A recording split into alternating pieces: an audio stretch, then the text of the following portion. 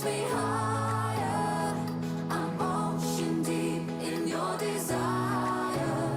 I've been baptized by your fire. So when you say my name, it's like a choir.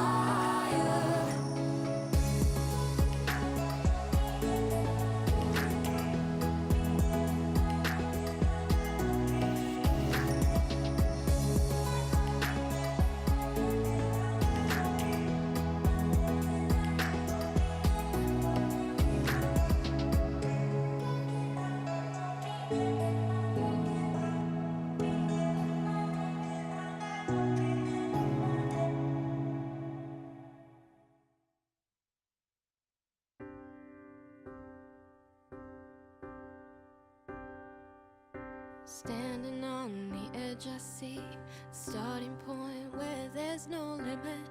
Look up, I'm done with looking down.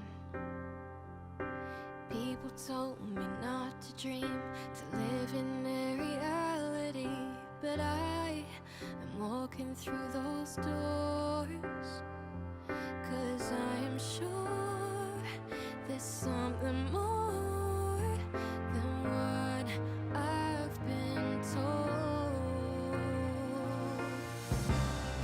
Oh, I know I'll find my way, even if they tell me that it's make-believe. Oh, tomorrow's a brand new day, and the whole world is gonna know my name. Close my eyes and I can see the first chapter in my story. The strongest, brave than me. 'Cause through the dark I'll find the light and rise through it all. Oh, I know I'll find my way, even if they tell me that it's make-believe. Oh, tomorrow's a brand new day, and the whole world is gonna know my name.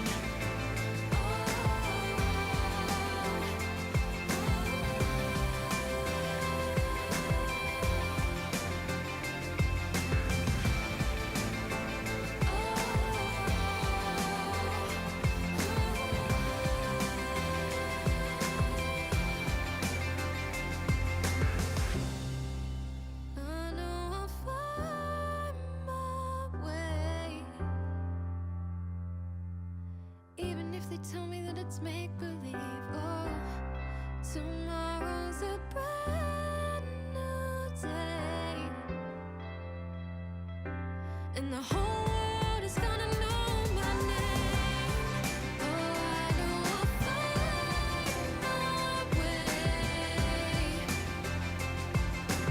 even if they tell me that it's make-believe. Oh, tomorrow's a brand new day, and the whole world is gonna know my name.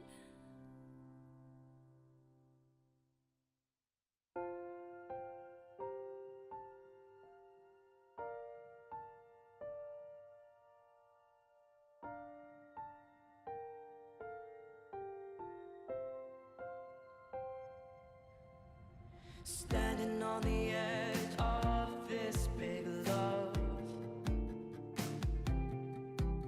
I'm not looking down, baby, I'm ready to jump. I never believed love could set me free. You break down the walls I build around me. It's a strange magic every time we touch.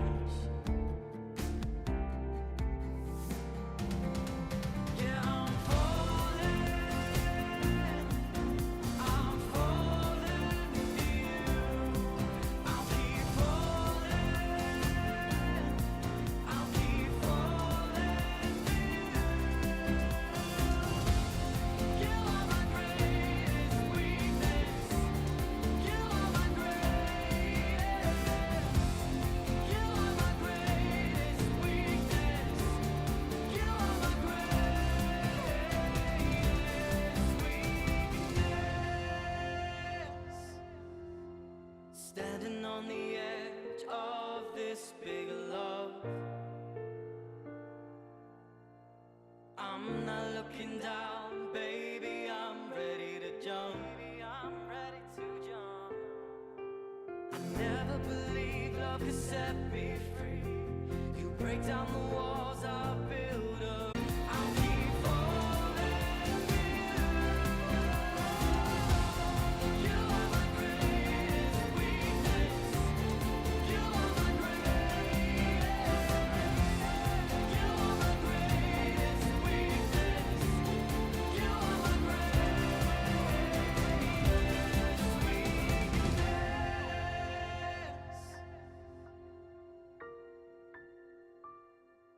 greatest.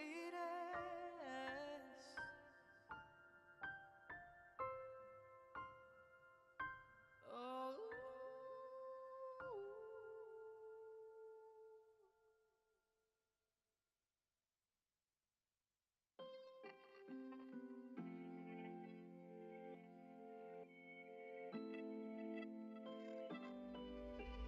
Time stands still, feels like you're lost. Scared of falling apart. Looking for somewhere to run. For a shoulder to cry on. You've got to hold on to your fire. Never let it be tamed.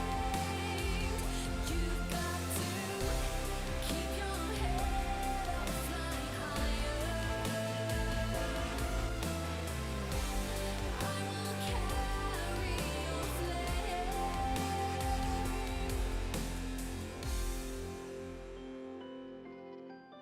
Pay no thought to what people say. Don't let them stand in your way. Yeah, in our hearts we know the truth. I believe in you.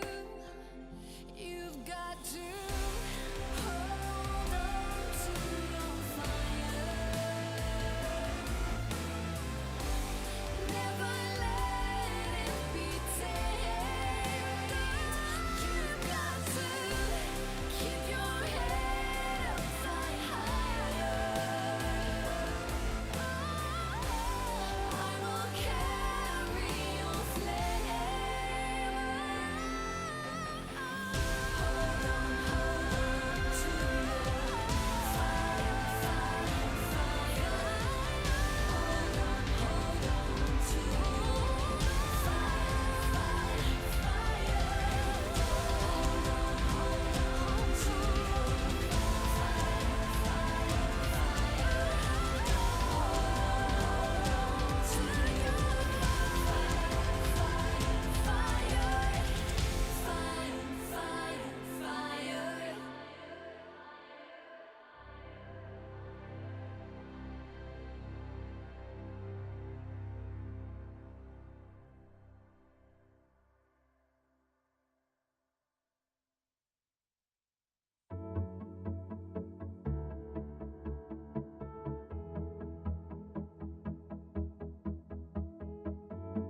bring it on, and you will see I'm ready now for victory. I'll carry on, I'll win the game, I'll take it all, I'll hold the flame. I will rise to the top and watch you fall. This is me, it's my time, my curtain call. I want it all, I'll get back up again. I want it all, I'll fight until the end.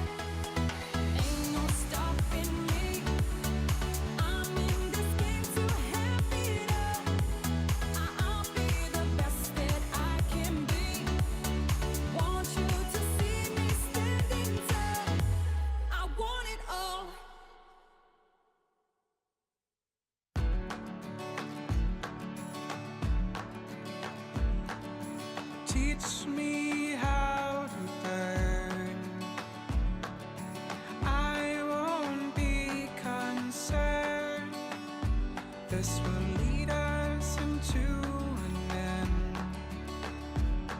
Took time to understand. Tell me why, tell me why I am smelling gasoline. Tell me why, tell me why, tell me why you do this to me. I'm on fire. I'm on fire. I'm on fire. I'm on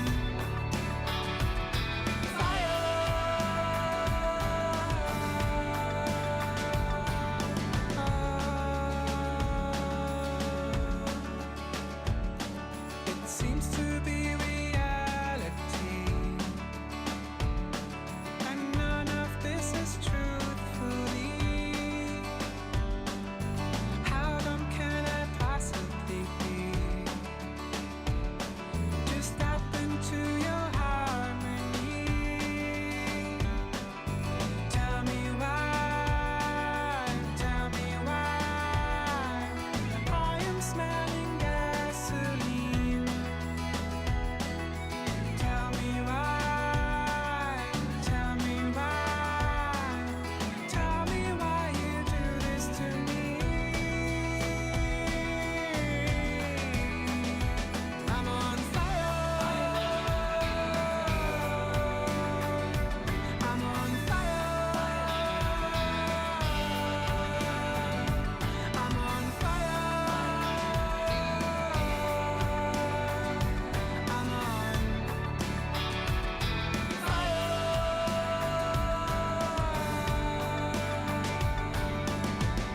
I try to step out of the line. Out of the line. I just need your hand in mine. Your hand in mine.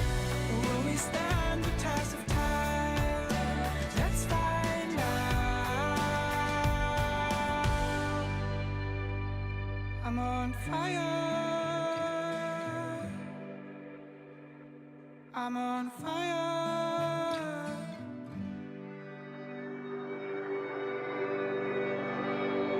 I'm on fire. I'm on fire. I'm on fire. I'm on.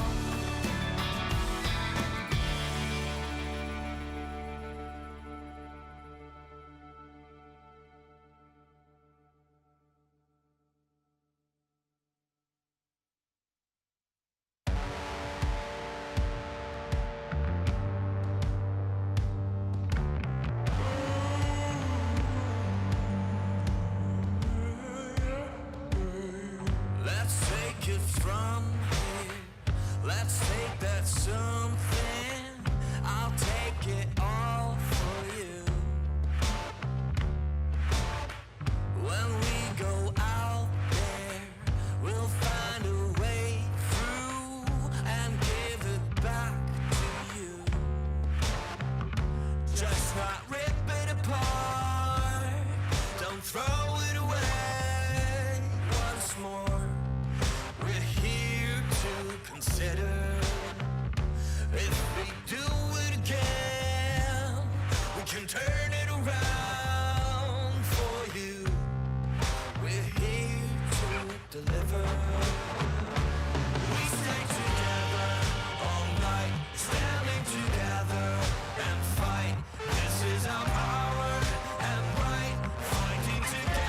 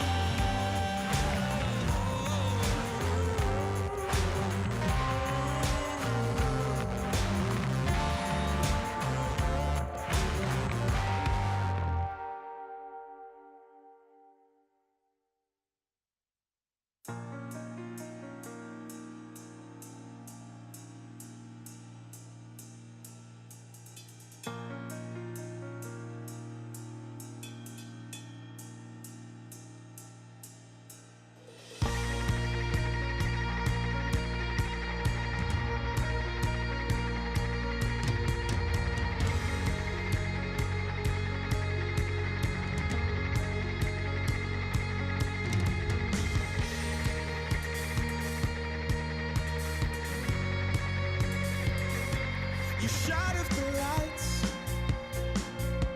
like you're supposed to. Here in the dark, you can be yourself. It's the moon and the stars calling you by name. They're coming for you, yeah. They're coming for me. Where did they take you? I need you now. Hurry, you are my only way out. Running from a dark to a typhoon. We've got to hurry, waiting for the moment you shut these lights out.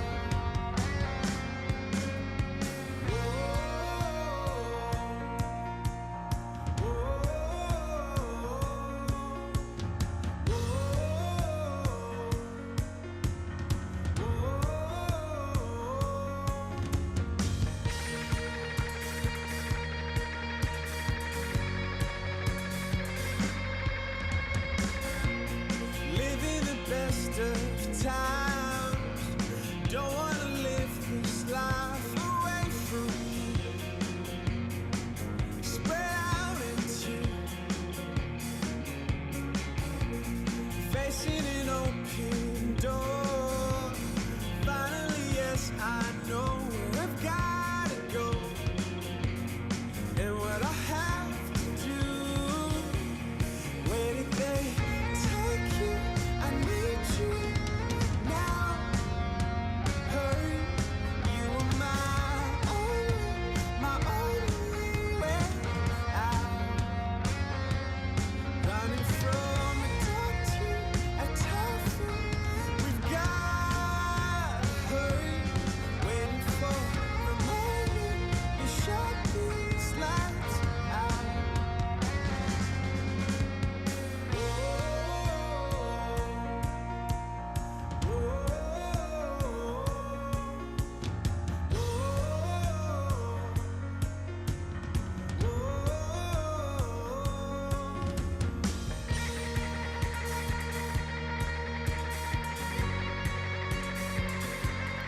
Where did they take you? I need you now. Hurry, you are my only way out. We're running from a dark to a typhoon. We've got to hurry, waiting for the moment you shut these lights out. You can't be scared of the dark. Oh, you're right. You can't be scared of the dark. Oh, you're right. Don't wanna be scared of the dark. Oh, my life. Don't wanna be scared of the dark. Oh, my.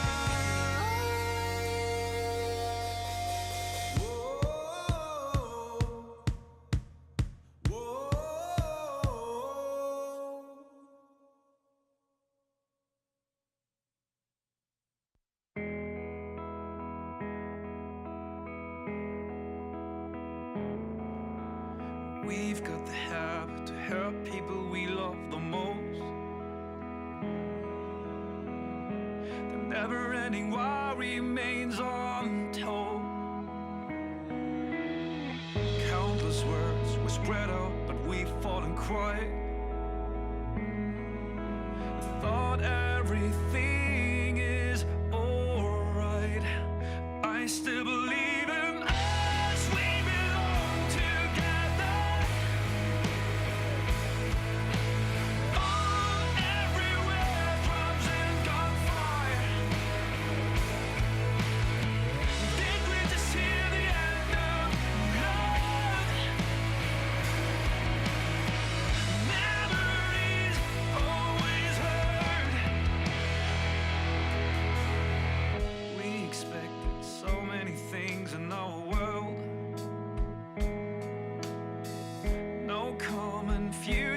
to grow old. I can't take this weight on my shoulders no more. Still hear you walking down the floor. I still believe in us, we belong together. All everywhere, drums and gunfire. Did we just hear the end of love? Memories always hurt. One wrong move, still made, fall apart. We've been choose too late, and you start. Take your time, cry it out very loud. One wrong move, still made, fall apart. We've got the habit to help people we love the most. The never-ending why remains untold. I still believe in us, we belong together. All everywhere, drums and gunfire. Did we just hear the end of love? Memories always hurt. I still believe in us, we belong together. Still made, all everywhere, drums and gunfire. We've been choose too late. Did we just hear the end of love? Take your time, cry it out. Memories always hurt. Still made.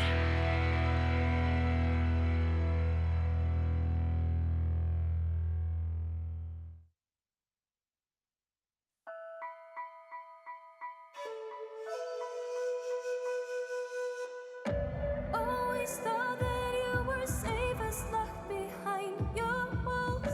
Spend your hours running circles in your empty halls. Be the friend no fool can reach you. You don't hear the calls. Open up the gates, you'll see it all. Leave the fortress that keeps you from breaking new ground. Raise your head up to the sky and breathe in and out. Lose yourself right in the moment and let go of your doubts. That you never wonder what the world is all about. Drop your weapons, strip your armor, blades and shields will slow you down. Just keep marching steady to the beat of your own drum. Drop your weapons, strip your armor, blades and shields will slow you down. Just keep marching steady to the beat of your own drum.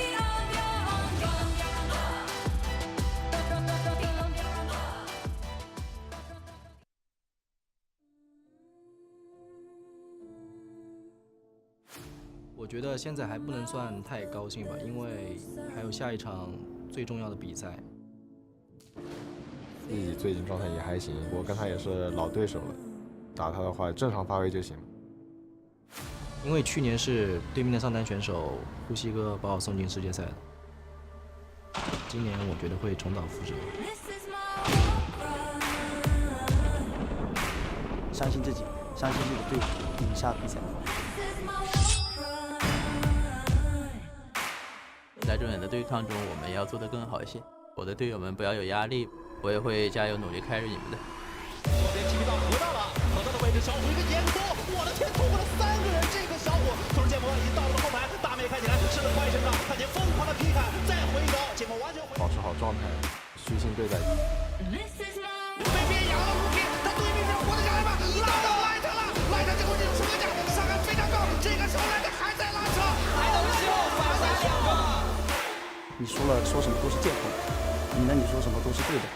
我不要给自己留遗憾，快快乐乐的过完这个夏天。差一点进不了季后赛，到现在临门一脚，大家在一起努力。谁输了的话，可能都会很可惜吧。但是我也有必须要赢下来的理由。我们每个选手都有资格，我们一定要进，我们一定能进。 Welcome. It is I, your Lord and Savior, always watching, always aware, and we are coming into the final day of the LPL.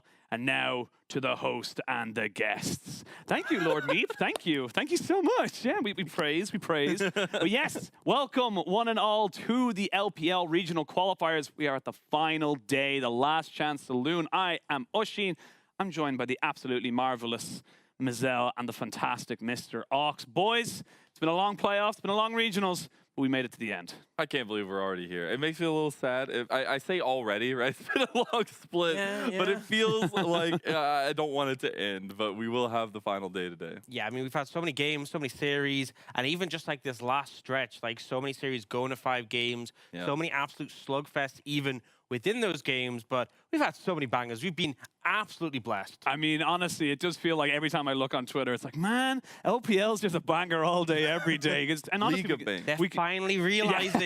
we can look at the bracket and kind of see some of those bangers, because honestly, we had so many Game 5s. I think it was Munchables yesterday mentioning it, that the highest amount of Game 5s we had, even one on RNG, EDG going for it. We're in the regional qualifier. And we got to talk quickly on that, what happened yesterday, because LNG, they're coming out strong here, Ox. Yeah, I mean, V5, even the game they won felt like such a battle, such an absolute fight to manage to claim that one game against LNG. LNG started this deep miracle run, and they are refusing to let it end. Yeah, that's what's crazy to me is it's momentum. I talk about it all the time, right? Emotion, momentum, confidence. It is in LNG's court after taking down a legendary team like V5, or at least trying to be a legendary team. And then, like you were saying, it's just been so much fun. Like, that was the most tense 4-game best of 5 that I think I've ever seen. And hey, look, props to you. You absolutely killed it on the cast, my dude. And look, the thing we can take away from that series is that if you're best friends with Hysterics, it's just not a good vibe for you. But we're coming out into this, coming now and looking at our 3 seeds now. JDG, Top Esports, our finalists, and obviously JDG, our winner. EDG locking up that 3rd one. Mazel, there's one last spot. Oh my goodness. Yeah, that last spot, we'll get to that conversation, but my goodness, we have previous world champions in EDG coming in the 3rd seed. And then we have Top Esports 2nd, JDG 1st. The world better be shaken. Oh man, it's such a stacked lineup that was set in the Worlds, especially since like Top Esports and JDG were so close in that final series, so close to Top Esports being able to take it. Those are both just fantastic teams. EDG has looked great. Like, no matter what happens today, we're sending 4 very strong rosters. I love that you brought up EDG as well, because for EDG, it was a battle. It was a very tough series that could have honestly gone to the 3-0, but on the other side of it, but it went to the 3-2. EDG reverse swept. Mazel, I want you to kind of talk me through like the mental gymnastics that EDG had to do to try and bring themselves in. Because again, like a lot of us kind of said, geez, RNG are a new team, but again, EDG not to be outdone. Yeah, I mean, it was really rough if you're an RNG fan. You come out swinging game 1 and 2. Yeah, come out swinging game 1 and 2. Wei was looking perfect. It was looking great. And then you see a lot of the strength that when Wei is leading on these engaged champions, it's really important for RNG, and they find a lot of the avenues they're looking for. But like then the first 2 games, it looked like they were a transformed team. It looked like they had sort of worked out some of the kinks. And this was the expectation, right? It's been a while since we'd seen RNG, since they got knocked out in round 3 of the playoffs. The hope, the expectation was that they would have spent that time working on some of the issues they had, and that was absolutely true. We saw that in those first 2 games, which is why it was such a shift up when EDG started to come into gear. I think the big thing I'm looking at is that like you mentioned, the adaptation from RNG was fantastic. However, once we saw the EDG kind of figured out the formula and saying, cool, we take you off Talia, we take you off that very powerful high agency pick, it did kind of fall apart at the seams, and then Viper just became a monster. Yeah, it's where we were looking at RNG saying, okay, we want to see that good macro, we want to see that good late game decision making. It was falling through the cracks in Game 3, Game 4, Game 5, and you see these moments where EDG are stepping up. EDG, especially looking at Viper and the core pieces, were able to just trounce the RNG. I think as well, Flandre having a fantastic Game 3 and 4 being MVP, that final flank in that clip we just saw being so instrumental. And I'll be real, Game 5 didn't feel as close. It felt like EDG had hit their stride, really come into the room, and RNG you know, the writing was on the wall. I mean, it did feel like EDG just kind of had their number, and there was nothing you could do. It almost felt like RNG were almost afraid to make a mistake that then leads to a mistake. If you're not making a decision, that is a decision in itself. So very curious to see how RNG come into today, but they are going against a red hot LNG Ox. These guys, like we mentioned it very briefly, they just look so good against a V5, and it just felt like, again, a different team to what we saw from regular split. Yeah, I mean, I feel like I've had a lot of criticisms for this LNG lineup during the regular season. I saw Arle looking completely underwhelming. Tarzan was having bad series. Doinby was really hit and miss. You know, some good Gorky games, but I hate Gorky, so couldn't praise it too much. We all know. Yeah, but You hate a lot of champions there, Ox. I can name do. a few. But coming to the series, I think the first thing to sort of talk on was Tarzan's impact in this series. Game 1 and 2, they led on those early objectives, and some creative pathing from Tarzan really allowed them to flourish and actually secure Dragon Soul 2 games in a row, which I don't think I have to spell this out, but Dragon Soul does tend to increase your chances of winning quite significantly. I love your results-based analysis there, but it's the big brain from Tarzan, right? It's the fact that it wasn't the most explosive series from Doinby, but it was the utility. It was the breadth that LNG showed across the board. The solo lane, Ala, the bottom lane, Light, it was all coming together around Doinby, around Tarzan as well. And I mean, as well, like, we'll talk about it a little bit more in depth later, but Light was just on another level. We always have some exceptional AD carries within the league. Viper, Jackie Love, even Gala on his days up there. Light very much gave himself a say in the conversation of some of the best in the league. Yeah, and I mean, I feel like the only player on the opposite team who was really contesting Light at that level was Rookie, and Rookie did have this game 3 was absolutely fantastic on the Akali. There was a fight where he did 10k damage on Akali, which is kind of mad, but it still just wasn't enough. It still was not enough to win the whole series, and I think when you have Rookie performing as literally one of the best in the world performances, and you only win one game in a series, it shows that LNG were just a better team. That's the most interesting thing. If Rookie did not want to go quietly, he was literally kicking and screaming across the finish line to try to get at least one game. And you blame him. Yeah, right. But I know we were talking before the show started, Ox, and also got to give a huge shout out to PP God. I feel like he was having a great performance in his own right, trying to make things happen in combination with Rookie. Yeah, particularly on the Renata in that game 3. Had a massive knockup from the face call, and then his hostile takeovers were huge. You can see it again here, catching on both the backline of LNG. Was this final fight, V5 getting an early Dragon lead in this game 4, but then making mistakes, having issues. We saw LNG pick up those Dragons to contest, and then when V5 did finally get their soul, it wasn't enough. The Zeri had hit that final form and took over the game. I mean, how poetic is it that even in this final clip where they're about to lose a game, it is Rookie against the world. It is Rookie trying to see if he can run away, keep himself alive, because maybe there's always something in the back of your head that if it's Rookie, there's still a shot. But sadly for him, it was not to be. And LNG deservedly getting themselves the right to combat, to be able to bring themselves and say, no, we deserve at minimum a shot at getting ourselves back to Worlds. And this is where we kind of, again, see the miracle run coming back. Yeah, the emotional leader in Doinby. In there, you see all the excitement after the win as well. Got a new celebration, but it is about that momentum. It is about going into RNG with a head full of steam. Yeah, and I think we can look at the two rosters now as well and kind of get ourselves familiar with it. We should know them by this stage because, again, very few things have changed between these two guys, honestly, in the last year or so. Doinby coming into LNG, moving away from FBX, obviously a big move, but seems to have worked out so far. Yeah, I mean, there's been mixed results over the course of the year, but right now looking like it could have been the move that will get them back to Worlds. Interesting enough, we only have 5 players on both rosters. We did see LNG switching between Iwandi and Lumao earlier in the season. Panda C. Yeah, Panda C as well, but they've committed to the roster they have now, and RNG are a team who had their 5-man, have stuck with the 5-man ever since they did switch in Breathe for Bin.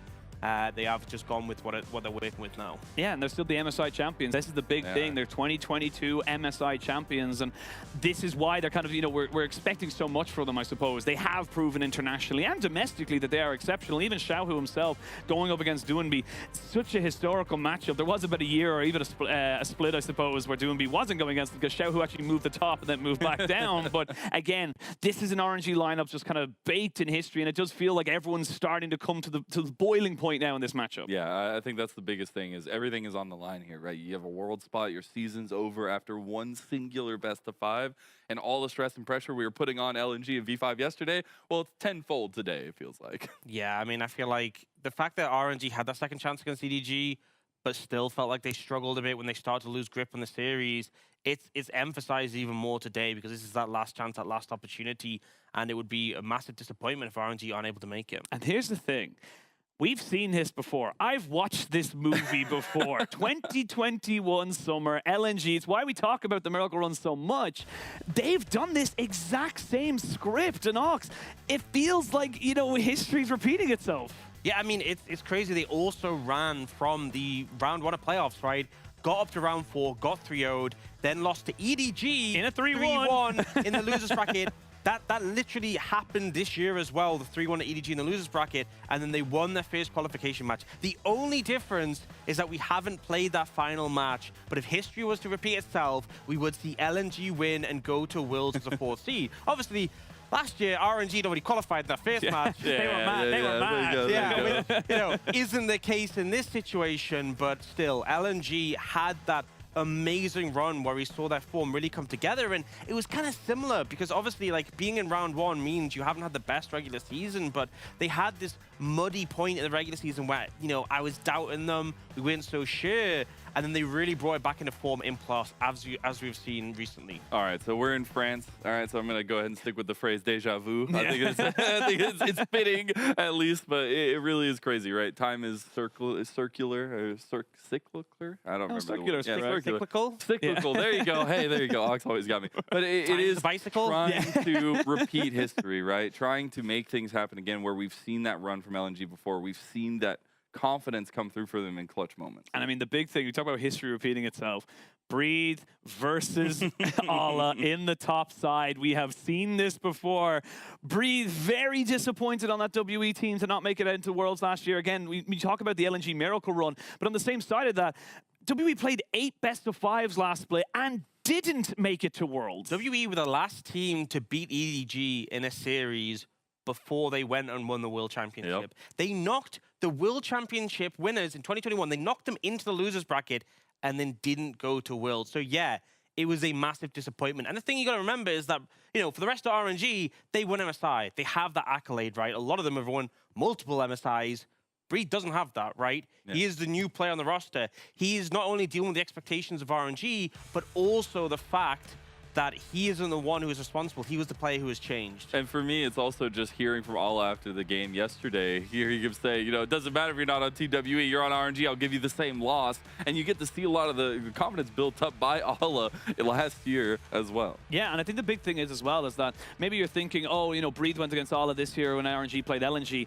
Not true. Panda C was subbed in for that particular series, so this is going to be Panda C, our boy in the top side. But again, all that's coming back, and again, we see it from the last year. This is WE versus LNG in that final seed regional qualifier. The amount of resources that both these top laners do end up getting to them because they can find those opportunities and pay dividends. I feel like Ala, especially with Breathe, is also a player who we've seen you invest resources into him. It can really pay off. It can really pop off. But I mean, as we saw in the series, it wasn't just that LNG beat WE.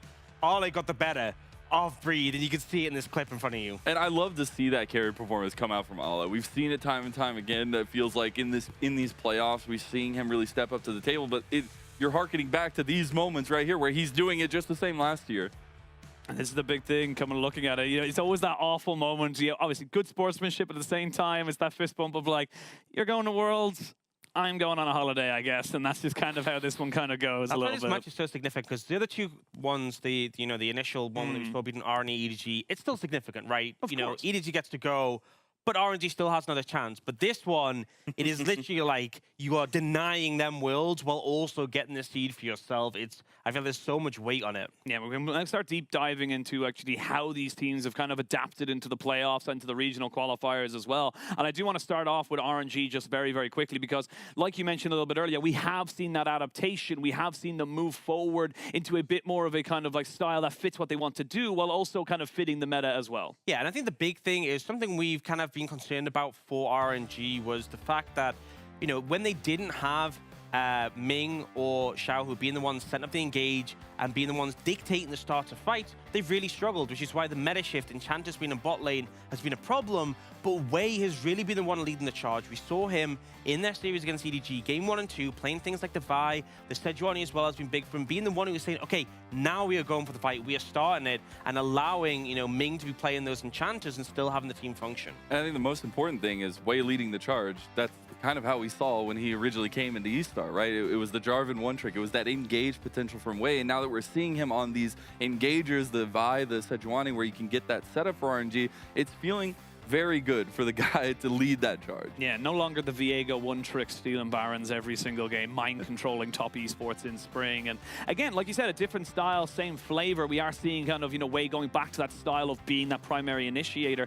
And a big magnifying glass does have to go onto bot side, because I think Gala has to have, you know, someone we've always seen as the aggressive AD carries, looking for things like the Aphelios, the Kai'Sa. He's started to have to get a little bit of a new feel for the new girls on the block. Yeah, my biggest criticism of Gala when they got knocked out was the fact that they had to ban like Draven and Kalista on both sides of the map.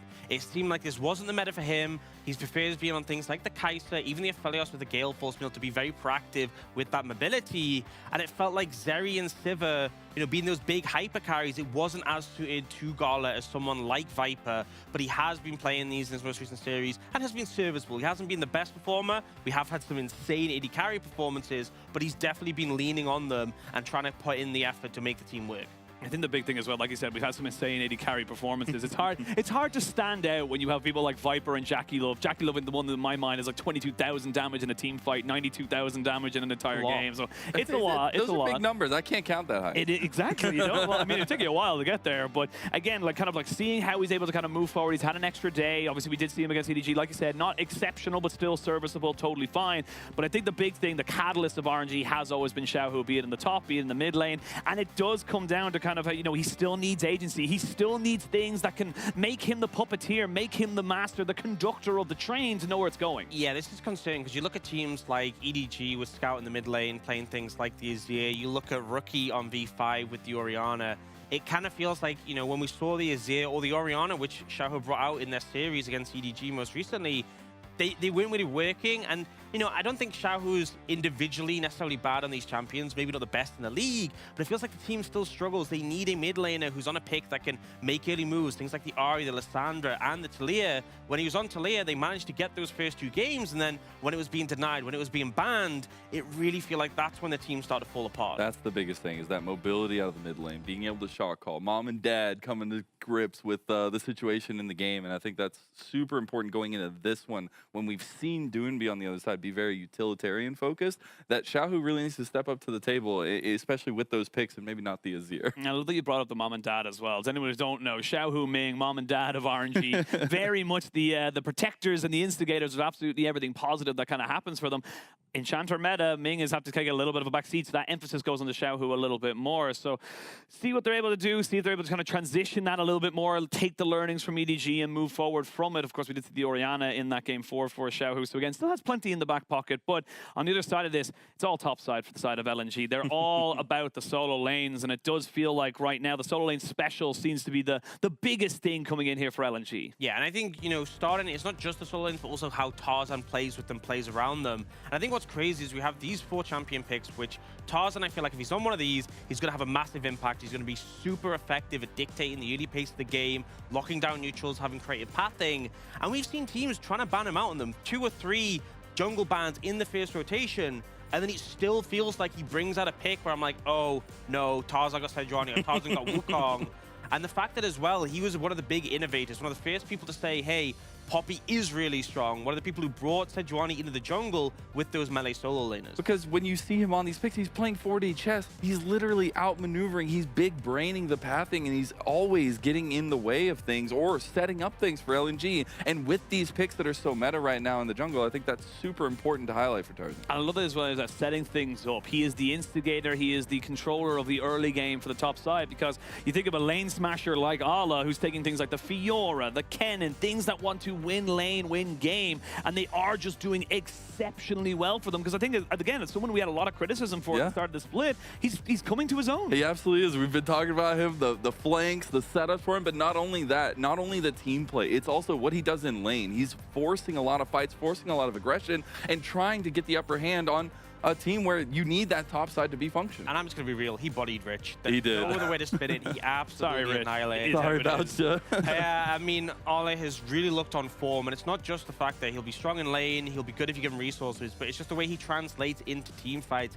Even picks like the Fiora, the Jax, who aren't necessarily the strongest 5v5 champions, he's good at finding those angles to get the maximum value. Yeah, multiple bans towards the Fiora as well. Yeah. I actually think, funny enough, the Fiora will be banned red side, I think, by both teams. We saw it banned against RNG as well. So again, very good glow up for him. Very good to see him kind of pushing forward, getting back to that 2021 Worlds form where he was one of the best top laners in the tournament. Even if they didn't make it to groups knockout or outside of groups in the knockouts, they still looked exceptional. And again, it all comes back to mid lane. As much as we talk about everything else, as much as we talk about all the different aspects of both these teams, it comes back to super carry Doinby, but he's more super skirmisher Doinby because he's been picking up things that have got that bit of agency to initiate and engage. And that's the interesting thing, going in this matchup up against Xiaohu, because the pools are different, but the concept's the same.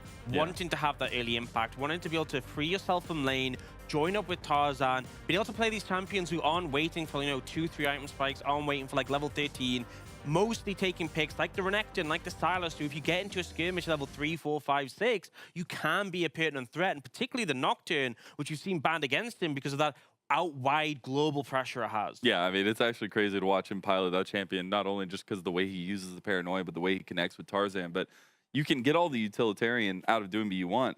You still have to be careful about the Akali, about the super carry. I mean, that's why he got the name. And yesterday we saw it, right? Rookie bringing out the Akali, having a great performance. They banned it the next game because they didn't want to give it over to Doinby. We've seen him carry games so many times. So it's that duality of which one are we going to get from Doinby today? And I think it's going to need to be a little bit of both. I mean, it has to be. I think that's the thing is that we mentioned it many times over our playoffs and regionals. It's not about the team that looked the best at the start of the split. It's about the team that leveled up. It's about the team that got better and better. LNG has been one of those teams that's come in prepped, prepared, and just really ready to kind of be a threat to all of these different teams. But we are getting slowly closer to the start of our first game, so we're going to have to kind of look down into some of the key factors that we wanted to kind of bring up here. And I think Wei, like we mentioned a little bit earlier, moving back towards that engaged style, he's going to have probably the best performance of his split to really kind of shake up Tarzan in this early game. Yeah, I mean, I think Tarzan's been phenomenal. As much as Tian and Kanavi have been these standouts in the jungle pool, especially as, they were first and second overall in the league, Tarzan has always been just this big driving force. When LNG was successful, yet last year, a big part of it was Tarzan in the jungle, and I feel like the same is true here. Wei has to go up against him, has to be able to challenge him, but also lead the charge when it comes to these fights, because oftentimes if you're putting Ming on your Lulus, on your Yumis, it's going to need to be Wei. And we saw him have a pretty strong start up against Junja, and actually it forced him to get subbed out. Yeah, I mean, his mechanics, not too shabby, I would say. You get to see a lot of the minute outplays. When you point and click R, it's your mechanics don't matter. Come on. But you love to see it, right? And that's where good. I was talking so much about LNG's confidence, but I think Wei is going to have some serious confidence in this series if he's going to want to fight up against Tarzan. If he's going to want to go against this combo of Doinby and Tarzan, because that is so crazy. We get such similar styles, like you were saying, in different picks, but different, same strategy at least. Yeah, and I mean, it didn't work out for the whole series. I feel like the fact that we saw JJ come in, that obviously caused some issues. JJ having a pretty good read on how to play with EDG, but I still think Wei is such a, people look at RNG and they look at all the players as being these long storied players who've been in the league for so long, Ming and Xiaohu in particular, but Wei is a bit more for recent play, and we still are seeing a lot of growth from him. Yeah, absolutely. I think that's why we're kind of putting a highlight on him. This is an opportunity to shine, to step up and be counted, if you will. And in the same vein, on the other side of this, someone who has stepped up and someone who has really looked exceptional in my eyes has been Light, the man on our full screen right here. Because look at that, and the amount of games he's had to play while consistently keeping up the damage in the KDAs. It's like, they're normally a bit of a stat where you're like, whatever, KDA is a KDA player. But 20 games in playoffs and regionals, it's upsetting to see how much he's able to do. Even just yesterday, right? Like, he literally was the star, the spotlight, if you will, of the series, because he stepped up. Even if he wasn't feeling good at the beginning of the series itself, he stepped up big against a team that we were thinking could have been the favorites. And I think when you look at the minute moments, it is such a big moment for Light to step up to these moments. I guess I said moment like 4 times there, but in all actuality, like, yeah, it's a big moment. Because I think it's the way that he played, right? He went on both sides of the matchup. He did not shy away from the bottom lane play in early game as well. And I'm going to be real, like, you can look at the champions he's playing, the Zeri and the Sivir, and say, yeah, these champions are super strong, but, you know, Photic got access to those champions too, as you said, and Photic, someone who got praised heavily during the regular season, didn't hold up. It really was Light being the better AD carry and having such a standout performance. And for this clip right here specifically, like, the fact that this is the final game, this is a moment where, like, Light just says, I'm going ham. He flashes onto Rookie, the star of V5, to finish the series, to end his life and deny Worlds. Hey, that's a step up. I mean, I think a lot of people are going to be either loving or hating Light because he denied Rookie, and a lot of fans for Rookie in the world coming into it. But again, such a massive, again, as much as I said it earlier, we can talk about all the other lanes. We haven't even talked about supports, to be perfectly honest, at all. But it all comes back to mid. Xiaohu versus Doonby, the 2019 world champion versus the 3-time, twice mid, once top MSI champion in Xiaohu, the reigning MSI champion. It's going to come down to these guys because they are the mid lane masters. Yeah, and I don't think, I mean, I'm not even going to say I don't think. These are not the most lane-dominant mid laners. There are some lane-dominant mids in the LPL that we could highlight, but here we are looking at the ones who look to move, to set up the team, to facilitate. It's a different style of play, and I think what's crazy is that both these players have been so influential in international tournaments. You know, Doinby in 2019, playing things like the Nautilus mid, being someone who influenced the map so heavily, and that being enough to win in the World Championship. And then even as recent as MSI, like Xiaohu being someone who pushed Galio into the meta. It was only really a thing in the LPL because of RNG, and then in MSI we saw it pop up again because when Xiaohu can dictate the map, he can completely control it and allow RNG to flourish. All right, I know you're talking about Xiaohu. I got to give my boy Doonby some love because the emotional leadership from Doonby, I said it on Twitter yesterday, I feel like he is the strongest emotional leader in League of Legends right now, and being able to see that confidence, I am all about it, man. I want to see those celebrations. I want to see that energy. We saw Tarzan smile for the first time I think I've ever seen. Mom and Dad and RNG, Xiaohu and Ming. Have you listened to the voice comms from MSI finals when Xiaohu is literally like play-by-play saying, Bin, don't kill him, do this, do that. That's not an emotional leader, that's a director. Bin, go die and we'll benefit from it. Like, this guy literally will just like puppeteer his whole team if he gets the opportunity. He's literally playing you're all about the emotions, the vibes, the momentum, dude. I'm about the facts, right? And I just think that RNG have this in the bag. I mean, look, we'll get to your own personal feelings very, very soon. Quite heated at the moment between the two years, but we got to talk about the biggest kind of elephant in the room, in my opinion, is that an MSI champion has never failed to qualify from Worlds after winning MSI. RNG have yet to qualify. We can see it here all the way from 2015, from the inception of it right until now. It's pretty close now, Ox. This is starting to get a bit shaky. Yeah, I mean, it's just crazy that, you know, if they lose this one series, they will have been the only team for that to happen. And especially insane when they're up there 3 times, right? Twice before. In 2018, they came back as the 1st seed. In 2021, they came back as the 3rd seed. It just seems like a consistent thing because, yes, there is a lot of time between the end of spring and the end of summer, but when a team is looking good enough to win MSI, you think bare minimum they're going to be at Worlds, but it may not be a reality if RNG drop this one best of 5. And again, it's all legacy. It's all about keeping that pride for RNG and being able to cement themselves back into Worlds, have that performance after MSI, right? You don't want to say, oh, I won MSI. Well, where were you at Worlds? I don't know. that can't happen. Like, you have to be able to step up to the moment and not be a part of history in the wrong way. I was going to say, Bin's already kind of added to that. Bin obviously going to BLG, became the first player to not qualify after getting it to it. So I don't think RNG are going to go for it. But guys, we are slowly creeping ever so closely to our start of our Game 1 picks and bans. So we're going to quickly bring up our predictions.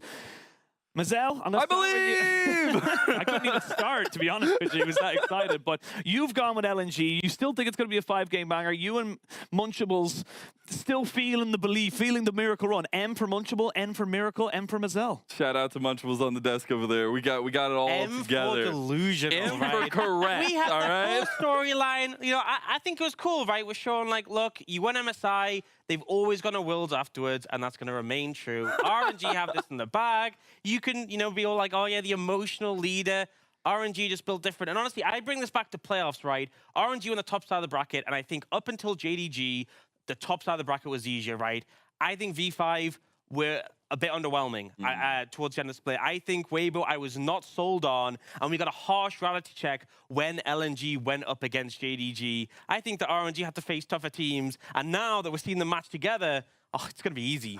You know, maybe you don't look into the fact that I think I voted 3 2s for every single series, but I'm just here for the League of Bangers, and I think it's going to be a tightly contested one. I hope we get all 5 games, but in all actuality, I just really hope we get good performances back and forth. What we've seen in the LPL consistently in the playoffs has been those crazy games. Like even the JDG Top Esports series, we didn't know who was going to win until like 40 minutes in because at any moment things could happen. I'm hoping we get more of that today. Top won a fight against Elder Drake. Like that's how we're 10,000 down. I can't remember who it was. I think it was Top. Yeah. Yeah. So, again, it's kind of just a testament. I say this every single time we have a matchup in the LPL. Every single time we come up to real elimination, real problems for a lot of these teams.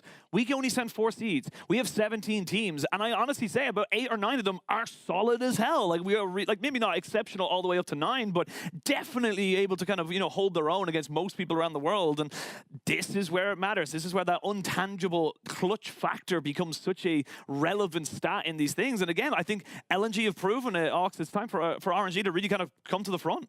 Yeah, I have so much faith in RNG, right? You know what the scary thing is? Your faith in them is making me worry. Yes, agreed. That's the kind of power I like. Sure thing. Oh God, I'm scared. Hey, I mean, I had faith in Top Esports. Oh. Yeah, your boy Wayward. You all right there, bud? Hey, I mean, you sure you want to take back that statement? statement? It was a close series, it was a close finals, right? And I think you see how close it was between EDG, because the way I kind of viewed it, as much as Top Esports did 3-0 EDG, I feel like Top Esports EDG are at the top. EDG is a little behind, and I think RNG are like, there's not much of a difference. I think after that top 4, there is a drop-off, and I think that's what we're going to see today. But I've been wrong before, right? I thought LNG... You've been wrong plenty of times. Plenty. Hey. So much so that Mazel's caught up to you in predictions. Let's go! My 5-game bangers. I'm not. Hey, look, I'm going to say is that like all the play-by... this is the one win we get. All the play-by-plays are like dead last. So it's like the one win. You're like, okay, we're solidarity. We're there together. You're our one shining light. Lights in the game. That's how we transition back. Wow. Wow. See, I'm a professional. But yeah, we do have a little bit of a delay before getting onto stage. We are throwing it over as soon as I get the go-ahead. But why do we have a little bit of extra time? We actually didn't get a chance to talk about the supports because I think Lumao has been one of those things, again, like you mentioned earlier, Ox, is that like it was between Lumao, it was between Iwandi, and no one really knew kind of where the best fit was. It does feel now that we're in the Chanter meta, this is Lumao's territory. Yeah, I mean, I feel like Lumao, there's been criticism over the course of the split. Everyone's seeing like the free Iwandi, everyone want to have Iwandi subbed in. It feels like, I think with a lot of these teams, if you're getting like a tactical advantage from subbing a different player, like we think back to like the SKT of old who would bring in Easy Hoon because he had a better proficiency on certain champions. I get that, sure, but particularly for, roles like jungle or support where you're so influential in how a team plays, I think you should eventually just commit to one and be like, look, this is what is going to work for us. And I think that Lumao has clearly been working for LNG, but I think Ming is just like, I mean, he is one of the all-times for the LPL. Such a good player. I got to throw some highlights on Lumao from yesterday, though, because he was literally all over the place. I think that's super important. In a good way. Yeah, in a good way. Got to make sure to make that statement. But he was literally helping Ale. He was hovering over Tarzan. He was helping out Doonby in the mid lane. And not only that, transitioning back to bottom lane to give Light some support. And it came all off the back of the early game for them. I mean, he was flashing in. He was trying to get the engages, trying to at least force pressure on the Lulu even in the bottom lane. And I think that's something that Ming is going to have to deal with today. Yeah, and they're actually winning the 2v2 against V5, which is crazy because Photic and PP got have been such a good bot lane 2v2, but almost like over-forcing in the trades ended up biting them back. And we saw not just ganks, but like 2v2 kills where LNG's bot lane pulled ahead. Yeah, I think it felt like you said, the 2v2 is kind of leveled up a little bit. I do have a Very, very soft spot though for Ming. I've been told we have 30 seconds until we got to show to the stage. So What'd you get? Soapbox. I was gonna say, like, I was gonna have a soapbox there to kind of get it up and going. But I do think that for me, RNG are just kind of a cut above. I do think LNG's miracle run has happened, but as an Irish person, I'm always disappointed because You've been outvoted, Mazel. Yeah. Get out of Time here. is circular, my friend. Time is circular. That's all I'm saying. Time is right. You know what? You're banned from the post game of the next one, all right? You know what? I'm going to bring on Shocker. Asterix. I'm going to bring on Asterix, even though that was something that you planned. So, but, yeah, it's just kind of one of those things we end up having to kind of wait and see. That's just how it is right now. It's, I think that the LPL is so close that you just have to wait and see. And we don't have to wait any longer, so we're going to throw it over to the stage.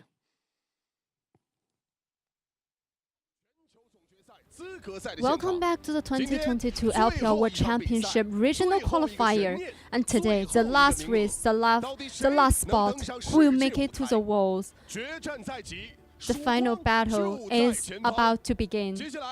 And now, let's welcome Suzhou LNG Esports and Royal Never Give Up.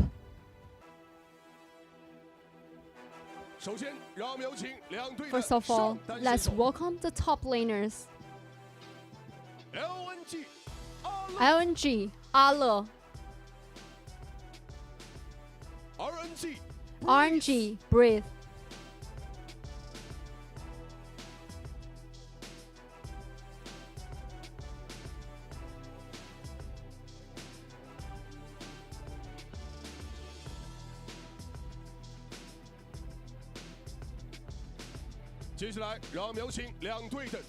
Let's welcome the junglers. RNG, Tarzan. RNG, Wei.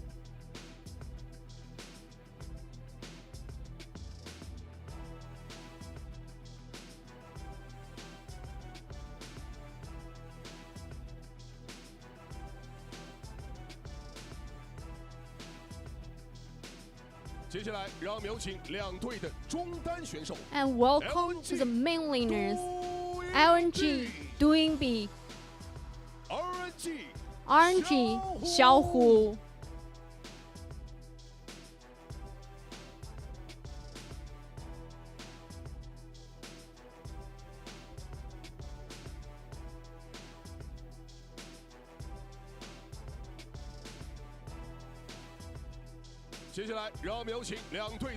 Let's welcome bot laners.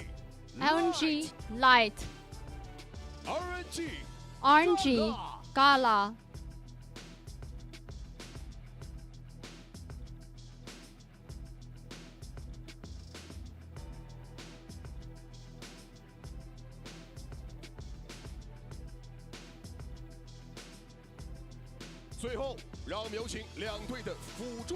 Let's welcome supports. LNG, 绿毛. RNG, Ming.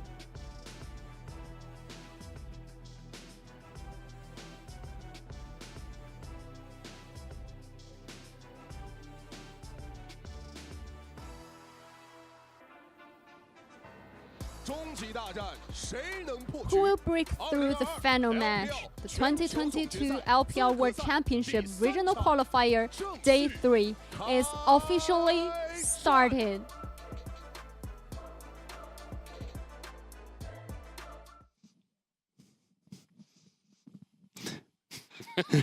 Welcome to the Castles, everybody. That's a little reference to 2020. If you get it, you get it. A little cringe. If you know, you know. A little. It's extremely cringe. It is very bad. This is Lyric, the 2020 crew coming at you. We wish we could have had hysterics on for the quadcast as well for the Shanghai gang, but we're here. LNG versus RNG, final world spot on the line. And honestly, I'm just glad to be casted with you guys. I know, it feels so good to be rounding out the year with the three of us, and I cannot wait to see who is actually going to take that spot. Yeah, it's pretty crazy, right? We have our M's for delusional, I guess. Is No, it's Dagda for delusional. Oh, sorry, LNG's doing this one. I'm just happy to come into a game where Dagda actually gets to believe in RNG because it feels like they've been the underdog in so many matches. And coming into today, right, feels like they finally are a bit of a favorite. Does feel weird to say because LNG have been on fire, and kind of seeing how I think, you know, the strengths matchup, right? Seeing Wei against Tarzan, I think, as Adesk was highlighting, is a big focus for me, and especially what Tarzan can do with mid and make their way up to enabling Ala. Yeah, I think as well, it's like picks in the mid lane is kind of going to be a big one, right? Like we saw These just hasn't been it for Xiaohu. I think we were kind of chatting beforehand as well, like Gala versus Light feels like it's going to be incredibly important to this, especially after the performance we saw with Light yesterday. So I'm hoping RNG can finally get it across the line. It does feel good to finally, as you say, like not have to throw my pin around in the podcast, because it can actually be like, no, I believe in these guys. Yeah, I feel like, especially in that bottom lane matchup, though, like Zeri is going to be obviously a big part of the series. Shocker, that one. But Gala doesn't really seem to have much of a preference for Zeri, whereas Light is more than happy to grab that one. So in that aspect, LNG could be looking good in the late game. Yeah, I kind of feel like the problem is not that necessarily that they don't have the preference for Zeri. To me, it looks like there's just so many things in the meta that, you know, enemy teams play that they are more worried about. They're like, oh God, we have to like take these champions away, or it just can't work, right? We saw up against EDG, it was things like the Azir that RNG started taking away. They're like, this is a higher priority. And against LNG, it might be the same as V5, because V5 had to take away the Sejuani yesterday, blue side first pick. Yeah, and that's the thing. You've still got a lot of these picks that are still there. But I also think when you look at like the way Gala was trying to play these team fights, I mean, it didn't feel like the team was comfortable playing around him, right? No. He had things like the Sivir. You'd see like a Trundle that was coming in over the wall. You'd have like Doomby on Renekton, or Ala on Renekton that were consistently getting on top of him. So I definitely think like something like a Zeri would be a lot stronger for him, where he actually is able to self-reposition and have a little bit of that self-guiding power, because it just feels like on the Sivir he gets left high and dry. Yeah, definitely the case. And we'll see if they are going to adapt their drafts. And, you know, from just an excitement perspective coming into this one, and a pressure perspective for these teams, I mean, we've already been talking about RNG would be the first team in history to not make Worlds after making MSI. But on top of that, they just came out of a reverse sweep versus EDG. Like, RNG have their work cut out just to prove that they deserve to be at Worlds after what EDG did to them the other day. Yeah, I definitely agree. It feels like RNG have to show up now, and I mean, the fact that they got those first 2 wins and looked so convincing on them, the game plan was working out, and then Heartbreak struck, getting that reverse sweep. But I think EDG kind of showed that RNG can bleed fairly easily, and that it is RNG who has to try and adapt to the meta. Whereas for LNG, it feels like they kind of found their own unique style in that meta, with, you know, Doomby bringing out these strong skirmishing champions like the Renekton, the Nocturnes, the Akali, he's looking really good on as well. And Tarzan honestly feels like the best jungler that we have in this regional qualifiers right now. 100%, and I love how you put that, right? Because at its core essence, it's that we know exactly what LNG will do coming into the match. Like, they have not really pivoted at all from the style they've gone towards, to where RNG, from the regular season of playoffs, tried to make that style work around like playing around mid and then making their way into enemy jungle, playing with picks. And since that didn't work against EDG the first time, they had to pivot. We saw yesterday, I guess the day before, that they had to play up more towards topside, right? It was about enabling Breed, trying to set him up to be this big carry. And it worked for a couple of games. I mean, EDG kind of gave in. They're like, okay, we have to start giving resources to Flandre, guys. Like, put everything to Flandre. That is not how EDG plays. The second they went back to what works for them, that's when RNG really struggled. So I wonder if RNG are going to have a bit of an identity crisis, in the sense of like they come in, maybe they see Tarzan as a focal point. They're like, okay, today we're going to come in and attack jungle, and it just feels weird that they can't lean on their strengths. And that's the thing, especially since we've kind of seen Breed struggle when he does get a lot of opposition's attention towards him. He'll start to drop, he'll overextend in lane, give across kills, and especially when we know LNG like to play through their strong trio on that top side, I'm very worried about what's going to happen, because we've seen Ala pop off several times throughout playoffs when he's given the opportunity to carry. I mean, honestly, it blew my mind yesterday that we were just seeing lane gaps across the board from LNG. Like, that is not what I was expecting. Against V5 of all teams, that is the last thing you should be expected in that series. Yeah, it was crazy, but I just love the fact that, I mean, 2 of us here predicted RNG to win, but it sounds like we're more worried for RNG than we are for... I guess LNG, just the reliability coming in is what is nice and what is safe for you to go. I had a lot of hopium build up over the course of this weekend. I needed an outlet. This was the only one I could find, okay? Yeah, I feel like we're all coming in. I honestly, I think this is the most difficult one to predict of our entire, maybe not the entire playoffs, but of regionals at very least. This is a tough one to predict, because it comes down to what you believe is good in League of Legends, and whether you believe in like the longevity of a team like RNG, or whether you believe in the recency of a team like LNG. And LNG looking to repeat their miracle run from last year as well, once again in the running for that 4th seed. And I just want to point out the fact that this roster is different to last year. We've got the duo of Doinby and Lumao joining this team. The last time these two played together was on JDG back in 2017 summer. They went their separate ways. One of them went and won a world championship since then, now reunited on LNG and trying to recreate what was done by Iwandi and Icon last year. Yeah, and this was a team, like, Lumao and Doomby said, hey, we want to play on a team together. Like this, they're really good friends. You can see them kind of working together, especially when Lumao starts to get out, like look for roams, look to try and have an impact on these skirmishes as well. It definitely feels like that's where RNG are going to have their wits about them. I guess, and that's the saddest thing to me about the meta, and I'm always happy when we don't get the whole Yuumi Lulu trade in the first rotation, because that's when we get things like the Nautilus, the Amumu, these other picks coming out. And that's when, I mean, for both supports, right? When Lumao and Ming look most comfortable, they're on these, they're impacting the map, they can start making those heavy rotations towards mid and unlocking both superstar mid laners. Yeah, I do love how, despite the fact we're an Enchanter meta, Ming's Nautilus still gets banned away. Like, every single time. People are like, I don't care what meta is, you will not get your hands on this pick. And one of my favorite things as well is, like, to enable them to do that, you kind of have to change your AD carry picks a lot of the time. And we could see people like Light, for example, bringing out his Lucian, bringing out his Kalista. And I'm curious where Gala goes in that situation. Like, what RNG's adaptation will be if the bot lane meta changes. But we're going to find out. We're ready to jump into picks and bans. We're ready to get this series underway and start deciding our 4th seed for Worlds. It's our final series of summer, and we're into picks and bans.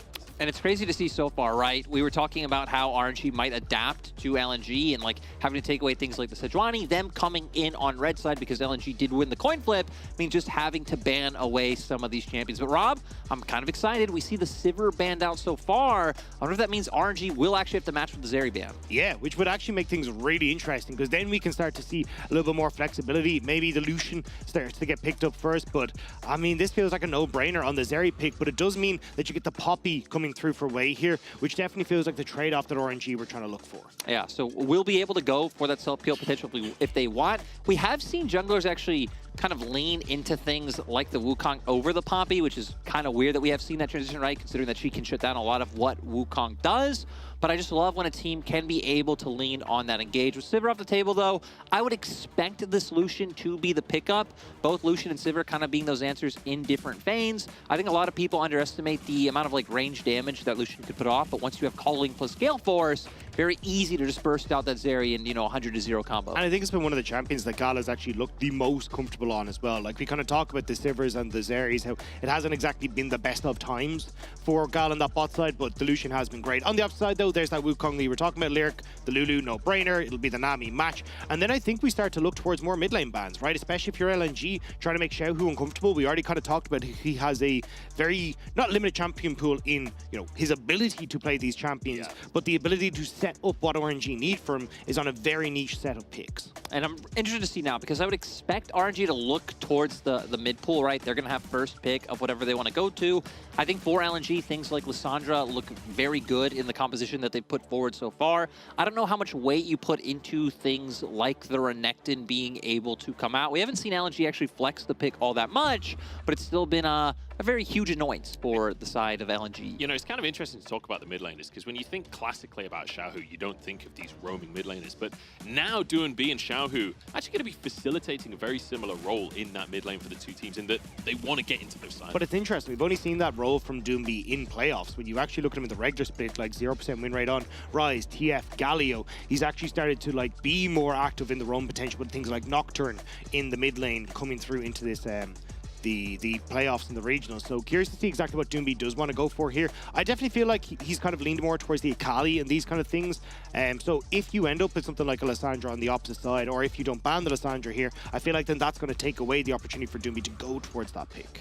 And yeah, it seems like for RNG, yeah, I'm kind of surprised myself. Again, Lissandra, I think, looks great in both compositions. For RNG, definitely wanting to lean more into early aggression. Their composition would love some engage to be able to round out, because even if you have the pop and you can set up for this like peel disengage style, I mean, having things like the Lucian, in the mid game, you're gonna want to be able to truck in and go full force. So we do still have things like the Ahri available. It is something that Xiao obviously was playing a ton during the season, but I don't feel like we've seen as much of it in playoffs. Is there a conversation for blind Gnar here? Gnar still available? Is something Breathe is more than happy to play? I think they just want to make sure they get counterpick for Breathe. When you see how strong Allah has been when he gets counterpick, you don't want to give him that opportunity, especially with stuff like the Fiora still left up and available. but oh, this is not the pick I want to see for show. Ox had a red X on the graphic, on the desk for this, boys. But RNG still feeling confident that they can make it work. At least it does give them some good, scaling towards that late game. They can have Gala be that huge carry in the mid game. And 25% win rates. Not looking great so far, but to the side of LNG, I think great angle for the Akali to come out. It's been one of the go-to picks. But that's what I mean is like a 25% rate on Azir on Xiaohu for Azir, and then I look across and you're like, oh well, now I just get to take the Akali into that, which is one of Doomby's best picks at the moment. Like, it just feels like you're playing into the hands of LNG with this, even despite the win rate. And you can see Doomby on the camera stretching out, getting ready for the game. He knows he's going to need his mechanics, and he knows he has a matchup that he can play. We mentioned the Gnar before being hovered here for Ala is the final pick to round out LNG's composition. So a lot of power in those team fights, a lot of CC in those team fights, but now counter pick for Bree. For RNG, I mean, you have two avenues you can go, right? If they wanted to go towards a generic tank like that we've seen other teams lean on, like JDG, they could and like play front to backs and save the Azir. But I think knowing RNG and their side lane style, I expect this to be locked in. Yeah, and this was also the pick that Breeze had a great showing on in their initial series against EDG in regionals. Like, that game one, he popped the hell off. So it definitely feels like they'll be trying to give those resources towards Breeze in the top side again, see if they can shut down this Gnar, shut Ala down, and then have an easier time when it gets in towards those later fights. Even when we've seen Breeze kind of playing that engage tool as well with the Counter-Strike, trying to find good flanks. And when we look at RNG's composition holistically, right, kind of goes back to the thing of, like, not a whole lot of guaranteed engage. You have things like Ming's ultimate and Xiaohu, of course, can go in with, the patented Dagda swoop and boop, find ways to bring people in, and then have, like, that 1-4 sit up there. But it definitely looks like being on objectives first, or being able to poke people off before they get into range with, like, calling Gale Force or Sand Soldiers is what they need to do. But LNG's comp looks way more well-rounded. Yeah, I agree. I think RNG need to snowball off of early Dragons. Like, you've got the Lucian Nami, you've got the push for Azir there. Try and play towards those early objectives and see if you can snowball them. Otherwise, I mean, you've just got a great front to back, great opportunity to dive in onto the back line with the Akali. I mean, Lulu's there, he scales so incredibly well. It's going to be tough for RNG if they don't get off the bat early. I love as well that LNG, this composition is like go forwards in those team fights. This is a composition where you can make things happen. But for RNG, the Lucian Nami in the bottom lane, I feel like they have to have presence, because we've all seen once you get to the late game, you just get outranged and it feels like it's difficult to impact. I do want to say, if there's anything we can take away from EDG, is that if played to, like, perfect condition in the later stages, I mean, Lucian Nami can do a lot. It just becomes way more about picks than dealing, like, huge DPS, right? It's going to be how RNG can maneuver, like, playing in brushes, choking out vision, being a little bit cheesy. I feel like when you're talking about EDG, though, no matter what the AD carry pick is, you're talking about Viper. The man is inhuman. Like, whether or not every team can make that happen is a different question. I think the other big thing to note is that just when we get to that mid game, how strong the mid game for RNG has been, how messy the mid game for LNG has been. Even when we look across it, it's just been such a massive difference between these two. Well, it's time to get our final series of the year underway. We're on Summoner Swift. It's LNG and RNG. As LNG going to be trying to go for their miracle run. Once again, RNG, though, want to make it to Worlds. They don't want to be the first team not to make it after winning MSI. I mean, that would not exactly be the best title to hold an RNG. This is Last Chance Saloon. For a team that has been, so strong, such a like mainstay name in the LPL, for them to fall at this hurdle now would be absolutely heartbreaking for the squad. But, I mean, for LNG, keeping that miracle run alive, take two to see if they can run it back like they did in Worlds 2021. Especially for the fact that all those years when they were Snake, that they weren't able to do it, right? Back when Flanje was on the roster, they had people like Beast and Nella, they had Crystal, the OG LPL Draven player in the league. Now finally able to bring it back and try and do it consistently would be huge. And that's the thing, this is an organization that has kind of just run back to that fourth place consistently, right? We saw it last split, in summer 2021, we see it now in summer 2022. The highest finish they ever had is Snake also was that fourth place. It feels like they're so close to kind of cresting into that top three, but have just never quite been able to break that ceiling. never quite able to break that barrier as Breathe and Ala trading pretty aggressively. We've got both junglers starting on the bottom side as well, which with Breathe versus Ala, you know, Curse versus Natural up in that top side. I'm not surprised to see the junglers moving up to what could be a really volatile lane. And I think it's really important, right? Because we've seen for LNG, we've talked about it extensively about how much they like to play up towards this top side. So Wei matching the clear, heading up towards that top side as well. You need to get some vision down and make sure the early gank doesn't come through, because you can see Breathe already stacking this wave into Ala, could leave himself open for a very easy gank window for Tarzan. Yeah, and I think that's exactly what they're trying to see if they can cover here. Wei immediately moving up towards that top side. And I feel like a lot of this for Wei is just kind of like letting the lanes do their work, right? You've got counter matchup mid, or you got a good matchup mid, good matchup bot, same in top side. Just let the lanes bully as best they can. Even with the double first strike for Xiaohu and Gala, like they're going to be accelerating quite quickly into this mid game. And again, trying to play around some of these neutral objectives early, using that lane presence. That's the huge thing, right? I feel like for RNG, the first timer where they really come online is going to be that 8-minute mark, and looking to see if they can use the fact that they have push and top and can eventually rotate them over for this Herald, but maybe not. Maybe we're going to have a fight right now. There's no way they're waiting for 8 minutes right now. Wei moving into the jungle alongside Breathe, who had Prio in the top side. But Ala has managed to find himself, I think, a little bit of a freeze there off the back of RNG stealing away a blue buff. Now we have to see how Tarzan responds. Yeah, it's just a nice answer from RNG, realizing, hey, look, again, pushing top, pushing mid, let's just try and be a bit of a nuisance. Now they'll get the Skull Crab on top side. You can see it'll be answered by Tarzan in the bot lane, but just a nice job to steal away Tarzan's early blue buff. And Wukong, a champion that does rely on blue buff a lot for those early clears. Yeah, could be rough, you know, if you aren't able to get those abilities up consistently and look for that potential to punish us. He sadly is spotted out by the RNG bot lane. But I feel like this goes back to what we were hitting on about RNG coming in against EDG, trying to target their top side. We were questioning if maybe today they'd look to punish Tarzan, and that looks like it's going to be the plan. Yeah, especially when he's been just so strong in these early stages. We'll get a bit of a love tap here from Gala Ming, but like throughout the regular split, what we were talking about was when Tarzan looks good, LNG look good. So taking Tarzan off of his kind of comfort just makes such a big difference here for RNG. Yeah, for Tarzan, this is a big series as well, not just in terms of obviously trying to get to Worlds for him and his team and to try and win, but also a bit of a reunion with the Griffin boys, right? Viper's already made it, Lehens and Chovy have already made it, and Gen G as well. It feels like for Tarzan, he's got to prove he's still in that echelon with his old teammates. I mean, it's just so sad because he's definitely proven it off the eye test, off the gameplay, but you're right, all that's missing is I guess the accolade, the accolade of being able to get there. And LNG, the ones I think coming in with the momentum is something they could look to lean on. But we need to see them actually use that momentum and do something. Not a lot can be done, I think, until Duinbi and Tarzan both hit that level 6 mark. Duinbi is incredibly close, and Tarzan making his way now, but it's actually Wei, the one who's going to continue to be proactive, Rob. Yeah, it looks like he's sneaking in onto this bot side jungle. Does place the red ward, and now going to try and sneak in behind the vision of LNG.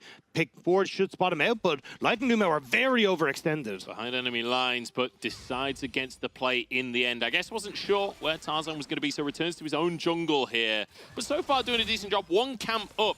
And it feels tense. It feels like both teams a little nervous to overforce anything. Yeah, and I think a lot of that coming from the fact that, I mean, right, we've hit a lot on the past few days about like early dragons being a lot harder to do. For LNG, they might have Prio and bot right now with how the wave bounce is going and pushing mid, but still, it'd be very easy for RNG's bot side to follow up. So Tarzan still fishing for some of these opportunities to look for ganks, but we finally hit the window. Duinbi having that level 6 mark, they can start looking for some more aggressive picks into the enemy jungle themselves. It also means Xiao has to be a little bit more careful in mid lane as well, right? Like, there is a lot of damage that can come out very quickly from this Akali, especially if Tarzan is in tow. But, I mean, Tarzan missing out on these early camps means that he won't be level 6 as that Rift Herald spawns immediately. So I think if RNG looking to play around it, that's their window.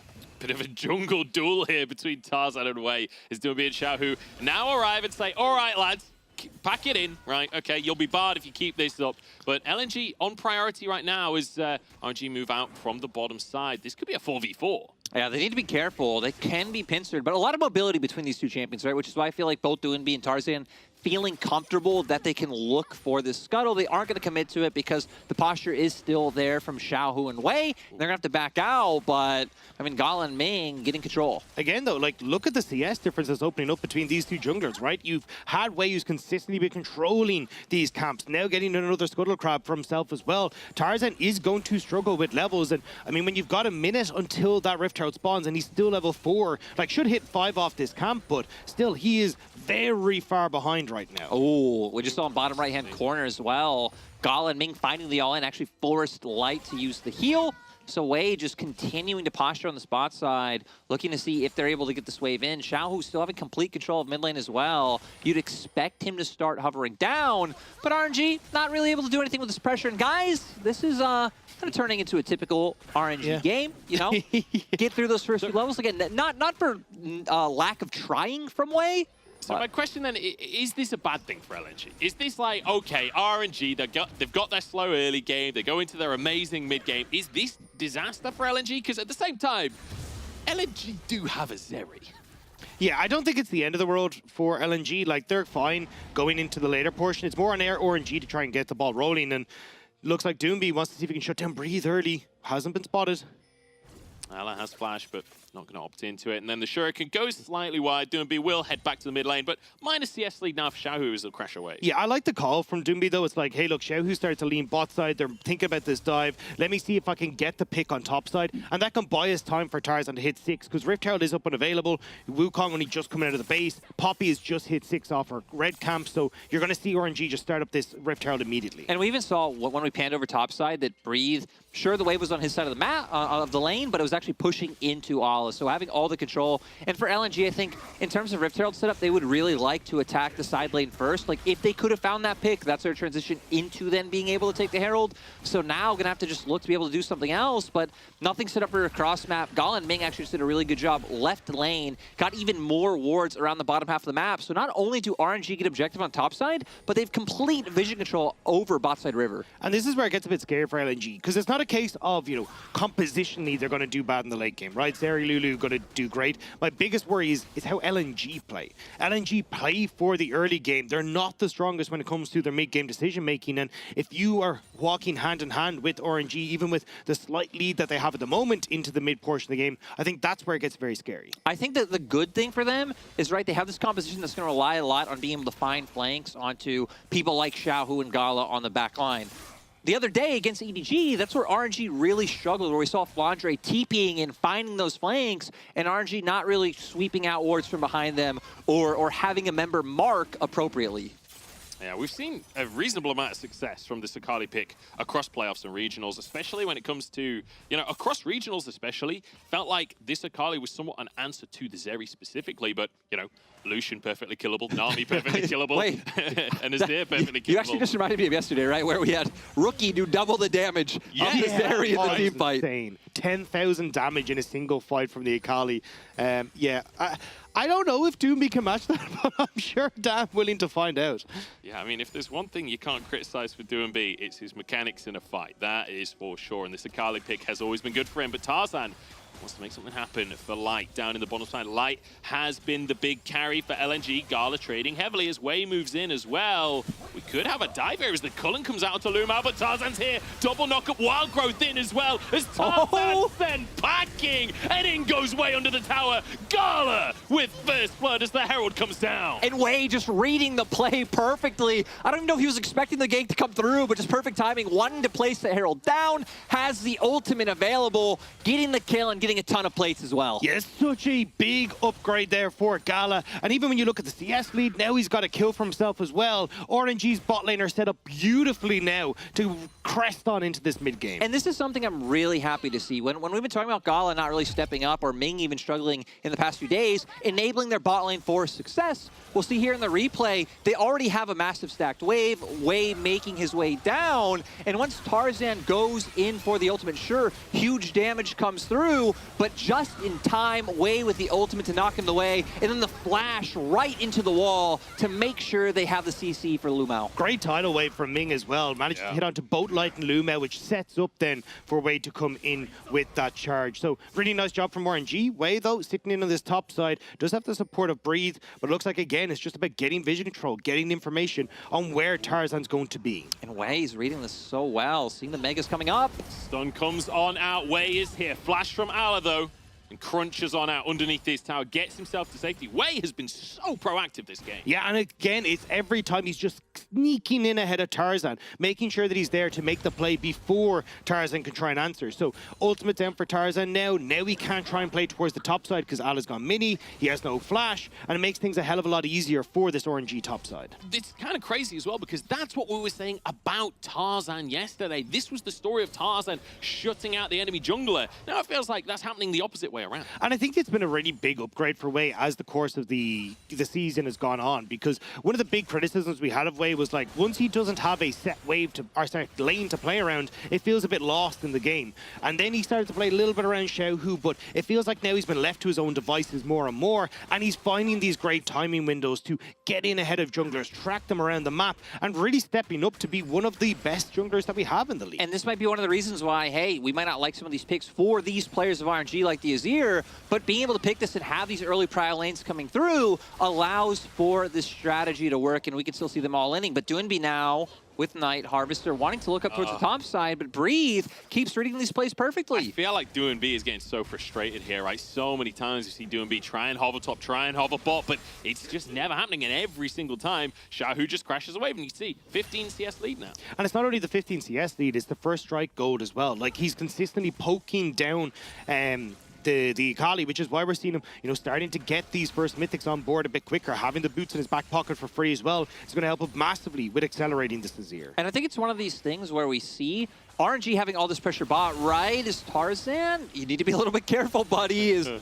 I mean, RNG just leaning so heavily towards the bot side. I mean, even if they don't take this turret in this rotation, right, this is gone. This is like a false sense of security for the side of LNG. And the thing is, you can't even try and defend this as LNG because Ala just TP'd top 20 seconds until you get that unleashed teleport, and Breathe could easily just make his way down. So you have to be so careful now as LNG. Look at Doinby. He's trying it again, guys. He really wants to find this kill on top, but without committing Tarzan, because Tarzan does need to lean to try and cover these plays, right? He's trying to buy time to make sure they can get into this mid game. It's going to be really hard to pull this off. Good boomerang from Ala to try and cancel the recall. Here they go. They're just foregoing the minion wave. Meganos stun against the wall. There's the shuriken flip. Doinby finally finds that kill in the top side, but Wei's coming in to try and find the answer. Ala, low on HP, no flash available. Wei just goes for a 1v1, and it's too easy for it. Great sidestep with the phase rush speed up to dodge away from the wallop, but nice gank from LNG, right? They play that really well underneath the turret, juggled the turret aggro fantastically. It's just the fact that Wei, again, is always matching these plays. And now, right, we can see RNG starting to put pressure in mid. LNG have accepted that bot is already gone, which is why they've transferred Light and Luma over to this mid lane. And gonna try and get a first look on this Herald, knowing, hey, Breathe went down, and sure, Wei came up and made the gank, but we already do have presence on this top side. So maybe an objective trade coming through. I'd expect RNG to go for the Dragon right now, and we can see Tarzan already starting up this Herald solo. The thing is, though, like, this Rift Herald isn't going to immediately get you a tower. No real damage has been done to any of these structures. You can see a little bit on top side, so it's not like it's going to net you a huge amount. Good boomerang, though, for Ala here just to stop Breed's recall, and then we'll see it work out perfectly. I got a bit nervous here with Ala because you could see Breathe couldn't quite get the counter-strike off right as Ala's on the edge. Ala leaping away just in time, but Wei is here to help out the top lane. Yeah, Wei finished off. Also, the fact that they're doing that into a minion wave, like Doinby very narrowly avoided the minions with that shuriken flip. Like, fair play to him on the mechanics to make sure that hits, because we've we're up against tier 2 in the bottom side. RNG putting the pedal to the metal. And where did any of this come from, right? One of the criticisms about RNG in the later games of the EDG series were they're not contesting enough. We aren't seeing enough happen on the map. 15 minutes in, tier 2 bot already gone. And a 4,000 gold lead for RNG as well. And we're kind of just saying, hey, you want to get your lanes in order. You want to try and use this Rift Herald on Xiaohu. Fantastic with the Emperor's Divide. Sets up beautifully. And, I mean, that's the response for Doinby trying to make the play top. And sadly for LNG, I mean, they just haven't been able to be in position anywhere else to cross-map, to punish, to try to find any advantages. They're going to try and get this mid lane turret right now, which might open up some avenues. But still not really having I think any pressure on the map, which really could turn this into vision in an enemy jungle. I love that we see production being a little scared there, doing the replay in the picture-in-picture this time, because last time we got to dive on a tier 2 tower bot lane. It feels like the game pace starting to pick up now. And I don't blame them, especially when I look at Gala, right? 2 items already completed, a serrated Dirk in his back pocket as he's working up towards the collector as well. He should probably have that finished by the time this 3rd dragon comes up that LNG now feel the need to fight for. So LNG, this is where we talked about RNG needing to get off to a good start, and this is way more than I expected. Exactly. Now they'll be able to have that pressure to, you know, be on objectives first, that they can do well in postures over mid wave because they do have that Azir there as well. For LNG now, I wouldn't be surprised if we see more like double side lane attacks with soul laners, but RNG might beat them to the punch and take Ala down. Ala, you're in the wrong spot here, mate. You don't have a turret anymore. He doesn't even know it's happening. 3 of them about to jump over the wall here, slammed against the terrain. It's a good flash from him, but the tidal wave's there. Crunch over the wall, but Culling will take the beast down. And it's just so decisive coming out from RNG. I love wave flashing immediately, not giving the opportunity, but now LNG trying to take a page out of RNG's book. Trying to be sneaky. Ultimate's used by the RNG bottom lane, but RNG not going to pass through that river, and it looks like they'll get away. RNG wrote that book, boys. Yeah, you can even see the sweeper of surprise. It's like, why are they not coming? Are we on a ward? What went wrong here? Like, they were fully expecting RNG to show up, but again, just nice plays, getting more gold in towards Gala, and this is where now it just looks so difficult for LNG to try and contest at any of these upcoming fights. Yeah, and I mean, it's not even 20 minutes. RNG have a 5k gold lead, but they wait in the brush. I love it. Again, the decisiveness from Wei, instantly go with the flash into the knockback, into the wall. They do throw everything at Ala to try to guarantee that this goes down, but I think it's completely fine because, I mean, Dragon not up on the board, no objectives, so they're going to need those cooldowns anytime soon. And again, it comes back to your point, Lyric, of, oh, well, where do you try and cross-map? Well, they'd no way pushed in on bot side. Breathe was keeping safe underneath that top side turret, so he wasn't going to get caught. And Xiao, who was hugging his tier 1 in the mid lane, so that was all fine. They do get the Rift Tower to mid, they do get the mid lane turret, so at least maybe they can push RNG back. Oh, Tarzan? Jumps in, Tarzan with a double knock up here. Gala in trouble. He's the carry, but he gets away. Flash forward from Light to get the shutdown, but knocked up and taken down himself. Xiao who answers. And we see LNG knowing they're falling behind, committing so much to find that kill. Light does get it, but at the same time, RNG having enough CC, having enough lockdown to shut down a champion like Zeri after she commits her flash. And that's the thing now, Light has no flash for this upcoming fight as well. RNG putting a ton of pressure under this tower, and you've got 2 melee champions. They can't really defend against the push from members like Xiao Hu and Ming. I will say on the opposite end, right? Gala did also have to blow his flash as well, so going into, you know, the next dragon, which will be up in a minute's time, going to be interesting to see how these AD carries do fare. But we've seen from RNG, they have the peel coming out through the Nami and the Pompey. For Light, he's kind of left to his own devices. Like, you're relying on Doinby, Tarzan, Ala creating enough pressure going in to buy space for him. Yeah, and this was a nice play from Tarzan, just playing around the lack of vision here for LNG. Spotted out too late, immediately flashes over the wall. Great polymorph onto Gala to ensure he can't get away as well. And Light gets the follow-up, but it is just going to be the trade back with Light going so overextended. Honestly, you take that trade every day as Light, though, right? You're the Zeri, you need more items. Lucian currently online with a shutdown available. That's 700 gold into Light's pocket. And now RNG, they need to keep this pace up. Yeah, at least it does get 2 items for Zeri, but look at that bot side river. It's completely littered with RNG vision. You have nothing there for LNG, and you've got 10 seconds until that dragon's up. Doomby now TPing in, does have the Zonyas, which means he can play a little bit more aggressive, but it's not looking clean here for LNG. Tarzan needs to get a position and his Cyclone back up. I'm surprised LNG's not committing anyone to bot lane to try to, like, bring someone in through the lane. They have pressure to come in from that flank, just trying to match RNG so far in River.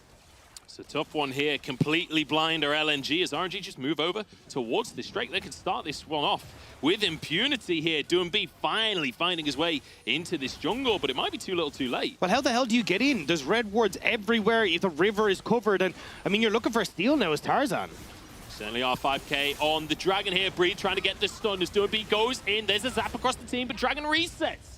We send one pack in with the Poppy ultimate, and LNG, at least they found their way into River. We could have a 50-50 here as Wei tries to step up 2k on the Dragon. They're just going to burst it. RNG trying to zone away, and they will grab themselves a 3rd Drake. RNG are doing their due diligence, and they actually find the kill in the end onto Tarzan as well. Baron. Yeah, RNG maybe going to start moving over now. They don't have the ultimate on Wei, which does feel like a huge tool to dissuading the engage, but Doomby also at the same time doesn't have his ultimate anymore. I mean, this is is a great start for RNG. You can see how much this team wants to get back towards Worlds, and LNG, they're kind of scratching their heads going, how the hell did we end up in this position? And now you got to try and fight this without jungler. Doombee's got to go in. They've got to make something happen here. 1K on the Baron. It's taken by Way. And RNG showing us a masterclass of a mid game. And LNG are just scrambling to get out of here, but now the Tarzan's back up. Gala turning. Light almost goes down. I was saying that Zeri should be the preference here. Gala says he don't care about no lightning. You can see LNG were like, maybe we can get this. Maybe we can get some poke down. And Gala's like, really, you think you can come at me with that, bro? Hell no. That's not what this is happening today. Yeah, I mean, I love that Gala just following through with... We always characterized him as this AD carry that was really an assassin, right? He wants to go fight you. He wants to throw hands. And for RNG, he's going to be able to do as much as he wants because they have a 6K gold lead. They're sitting on Soul Point, and RNG took it personally that they got sent to this elimination qualification match. He's an entire item ahead of Light. He is so big. The first strike, all those plates he got early, the kills he got as well. Gala is huge. And I think Gala is we've kind of had this conversation before about how well Lucians are used in the LPL. Gala has been one of the standout performers on this pick. Breathe could be in trouble, though. This is a potential window for LNG, but be just going to hit the wave with the shuriken, and that's the end of the play. And LNG, honestly, it feels like they're running out of avenues. And it's been hard, right? Because they're finally trying to commit these plays on sides. For LNG, they were trying early to play two sides of the map. Have Tarzan cover where RNG's committing resources, and then Doinby can be that mainstay trying to find pressure for the side of LNG. But when RNG have done such a great job of covering kind of the hole, which is Breathe, because he's left by himself, right? He really isn't getting any attention. That's where RNG have just been able to balloon this massive lead. And we're at a point now where, I mean, it's going to take a huge play from Allah to make anything happen. Well, he might have the opportunity, but the flash out from Xiaohu, and now the TP with a tidal wave, with a counter-strike. Ale falls once again, 0 and 4. And now RNG, they're just going to go for a top inhib. There is no response, barely, as Doinby here trying to clear, but you can't clear those Baron minions. Now LNG move in from the sideway, trying to escape here. Laser across the all in from LNG. There's one for Doinby. A Wildgrove to save the life, but he still falls in the end. Light stacking up here. RNG health bars are getting fairly low as Doinby goes in once again. Light engages upon. Breathe looking for the counter-strike. Can't find the stun, though. This fight going on forever. It's a Zeri dream here as Ming now the target. Light trying to chase it on through, and RNG buying space. Counter-strike in. Breathe looking for the kill onto Light, and he brings down the lamppost. Doinby next on the chopping block. Gala invincible, and Doinby will fall. And honestly, just huge coming out from Breathe. I love the way RNG were fishing for that. Use the stun, go in, blow the flash, back up, and just keep waiting for it to come back up. Light has to go forward. Light has to try and take advantage of those health bars, and Breathe, realizing that, capitalizes. And he was so close to getting that advantage on those health bars, but just not quite able to. Just the stun here coming through from Way is a little bit of an overextension because Tarzan, beautiful knock up here onto everyone on RNG. And you see then the follow-up is here. Light untouched in the back line, starting to get the movement speed, able to chase members of RNG down. And they're doing a good job of like denying Breathe every time he goes in, but RNG are just waiting for that counter-strike cooldown every single time. And this time, even despite the polymorph coming through, Breathe manages to get it. Way saves Gala barely on the backside of this as Doinby tries everything to kill him, but it's just not enough. And sadly for Doinby, just not having the real damage to be able to take these members down. The amount of mobility on the side of RNG as well. We were hitting on the CC, but I mean, both Gala and Azir like having those dashes as well as he apparently did his best. He apparently did his best. Yeah. They're just too tanky. He was doing a lot of damage, but honestly, Breathe, actually the highlight player of that fight. We've been talking about Gala all game long, but Breathe was the one getting onto Light, getting the damage onto Doinby as well, and this Jack's paying dividends. Yeah, I mean, he's been a standout, but I think Way as well, right? Way was like the maestro of the early game, putting everything together to really set RNG up for this success. Huge amount used on both sides, though, in that last fight. We're looking at summoner spells down galore, Mountain Soul up in 10 seconds. RNG trying to get control of the area. If Tarzan or Doinby can find that flank onto the back line, the sitting ducks of RNG in these carries could go down, but they need to find that moment. And I feel like now we're looking at Allah for that huge Meganar ultimate onto numerous people to be able to burst out Xiaohu and Gala. The only problem is he's currently Meganar. He's about to turn into Mini, and Dragon just spawned. RNG TPing in here to make the play. Yeah, they're trying to see if they can just get this pulled away from RNG. Now you got to wait for that exhausted on the bar to disappear, and Gala's not going to let you. Oh my god, the damage onto Ala. Gala firing on all cylinders, slinging light, but look who's caught in the backside of the play. Breathe with the counter-strike, looking for light instead. They all dive on board, and RNG making it happen in game number 1, 12-3, as they demolish LNG. The lights go out for LNG, and RNG capitalize beautifully. That will be sold for RNG. They will push in these waves, and with Baron in 40 seconds, it is a beautiful time to be an RNG fan. And it felt like early game has not mattered in regional so far, but with this lead, with the fact that they have Soul, this feels all but done and dusted. And we're going to see here, I feel like there's like a few very important things in this fight. First of all, the damage coming out from Gala getting buffed up by Ming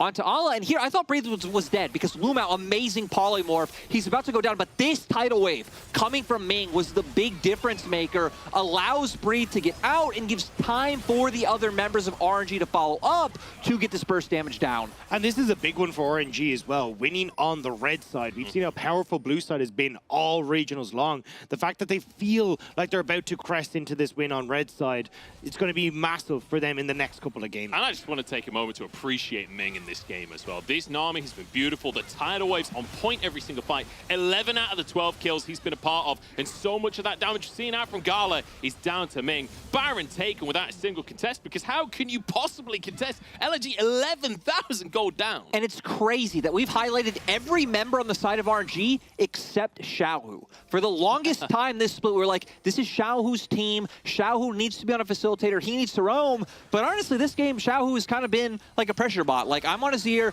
I can guarantee we can push in waves. I can make sure with my passive putting up a turret, there's like a default line we can play around. But it's been all the other members stepping up.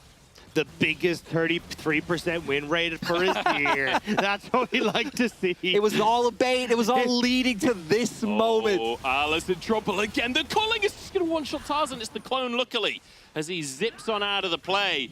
And they're just forced out of the jungle. I love how RNG will not give a singular inch to LNG as light gets chunked out. There's just so much damage to deal with. And the thing is, you still have Breathe on this top side. Doomby can't really deal with this Jax who's diving him underneath the tower. Now you got the rest of RNG moving up towards this top side. Immediately, 2 inhibitors gone, and LNG, they're just running out of base. And I mean, they just don't have the wave clear to be able to take this down, right? You have so much siege potential coming out from the Azir. Gala being able to use this culling every time it comes off cooldown to force another member back to make sure they have it. And Ala, once again, you need to be careful. Tarzan trying to find the window. This might be the end of the game as Light uses his ulti. Doomby in the middle of everything needs to be the hero, but he's gone. He's eradicated. Xiaohu on the hunt now, sends him back to the fountain. And I'm telling you, RNG don't believe in miracle runs. They start as they mean to go on with domination in game 1.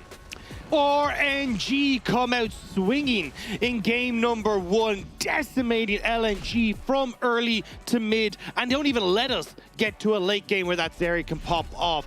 Beautiful stuff from RNG. It is a great day when you get to hear Dagda say RNG very happily. LNG, though, on the opposing side. Not going to be feeling great, but honestly, it feels even hard to, like, pinpoint one part of the map for LNG that did bad, right? It was RNG and how they played the map. It was them having these prio lanes, us seeing the invade coming through level 1, and then Wei just reading the map perfectly. He was literally everywhere. Yeah, it was so good to see. I think that was the big kind of standout for me, was every time Tarzan wanted to make a play, Wei was already there or had already visited that spot, right? Like you saw Tarzan moving towards topside, well, Wei had actually got to sneak in and make that play happen beforehand. So it just made things so difficult for Tarzan to actually get a control over this game. And we talked about it so often with this team. Tarzan needs to get going for LNG to look good. You know, I just... it's only game 1, right? Like, LNG obviously can come and crush game 2, but I'm just convinced if it happens again, because this is one of the most dominant games we've had over, like, regionals and playoffs overall. Like, we've had a lot of very, very, very close matches. And yeah, after this, it's like, I don't know, does RNG want to go to play it? This is the thing. When I look at it, I am very happy to see that RNG are looking this good, but I also remember what happened with EDG. Game 1, Game 2, Yes. RNG looked Yes. absolutely fantastic, and I was like, well, that's a 3-0. I guess I'm going home early. Who wants to go for lunch? And then it was like, no. That's not how this goes. EDG make that reverse sweep. So until I see that third Nexus go down for RNG, I'm not trusting anything. Yeah, I will say RNG look angry today, though. And hey, we keep on talking about this Zeri. We talked about light Zeri and how, it's this terrifying late game. Well, when RNG can play the early game like that, who cares about the late game? Light didn't get a look in all game. Yeah, I mean, we see there the damage, like him and Doonby trying to find avenues in, but just not able to do it. Yeah, only 32% of the team's damage. Exactly. I mean, this Zeri could do nothing this game. I'm just surprised at how much Doonby did, right? On the Akali, we saw... I mean, it didn't look like the damage was really sticking onto the members of RNG, but apparently it was there, just the healing coming out, the disengage coming out, and even just how it was spread across the members, right? It's like every fight, no member of RNG would get bursted out. It's like, okay, LNG would get a lot of members low. Doesn't really translate into anything when RNG's actually able to, like, Gale Force forward and actually take down a key carry from LNG. And I think that's the thing, is that every time we saw these fights happen, it would be front to back. So Wei's kind of just standing there as bodyguard, which makes it, so hard for you to get in because of the keeper's verdict. You got the steadfast presence as well when you're trying to dash in. So it's a lot of waiting for these things to go down before Tarzan can get in properly, before Doonby can get in properly. And at that stage, you're starting to get that kind of rotation of health bars in and out by RNG, which they have been so good at doing in team fights. Yeah, one of the best examples of the keeper's verdict influencing these plays is when we saw the 3v3 in the bottom lane. It looked great for LNG. They get the double knock-up and then batter up, home run. See you later, Tarzan, and it's an easy play for RNG. That's game number 1 in the books, and RNG looking good once again. But can they keep it going? We're going to jump into a break, and then we'll find out with our analysts.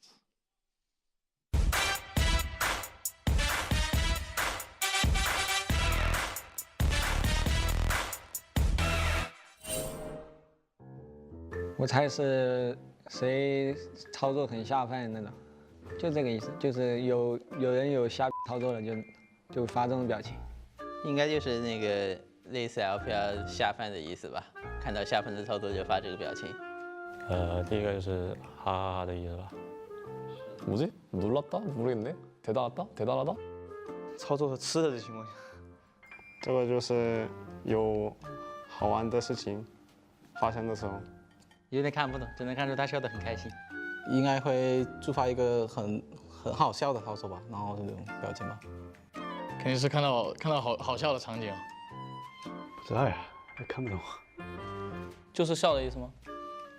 感觉这个表情的含义应该是看到了很搞笑的操作在笑吧。我估计就是笑死，就是那种夸张的 LOL 差不多。这应该是无聊的时候发吧。就是不好玩。这个我完全猜不到什么意思。这应该就是看，说白了，两队太无聊的时候应该会发这个。这个表情有点明显吧，感觉就是有点困，可能就是看 LCK 比赛看的。这个应该在 LCK 比较常出现。这个表情因为都不打架，要睡着了。啊，这个表情的话，应该是就是打的话比较就是太运营了，然后没有触发人头这种吧。 第二张的话，就是感觉应该出现了很离谱的操作，让人窒息吧。这个是看了选手操作窒息了吗？这个应该是很窒息的时候吧。这个我就感觉就是看到那种令人很窒息的操作，然后就感觉要做那个下人中那个动作一样。我觉得这个表情应该是看不下去了，就可能拉眼睛。这一看就不像国内的人会用的，一般都是看别人赛区就发这个，或者赛区对打就发这个，摆烂。 不玩了，摆烂。这是喜欢的队伍被团灭了，那种。这蜥蜴吗？还是什么？这个猜不了。你还是不知道什么意思，完全猜不到。这个应该是有一波很帅的操作，然后张大嘴尖叫。뭐 슈퍼플레이한 거야? 슈퍼플레이했나? 可能出现了搞笑的操作吧，然后大笑。反正这个就可能是比较好的操作，也有可能是比较可怕的操作吧，就是感觉两种都可以用这个。这种一般就是被某位的选手的操作惊呆了吧，要么就是那个人实在是太搞笑了，玩的就是。这表情是个鳄鱼啊，可能就是一直在打架，然后比较血腥，就会发这个表情包。这张是凶残吗？血腥还是什么？这个表情，看我们比赛像吃了碗大饭吃饭吗？第3个是666，这是表示很惊讶吗？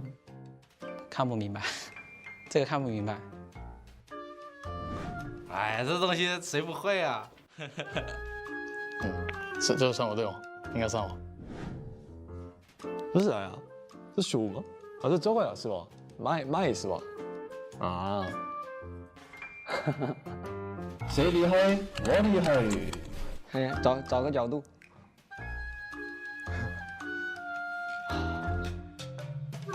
这个样子。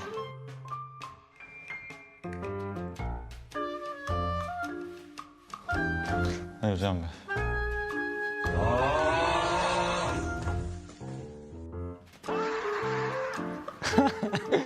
要嘴张这么大。就这样。模仿嘴巴张得很大那一个。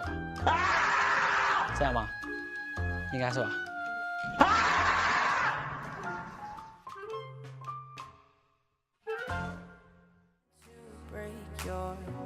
To break your heart, but we've known for a little while that we're drifting apart. But it doesn't mean that we have to be alone in this cold, cold world. I may not be the one for you, though we waited for something to happen, but I'm just not your girl. I'm not your girl. I am not your girl.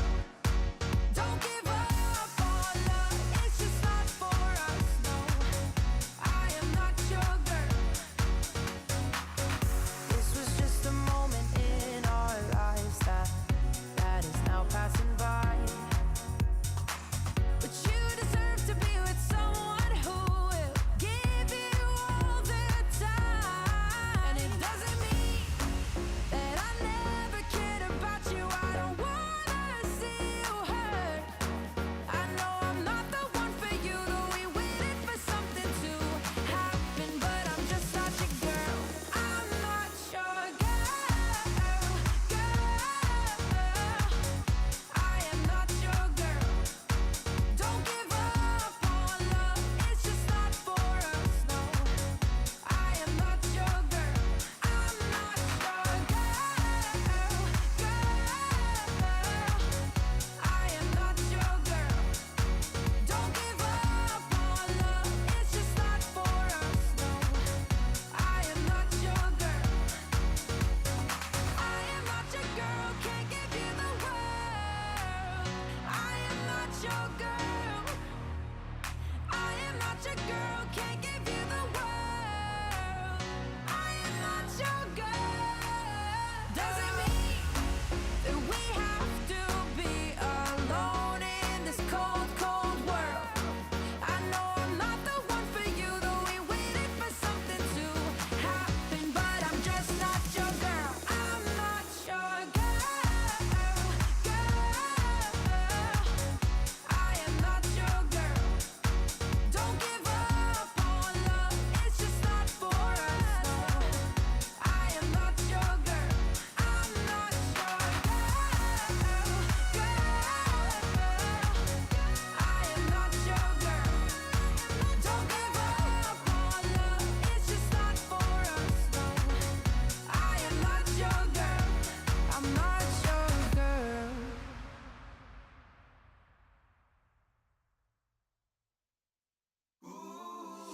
Can you feel it coming? Can you feel it coming? Can you feel it coming? Can you feel it coming? We can go higher. Feel the feeling breaking out. We are light. We can inspire. Holding on to here and now. We'll be shining like we are a heartbeat away. We're gonna breathe better days. We're looking to start a fire.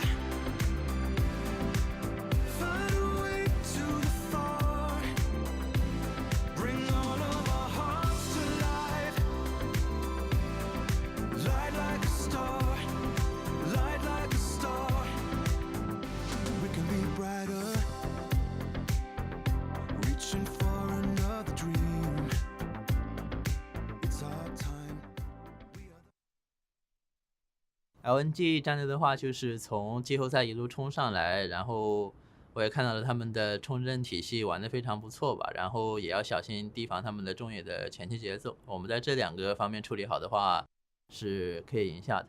我觉得在面对多恩比的时候，在英雄选择方面，只要不踏入他的领域的话，我们的中野会比较好打一些。作为一场冒泡赛4号种的名额，我也希望就是我的队友们不要有压力吧，然后不要给这次夏季赛留下遗憾，然后我也会加油努力carry你们的。Welcome back, one and all, to the LPL desk.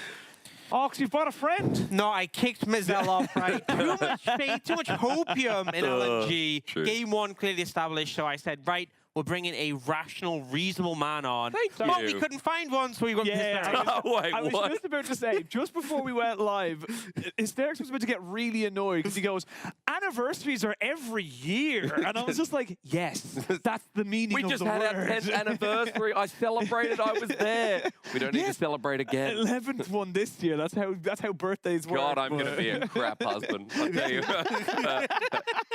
Love, if you're watching, I'm very sorry. Please still marry me.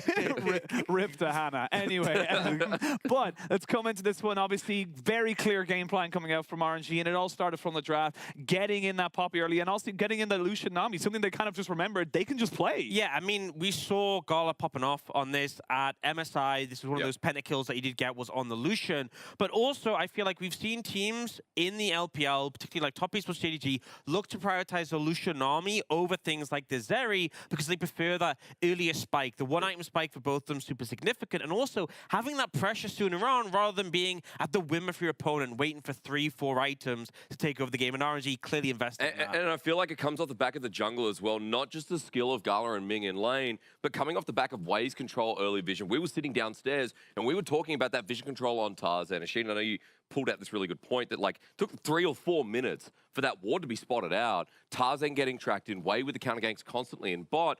Early first turret before the 14-minute mark, and it was just so easy to see how RNG won the game with such a strong bot side at their whim. And that's the big thing as well, the bot side. It's kind of the opposite to what we expected from LNG, because LNG, like we mentioned in our pregame, very top-side focused, but it came down to these bot lane ganks that Wei was either in the right place at the right time because of that vision or just straight up focusing it, Ox. And they just feel like the coordinated effort we expect from RNG, the fact that they had this read on Tarzan, and then all Wei had to do was show up wherever Tarzan was, and his lanes were already in a positive position, right? Breeze was taking good trades into Arle, Shahuk permanently had priority, bot lane permanently had priority. As long as he didn't allow Tarzan to go unchecked, it was such an easy game for them to take. And we talked a lot about today's direction being from Wei, right? What we've already seen, even in the series versus EDG, feels like Wei was continuing that forward. And against Tarzan, who decided to pick this Wukong in, instead of something like the Trundle, which backstage were also highlighting, it just felt like he was at the whim of his mercy. And Tarzan didn't really get to play outside of the 2 team fights where he got pretty good engaged. Which I think is so significant because, yeah, look, you look at this team fight on your screen, this is when Light started to become a bit stronger, started to become a concern, but he's not quite at the point where he can really take over, and RNG's just never allowed that to happen. The lock they had on Dragons as well meant it was a very early soul. At that point, the game was already over. We didn't see the Zeri get to the spikes you wanted to hit. And that's the big thing. I love how you brought up the spikes as well, because it was the Lord Dominic's Regard that got picked up instead of the IE as that third item, because he felt like he needed some kind of shred for the tanks with the Poppy, and of course the Jack's building up those resistances. And we highlighted Wei so damn much. He is our MVP from that game. And again, it came from really smart play, really heads-up warding, and just having the information and knowing what to do with it. I feel like if you look at any point in the early game, because, you know, it absolutely was Wei, but a concerted effort, you look at the minimap and you'll just see this big spread of wards over Tarzan's jungle, and Wei doing a fantastic job of just not allowing to get in the game. And I feel like if Tarzan can't start strong in these LNG games, I feel like the whole team really struggles to match any sort of pace from the enemy side. Because as we saw during the game, for the rest of the map, right, like, there was no direction coming out anywhere. It was like bot or bust here for LNG. I think another big point is, like, even though Xiaohu wasn't doing so well in his lane, or rather not building this big advantage against the Kalis that we normally see from the Azir, the rest of the map was in a comfortable state where with this early dragon stacking, RNG could force the team fights they want, and it just feels like giving Wei the MVP brings it all together when mid game was just so easy. And I feel like a big thing with Poppy as well is you don't always see the impact necessarily in fights. Like, you know, it was a 1-0-10 scoreline, but it's moments like this, right? The fight that didn't actually get the chance to really continue because Tarzan goes down, because they lose that Wukong, suddenly it means Light is vulnerable even though they got the kill. And so many times the disengage aspect is a big reason why this Poppy came into the meta. The buffs to the ultimate, you can just shut down any engage attempts from the opposing team, and Wade did that so well. And I mean, it fits into the wheelhouse of what RNG wanted to do. And we had, rightfully so, in my opinion, on the desk, the casters were saying that they wanted to know what this Azir is going to do. But let's be real, Xiaohu didn't really have a lot to do. He didn't need to do a lot because everything else was done. Didn't have to, right? Again, like Xiaohu Like comes a in the mid game. Emperor, he just gets back, lets everyone else do the work. Dad's going to have some time off as well, right? Like Xiaohu is the driving force of RNG, and just seeing him on something like Azir as well is nice, considering that element of control comes through while the rest of the map is burning it all down. And now for LNG, what's the adaptation here, Ox? Obviously, the draft was one of the big concerns you had. We were talking about it downstairs a little bit.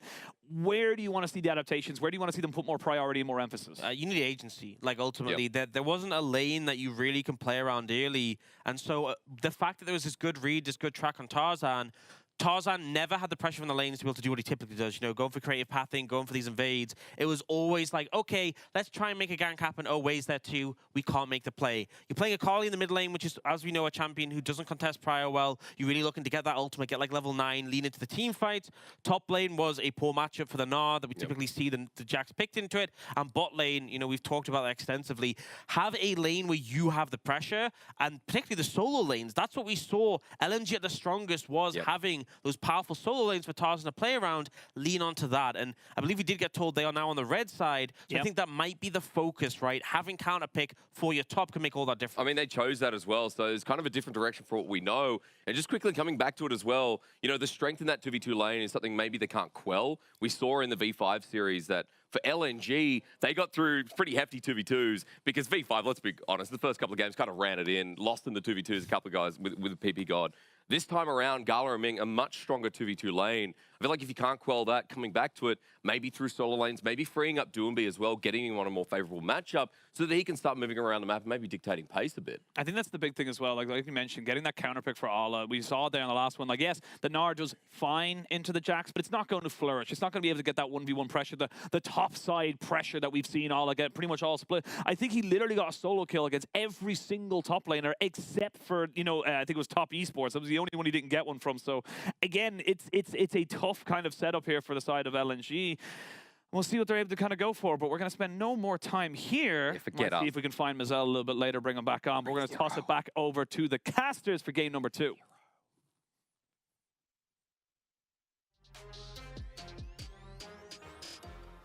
All right. Well, we're back. We're back and we're in already. As we head towards our second game, RNG versus LNG. Ban's already underway. And that's a cheeky little Fiora ban, which leaves the Yuumi open for RNG. Poppy banned away though, so obviously LNG starting to give a bit more respect towards Wei. Will still give over the Zeri. Wukong as well gone towards Tarzan, and it definitely feels with that Poppy now off the board, you're not going to have as good of an answer here. So I'm curious to see if they just go back towards the Trundle like that or something like that for Wei. Yeah, that's what I'd expect. RNG haven't really been one of the teams to really dip down. Why is Wei got so many stickers on him? He has it all over his arms as well. I don't know what's going on. Maybe he's preparing for the insane Lee Sin game. Maybe it's one of those temporary tattoos. The gel packs. I do expect the Trundle to come through. Sivir, of course, going to be the lock-in for the side of RNG. And it seems like, unless RNG pulls some kind of curveball in terms of like hiring that Azir priority and wanting to go back to that we should just have like a stock and standard Trundle trade-off, and then on the opposing side, right, the Lulu to come the only thing I could think of is if you want to go for something like a Xin Zhao, maybe you're thinking as well and going, hey, look, we've got the Yuumi, let's go towards the fighter and think we can make something work with that. But actually going towards the Jax here, so high priority towards Breathe on the top side. It's basically saying, hey, are you going to take the Lulu? Are you going to go for your support? Or will we be able to ban away answers to Breed's Jax in the top lane? And I think it's a good read, right? Again, like, no matter how RNG's past 2 results went against EDG, they clearly came in with, like, targeted prep at either like strengths or weaknesses of their opponents. And it seems like once again today, RNG have done a great job. Lulu does come out for the side of LNG. And honestly, I think the whole reason LNG opted in towards red side was trying to get out of that counter pick, right? Make sure that he was going to be comfortable on the top side and then give them a lane to try and play around. But without that opportunity now, especially if RNG are to ban away things that can do well into this Jax, well then you should be in a pretty good spot. LNG though, going to lean the opposite direction and go, right, we're going to just look straight towards the mid lane.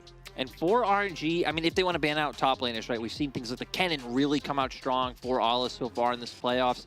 He always could just opt into a similar matchup and accept, like, hey, I can go on something like an R. I won't have that same lane presence, but still just try to play for those 5v5s. The big question is if they can get through that early game this time around. I think it is a good sign that at least they won't have to worry about like the presence coming out from an Azir or the pressure a Poppy can put up. I'm curious to see what the plan is here for LNG, because you could ban the Talia, think, hey, look, you know, we don't want to give that over to Xiaohu, one of his best picks, but you could also just look to take the Talia here for Doomby. You've already got the Azir banned away, the Silas is gone as well, like, get rid of the Ahri instead and make sure that you've got that comfortable position for the Talia, or vice versa, right? But it is actually going to be the Xin Zhao ban, what we kind of hinted at already, the Yuumi Xin Zhao, such a potent combo. I suppose it depends on philosophy, right? Do you want to counter pick the mid lane, or do you want to get your priority pick in the mid lane? Obviously, they know the enemy top laner, and hence there's Xin Zhao ban towards the jungle there. I'm curious where RNG will go with their second ban here. Like I said, I feel like you can look at maybe taking away another stable top laner. Jax is one of these champions that I think has a lot of like really solid meta matchups, which is why we typically do see it blinded. So RNG instead will just take away the Akali coming out from mid lane. I agree with Dagda. I think Talia would be a solid look here for the side of LNG. It's actually one of the only meta major mid laners that Doomby does play. He always does have something like a Lissandra available as well, but I think Talia would be much more of a standout right here for their side. Yeah, I just feel as well like it's such a strong pick for Xiaohu as well, but looks like they might actually just take the Lissandra and go, hey, look, we're actually just going to look to try and play around this mid lane incredibly strong, because if you take the Talia, the Claw can bypass what Talia wants to do with that Unraveled Earth, and that looks like the plan here for LNG. I feel like a big thing could as well be, like, with them taking away the Xin Zhao, the fact of, like, hey, we already have Yuumi support, we have Jax in the top lane, like, where are you going to get your engage unless you really go down into the depths of, I don't know if they wanted to pull out a Nocturne or like something a little bit more obscure in the jungle role, which we haven't seen RNG willing to do just yet. They will go with the Talia, so we'll have a solid laning matchup in that mid lane, really good at being able to play around these sides, which they already have the Jax setting up for that perfectly. Trundle's still on the table for the side of RNG, and there it is, Dagda. It's locked in. Yeah, it feels like, again, though, you kind of hinted at it, RNG don't have the best of engage and certainly don't have something that can easily lock down this Zeri in fight. So if they aren't able to just breeze through these fights easily, Light can definitely pop off with Lumao helping them out. And we do get the Gnar, so they realize there's nothing to go for in that, like, pure 1v1. All is going to come in, he's going to punch you in the face, you're going to be knocked out. Just accepting this time around for the side of LNG, I think that, hey, as long as we can navigate getting through that early game better, that in the mid game, like, our 5v5 is solid. We have engaged, we have DPS, we have numerous threats on both the front and back line of RNG. And one of the big things that we saw in game number 1 was what RNG were able to do with the pressure that they had in all of their lanes. Now, I still think they should have good control over the early stages, but Tarzan actually has very easy ways to set up, like, say, through that mid jungle with the lockup Doomby can provide, put pressure onto Xiaohu, and actually start to open up the map in that regard as well. And because Doomby is something that gives CC alongside it, suddenly those roams that he was looking for in game 1 can be a lot more impactful. Does also feel like this RNG composition doesn't snowball quite as hard as what you'd expect from like a Lucian Nami in the mid game. You know, it felt like RNG went from 0 to 100 at about 15 minutes into the game. It doesn't feel like this composition will quite be able to do that same level, but still good control, as you say, and also they do have a Yuumi. I do tend to lean in the direction of the team that gets the Yuumi. Yeah, especially if this does go later on, right? Whether it's on way and like trying to run forward, soak up a ton of this damage, or, you know, then getting on top of Breathe, who is going to be looking for flanks, is going to be looking to get on top of Light and be that huge nuisance once again like he was last game. We'll have to see if he can be that nuisance. It's time, gentlemen, for game number 2. We'll see if RNG can keep this ball rolling. They looked immaculate in game number 1. They are angry that EDG reverse swept them into the lower bracket. They want to prove themselves and make it to play-ins as the 4th seed for Worlds. But LNG, attempt number 2. Let's see what they got in the tank. Round 2 for LNG to see if once more they can try and overcome the odds and get themselves towards that world stage. But I have to say, like, I think I like seeing Xiaohu back on towards something where he can have that agency. I mean, the Talia has always been a very big pick for him. He's also been great at finding these engages, cutting members of the opposition off, and it feels like that's going to be his job once more here to try and set up for things like the Yuumi with that final chapter to get these fights started. Even looking at the opposing side, right, for Doonby. Doonby loves this kind of role where he's on something like Lissandra that can go in, start the fight. He's the one that chooses when things happen for the side of LNG, and being able to be that combo with Tarzan that they've built up so well. There's nothing really that could shut that down this time around from RNG. And I love the fact that we have both mid laners going towards the Unsealed Spellbook. I'm going to hold on to this point, though, as LNG will be spotted trying to make their way into this bush. We'll just back away. But having both the Unsealed Spellbooks there for Xiaohu, having the opportunity to swap over into an Exhaust, work quick Ming, like to make sure Tarzan can never have these big engages with the Cyclone, making sure that Allah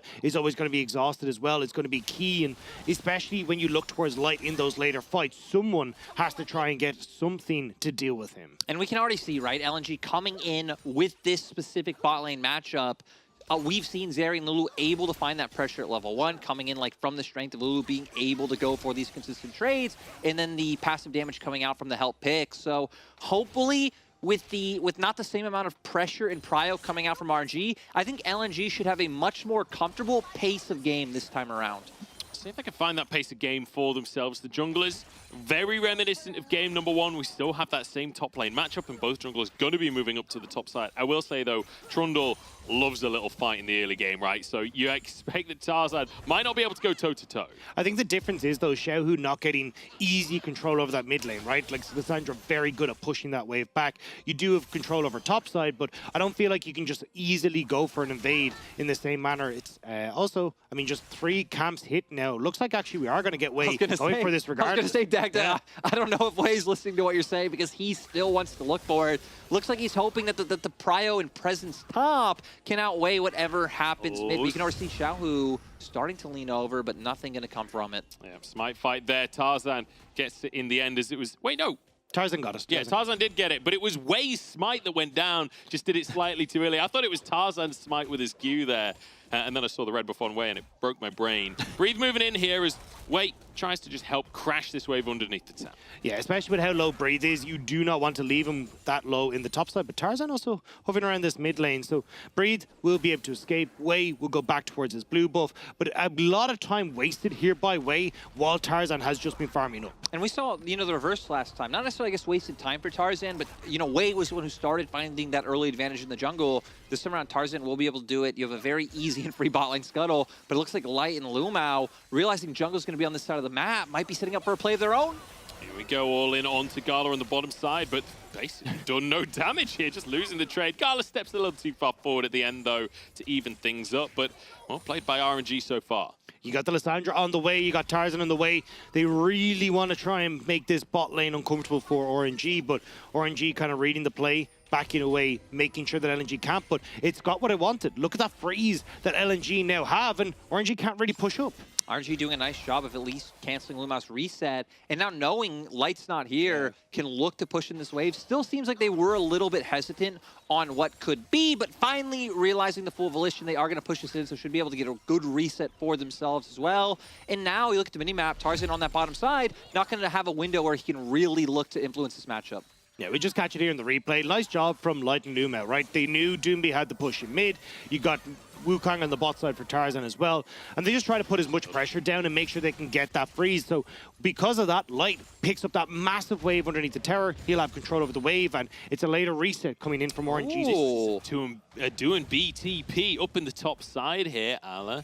Gonna try and look juicy for this one, and it's paid off. Breathe rooted up here, Doonby moving forward, but the flash after the stun from Breathe means that it just can't happen, and it's all falling apart for LNG already. It was a really nice try coming out from them, right? Alla already that low, kind of has to use himself as bait, which sadly doesn't allow him to follow up and be any part of the damage, but you still at least were able to trade flash for flash. Doonby will still have tools to be able to get in the middle of a fight, so hopefully they can capitalize on Breathe now being flashed. The big thing, though, is that now Doonby, as he's about to hit level 6, won't have that flash for a mid lane play onto Xiaohu. So Xiaohu with the cleanse should be far safer in this mid lane, and the fact that Breathe managed to escape is is going to be great for RNG as a whole. It kind of denies that mid-jungle pressure that we were talking about. So definitely think for RNG now, especially if they're looking towards things like, you know, Dragon in the next few minutes or even a Rift Herald fight, suddenly Doomby might be a target in that regard. And I feel like we're starting to see a narrative in this series of Doomby trying to make plays, desperately trying to make plays in the side lane, and Breathe, Gala, and Ming just being impervious to it. It doesn't feel like he can make any of these plays stick. I think it's one of those things as well, right, where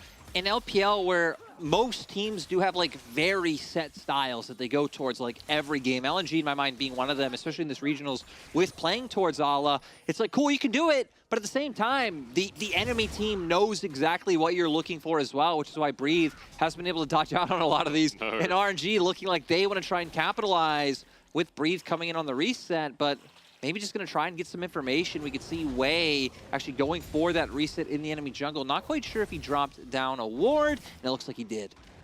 Yeah, you got a ward on both sides. Tarzan able to sneak one in on the opposite red side. So both junglers getting that information that they need. And there's actually opposite mid laners leaning towards opposite sides as well. So everyone trying to see if they can get control over opposite sides of the lanes. And this is exactly what we expected when we saw both these mid laners coming out, right? Being proactive in the early stages, trying to see if you can get something to snowball yourself into the mid game. Ooh, and at least going to be able to cancel Xiaohu's back, which does feel pretty important, right? We're hitting that 7-minute mark. Both mid laners having level 6 online, and even TP there for Xiaohu. So I guess ultimately not really doing too much, just getting into his head, Dagda. Yeah. You know, letting Xiaohu know that he's there and watching. As thing, just nice timing from Xiaohu, right? Because you're like, I need to get back to mid lane. 8 minutes, going to be coming up soon. Cleanse will still be available for Xiaohu. No flash still for Doomby and for Breathe off that initial play. So with the control that I imagine Gal and Ming should be able to push out on the spot side, might be able to move up and help out. And you can even see with the blue handoff here, Xiaohu will get control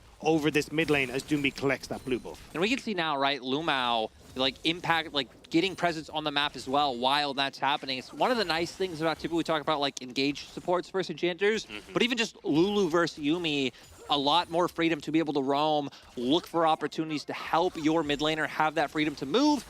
Whether it's something as simple as picking up a blue buff or looking to find those opportunities. We can see now Wei committing the bot side should open up LNG to have presence for this Herald, unless Wei can find a gank first. This is a nice read from Tarzan, though. This is something that Wei pretty much does religiously every time you're looking at a Rift Herald setup. So Tarzan goes, cool, I've got an opportunity now where they're all on the bot side, so I can start up Herald, and RNG go to make the play. But they know the Wei is doing it. It doesn't matter if it's still successful, but it won't be. Light gonna survive for now as Ala diving in the top side as well. 0 to 100 in this game, but Breathe surviving for now. CC chain is there. Boomerang in. The counter-strike, though, as Breathe looks for one of his own. Hopped on his head, and Ally bounces towards victory. And it was so close for Breathe to be able to bring it back, but LNG with a great raid, like Dagda said, getting Herald, being the team to find a pick. Like, we got a flash from Luma on bot side for RNG, and they're picking up Dragon, but LNG definitely coming out ahead in the trade. Yeah, and I mean, look, you'll get some plates as well here for Gala as you look towards that bot side. Light going to push right the way back, but opening up this map is going to be great for LNG, especially with how much Doomby has been roaming. If you're able to put that into top side, get this big advantage for Ala, make sure that he's in a better spot against Breathe, then you can start to enact some dives in towards the mid lane as well. You're probably at a place where you don't even need to commit that Herald to top, right? 2 plates already, you can just look to lean over. We're going to see what happens here in the bot side. Nice pillar. They buy a lot of space. It was a good read because they had a lot of vision in that bot side river already, but here's what really mattered. Ala locking down Breathe. Doomby already had the presence to roam, and sadly for Breathe, he's already so low, does get close, has to use a W, but Lissandra's cooldown so low, able to get one more Q out to confirm that kill before his top laner was at any risk. I mean, a valiant effort from Breathe, especially considering how much pressure has been sent towards his lane across this game. It feels like he's laning 2v1 against Ala and Doomby at this point. Yeah, and we need to see something come out from Xiaohu, right? He's been trying to answer something on side lanes. We consistently see him lean, but not willing to commit the Weaver's Wall just yet, and it feels like Doomby has had much more of a presence in that regard. So RNG starting to slip behind, and you can see it in the gold, you can see it in the map presence, and also where this Rift Herald is going to be placed. And it's one of those things where, right, we talked about the lack of engage coming out from RNG and how that can impact them in team fights, but also in plays, because we saw on bot side, all you can really do to try to lock down LNG's bot lane is Wei, throw down a pillar, and then run at you with Ming's ultimate. If that doesn't buy enough time for Xiaohu to get down there, then, I mean, anyone on LNG would be able to get out from a play scot-free. Now we can see on the map, Ala in such a great position with this wave. Especially with the amount of mobility that LNG have, like, the only person that's just kind of stuck is Lumao. Oh, ultimate down in the mid lane. Xiaohu gonna have to use that cleanse. Gets a little flick back as well. And a cheeky little boulder thrown over towards Doombi. So nice answer from Xiaohu, especially considering Luma was there in the mid lane alongside Doombi. Just the willingness to make these plays. Like we've seen Doombi now doing this constantly, right? We hit on it earlier that it hasn't really been working out. But the fact that they keep looking for them and, right, even if it's like only a 40% hit rate on these kills coming through, it's a lot more than we've seen RNG able to muscle out. Yeah, I mean, 40% is still a higher hit rate than 0, right? So you're still making them work regardless. So I think that's the biggest problem for RNG is that at the moment, we're not, like, they don't need to snowball necessarily. Like, they have good damage late with Tali and Sivir. Jack should be good in side lanes as well. But it's just the biggest problem that you have is that LNG kind of get the run of the mill at the moment. Yeah, and, you know, I did want to hit on that 40% is better than 0. But if we talk in terms of accuracy, RNG haven't tried one, therefore they are at 100% rate of not failing. I can't say success because they did try the bot lane to play. They at least had a pillar. Yeah. Does that count? Okay, you're right. Maybe maybe it's a half attempt. They kind of just went. Yeah, Shaco didn't fully go down. It was kind of more like a nudge, like. Ugh. Yeah. You know, without the visual, people actually nudge you. This is just me and you making weird noises. Yeah, it actually doesn't do anything. Look, on the other side as well, at the end of the day, you know the classic phrase, you miss 60% of the shots that you take. I think is the you know that motivational phrase? No? Yeah. The anchor man mixed with whatever that other phrase was. I'm not sure where we're going. Moving on.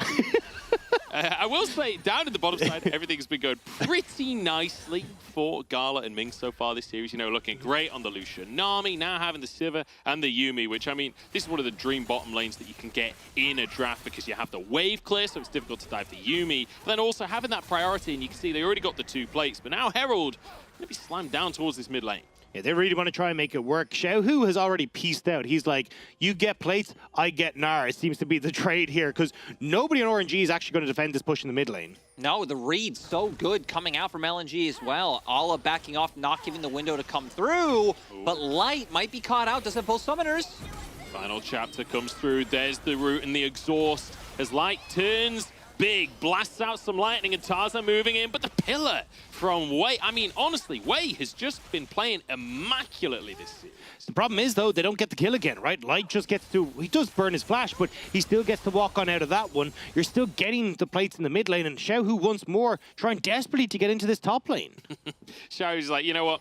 Forget mid lane. I'm coming top. It's time to answer on behalf of Breathe, but I'm not sure if it's going to happen as Ala about to turn Mega Gnar. Can he find the flick back? No, dodged by Ala, and as the Mega Gnar procs, it's going to be another failed gank on the top side. And we just see now LNG, the fact that they've been able to dodge out on every play RNG have tried to make, building up a 2K gold lead for themselves. Dragon about to come up in 15 seconds. Xiaohu just committing up towards the top side means we can see on the minimap more presence, more vision for LNG in the spot side. Ults come down in the mid lane. Tarzan there to spin around and find one onto Xiaohu. Wait, looking to answer, but 2v1, he cannot go further. And LNG are answering back so well in game number 2, and when it comes down late game to ease of execution, I'm giving it to LNG. Now they're getting the advantages that they want through this mid jungle and in this top lane, and RNG are just kind of left scratching their heads. And Ox mentioned on the desk, the thing that he wanted to see come out from LNG's side was more agency. They brought that, but even just comparing to RNG, right, they have a lot more agency on plays over their counterpart, which is why we're seeing them eke out ahead, able to pick up this turret in top. They dropped Herald in mid, so that one's quite low as well. All is going to be able to start pushing this wave in, hovering over towards that mid lane. Once Tarzan Cyclone is up again, he's probably just look to make a repeat play. It'll be very easy for LNG to break down that next turret. Yeah, Tarzan going to go for the Rift Herald, as you say. And honestly, the biggest difference between game number 1 and game number 2 to me feels like this top lane, right? Over a 40 CS lead right now for Ola over Breathe. They've already taken that first tower. This Gnar is going to be looking terrifying moving into the mid game. Yeah, and I think the best way now for RNG to try and get back into this game is making plays like this, right? Like seeing if you can overload one side of the map, especially with 2 dragons already in their back pocket. Maybe give up a third, see if you can just all rush to one side of the map. Take a couple of towers for yourself in trade, because at the moment, if you can't get these towers up, if you're not able to try and play through Xiaohu and Breathe like in a side lane, it just feels like you're going to slowly run out of this game. It's definitely going to be rough. I think the nice thing is it seems like Gala probably slightly ahead of where Light is in terms of items, now being able to pick up that Zeal. So, you know, if he can hit like a second item or something a little bit sooner, we get a team fight coming out, maybe Sivir plus Yuumi can be enough to take a full-on 5v5. You do have those cleanses, you do have Spell Shield available for if Doonby and Tarzan can get on the back line. And then for RNG, everything's going to be about kiting out a fight, getting the Sivir and Talia damage down, and just trying to whittle out the team fight, right? Because for LNG, like, Ala will do damage now, but still a lot of it going to rely on Light. Yeah, I think at least the kind of silver lining here for RNG is just how much speed they have in this competition. With the Shurelya's Reverie, with the Sivir speed up as well, the ability to chase down members is there.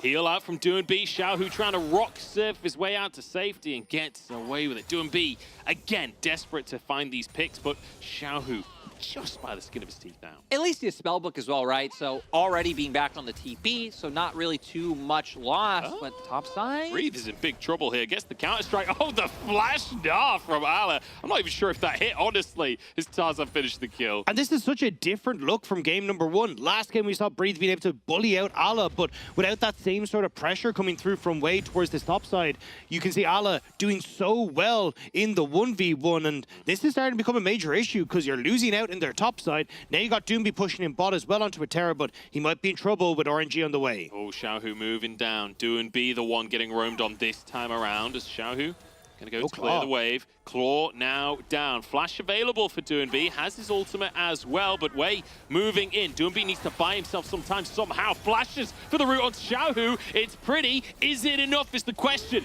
Turns himself into an icicle, but this icicle's about to shatter, I fear. Gala moves in. Doonby falls. It takes 4 members for RNG, but they find a kill. I feel like that was a good win, though, for RNG. They still get the kill onto Gala when it could have just gone towards the Trundle. They will lose out on this top side, though, as Ala again able to push in and get that tower. Now Tarzan. Oh, Wei could be in trouble. Answered on the bottom side while losing a tower on top as well. And Tarzan, 3rd kill. This guy's the king of the jungle. At the end of the day, LNG still coming out ahead, breaking down another structure. They're even going to get another turret here since Light is here to push in this wave.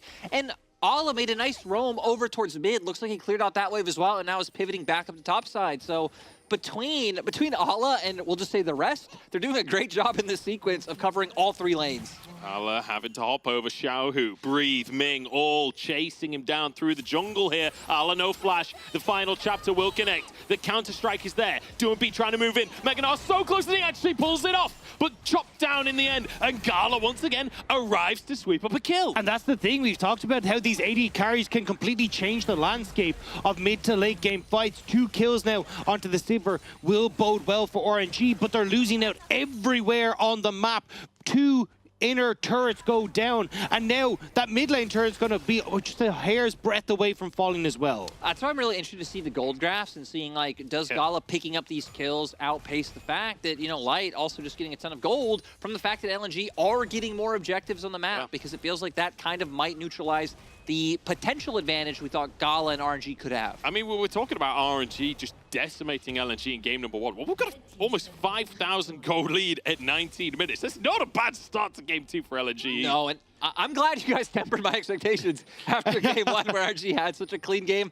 We also have already pretty much gotten our answer, right? Light able to finish up the Phantom Dancer. At the same time, sure, Gala's sitting on another crit cloak, but just the fact that, I mean, your AD carry is at the same pace as the enemy, and your whole top side is outpacing their counterparts, I think just spells good things for the side of LNG. Especially when you're the Zeri versus the Sivir, right? I feel like you always favor the Zeri in those situations, unless it's specific compositions. Gala trying to clear the wave here. It's like trying to push another wave in. This tower, that's the next thing on the chopping block for LNG. I don't think they even care. They're just looking at the Dragon. 10 seconds until that one's up, full control over the area. And this is where I was talking about RNG. I don't think they can really fight for this. I think you have to start trying to make plays on these side lanes, but I mean, Xiaohu's resetting, Breathe is in base, like, they're not going to be able to cross-map anything. Xiaohu kind of realizes that cancels his recall. They're moving into this top side to see what they can do.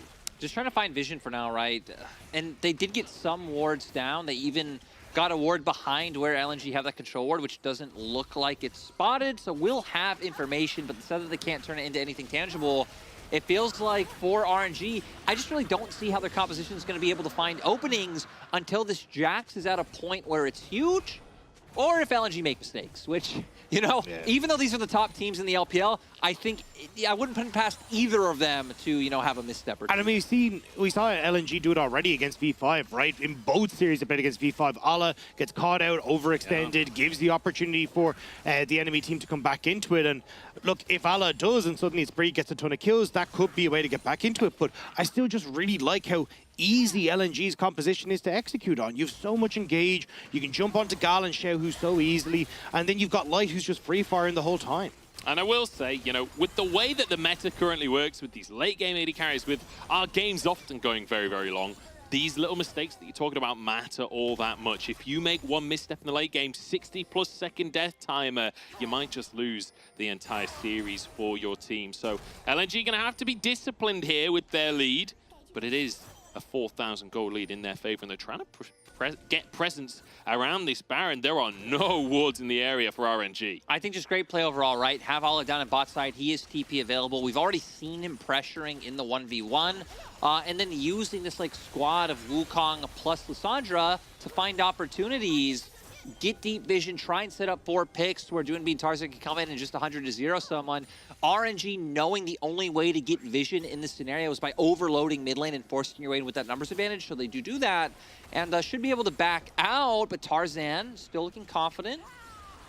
Way could be a target here, but Doonby won't find, won't decide to go in on the claw.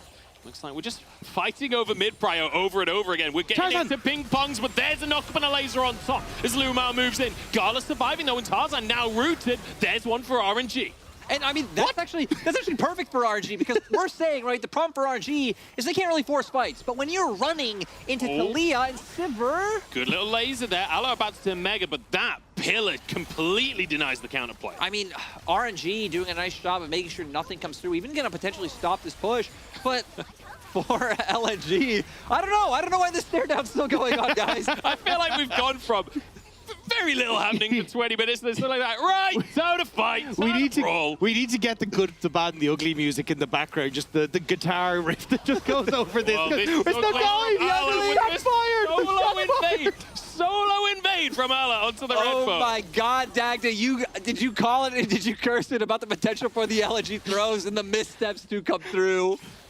Oh, this is great. I love this. This is wonderful. Not great League of Legends, one more. I feel like I'm watching WWE right now, honestly. This is just evolving into just everyone fisticuffs all over the place. This was surprising to me, though. I saw the Ultra Shock laser. I saw this great engage, and I was like, oh my God, they've done it. They found the fight, but the Yubi being able to dissuade Light from coming in.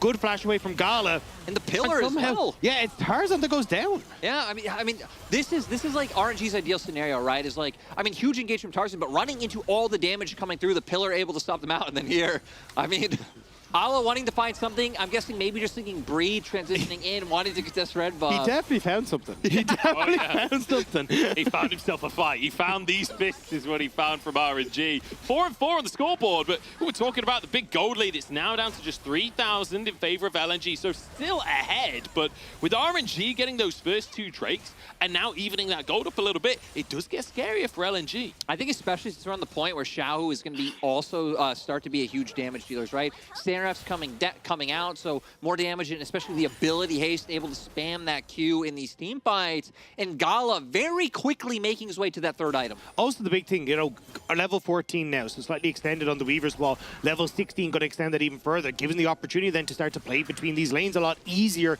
than Doinby can, especially since Doinby swapping over to the Ignite. He wants to try and make a play here in the mid lane.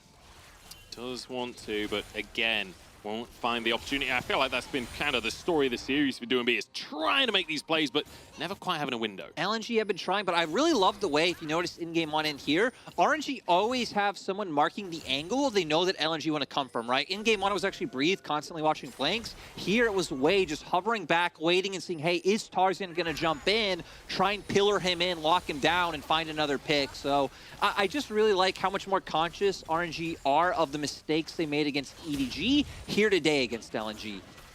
We're going to have to see now, because as this dragon is about to spawn again, we're not really seeing RNG in a position that they feel like they can contest. And if that is the case, you're giving so much across to LNG when it comes to just how strong these mountain dragons are. Yeah, and not wanting to go for the fight, which I'm surprised on, Munchables. Like, we just got the IE coming out for Gala. We just saw the gold graphs on our left. Gala, the richest man on the Rift right now. And, you know, as you say, 3 items on that Sivir, having the IE. And he's been sweeping up these kills, right? We saw the 2 plays where Doomby and Ally surviving for so long, but it just gave time for Gala to get in the fight. It feels so weird, though, because we almost use RNG as our textbook example of, like, how you cross-map, how you try and make these other plays if you're going to give something, but we're not seeing it in this game. Like, we don't get Xiaohu pushing out top lane, and then they threaten Baron, force you to dive into all of the extra damage that they have. We're not getting that right now from RNG, and I think a little bit of that was that Ala was threatening Xiaohu on that top side, but it just feels like RNG are so scared to move past their own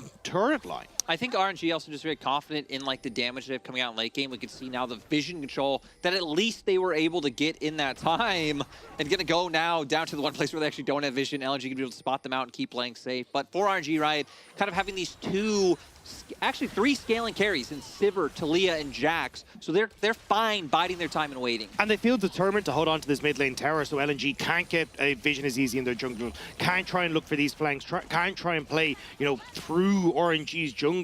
And at the moment, at least RNG, with the wave clear from Sivir, is doing a good job of that. And that's the thing, right? You've got a Sivir at the end of the day. If you want to keep a tower with Sivir, unless you're against the Baron, you're pretty much going to be able to keep that tower. You just one-shot the waves. Makes it so difficult for LNG to actually push this advantage. Way taking a bit of a chunk as Ala moves in as well, but again, just this fight for mid lane, you can see how much quicker Gala alone can clear this wave. Yeah, and the problem is that you're looking at, like, Doomby still holding on to this Ignite. He needs to try and use this so he has access to TP and can try and play through side lanes, because for the moment, they don't actually have any way of trying to break this siege. Yeah. The wave is being cleared out too quickly. They can't look for dives because they don't have side lane under control. Xiaohu and Breed can get there so much quicker than the rest of LNG can, and it's just a big L stalemate. I feel like we're going to get to a point very soon, though, where LNG are going to be the ones feeling pressure to make something happen. And this is just all the benefit of how you hit on earlier, Dagda, of RNG picking up those 2 early Drakes, because now we can see they feel fine leaving Breathe in that side lane. LNG are the ones trying to find avenues into the enemy jungle and set up these picks.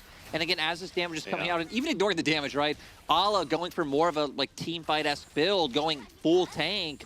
Way's gonna love that. Way's gonna have like the perfect stat stick to go for an ult in these team fights. Yeah, he's gonna love nicking those away with the subjugation. I will say, this game pace has been very odd, hasn't it? Yeah. I feel like we had a first 20 minutes where not a whole lot happening, and then the teams just needed to get a bit of fight out of the system, have 2 minutes of just brawling and go, okay, we can play to our win conditions again now. We can play everyone gets to go out and play, and then it's back to study, and it's like, where's he moving on the map? How do I move this bit? It's all, yeah, definitely a very weird pace, but I mean, look, again, it's kind of RNG just slowing down this, making sure that they can get to that late game stage, whereas for LNG, again, trying to amass on this mid lane, see if they can get the pick. I'm going to try and find it, but I don't think they're going to, as we continue to pick up the wave. Alan trying to move in, final chapter, will not find the route. And we continue to clear the waves. Both teams kind of playing on these like very small margins, where for LNG I can kind of see, right, having Lissandra now once again. We continue. Tarzan looks at the mid lane here. Finally, LNG will actually get priority in this mid lane. Tarzan, though, could be caught in a bad position here. Needs to use that clone. Very nicely done there. Keeps himself very healthy. Do you want to say we continue, or do I? I don't know how to have this part of the script. Well, it looks like it's a different one. Go on to the Baron. It changes his way. Has to move in here with a Yuumi on his shoulder. The rest of RNG trying to posture for a bit of a fight. Trying to find the angle, right? No vision surrounded. There was a ward before that they swept, so they should know what he's looking for. And look at Xiaohu. They're aware. Ala in Meganar right now, but it's about to time out 4K on the Baron. LNG not committing for the time being as Way tries to move in. Are we actually going to flip this right now? Doomby doesn't go in. Way moving into the pit as here we go. Light stacking up. He actually gets this steal as RNG. They found the Baron. Can they find the fight? Light in the middle of everyone just blasting damage out, but the rest of his team can't get into the play. He's 1v4 and punished for it. Ala flashes out and RNG get everything they could have wanted. You cannot flip these Barons against Way. He's been so good over the whole year at smiting them from right underneath your nose, and he does it again against Tarzan. fight as well for RNG. That's what they needed to break open the game. It looks like LNG were feeling the same way that we were. Like, hey, are we just going to keep dancing around mid lane this whole time? No, let's make something happen. Like you said, they forced this. They don't really have an angle to go for a turn, which is why you can see they don't go for it, right? It gives the opening for a way to get into the pit, and the other members zoned out. Doinb locked down, so they can't stop Way from getting in and going for that smite. Just really bad timing from LNG as well. Allah had gone into that mini-Gnar form, so had no way to actually set up the fight. Tarzan will have to stay in the pit because of how low the Baron had gone, so your engage tools not really there to follow up in the fight. So RNG, they will take that. And now with Dragon up and available as well, that feels like it's going to be finally RNG getting their third Dragon on the board. I do got to say, though, I do respect LNG for, again, having that fight in them, not wanting to go 30 minutes with nothing on the board, but it's not helping their chances of, you know, making it to regional. Here's the thing, like, I get the Baron play. It's just committing to the Baron that felt a little bit dicey, and especially once, like you say, once we're into mini-Gnar, that's the point where it doesn't feel fightable for LNG. But now, the gold lead, basically even. It's about 1,000 for LNG, but with RNG getting a third Drake of the game now, they're on sole point. Everything's feeling fantastic, and now Gala, 4 items as well, 3 for Xiaohu. Everything is coming online. Yeah, it's going to be huge. This next team fight, I feel like it's going to be very easy for RNG to take. We've hit on the amount of AoE damage they have. Again, the only area we've said it's hard is to force fights themselves. But when they have Baron and you can force LNG into these tight areas around their turrets or their jungles, that's when it's very easy for Xiaohu to throw out these Qs, get this damage down, and not really give LNG a way to operate. And again, it feels like this LNG mid-game kind of letting them down, right? We talked about it with Allah, end up getting caught out. Okay, that gives RNG a little bit of wiggle room to now move in towards mid lane and defend that, and then flipping the Baron as well, giving RNG the opportunity now to get so much of the standing gold that was still on the map.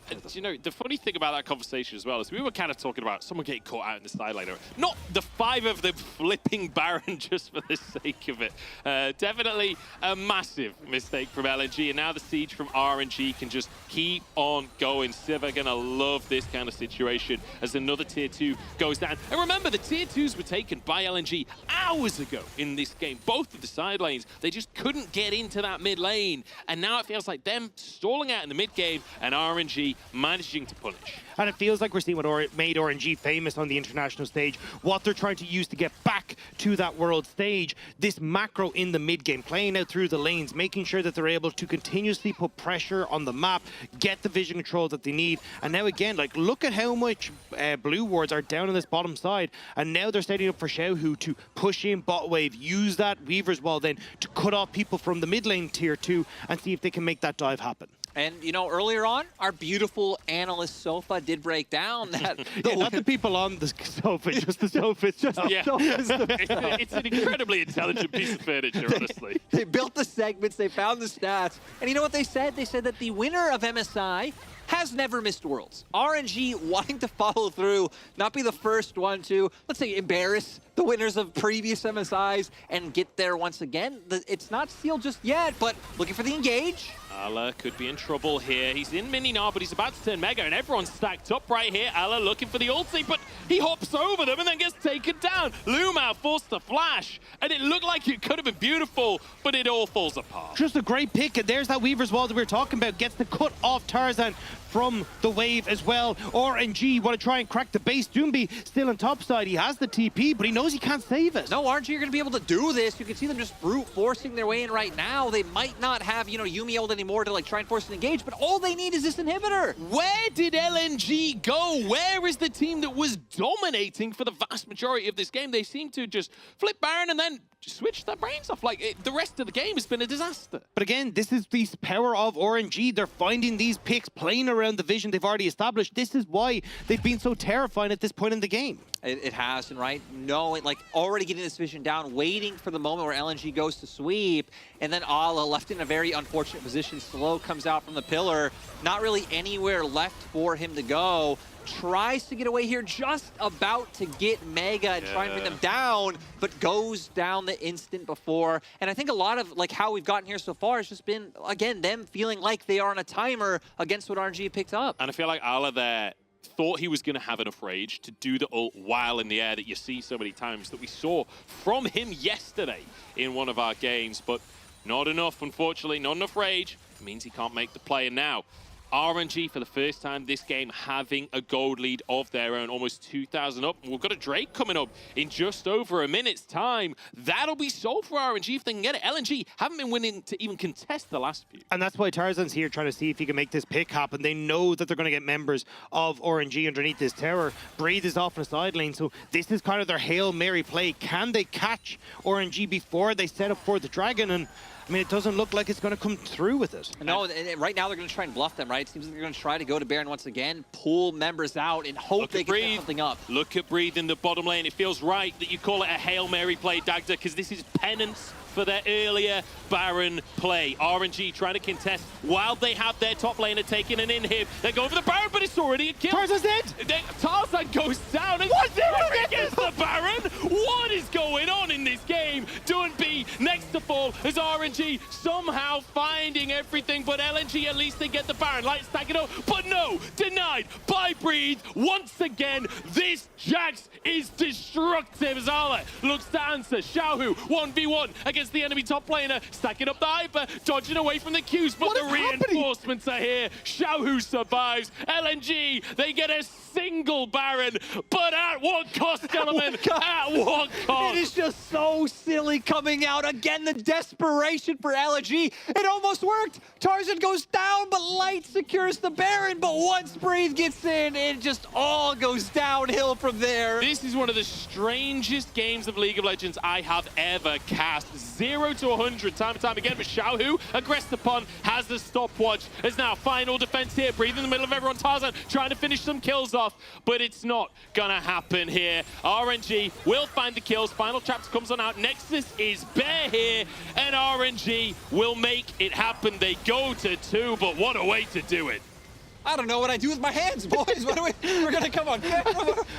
What is going on? Pat your tummy and rub your head. I don't know if LNG know what to do with their hands in this situation. Like, that was such a bizarre game. I feel like you should see bigger grins on RNG's faces after the way that they won that one. I think they're just as confused as we are.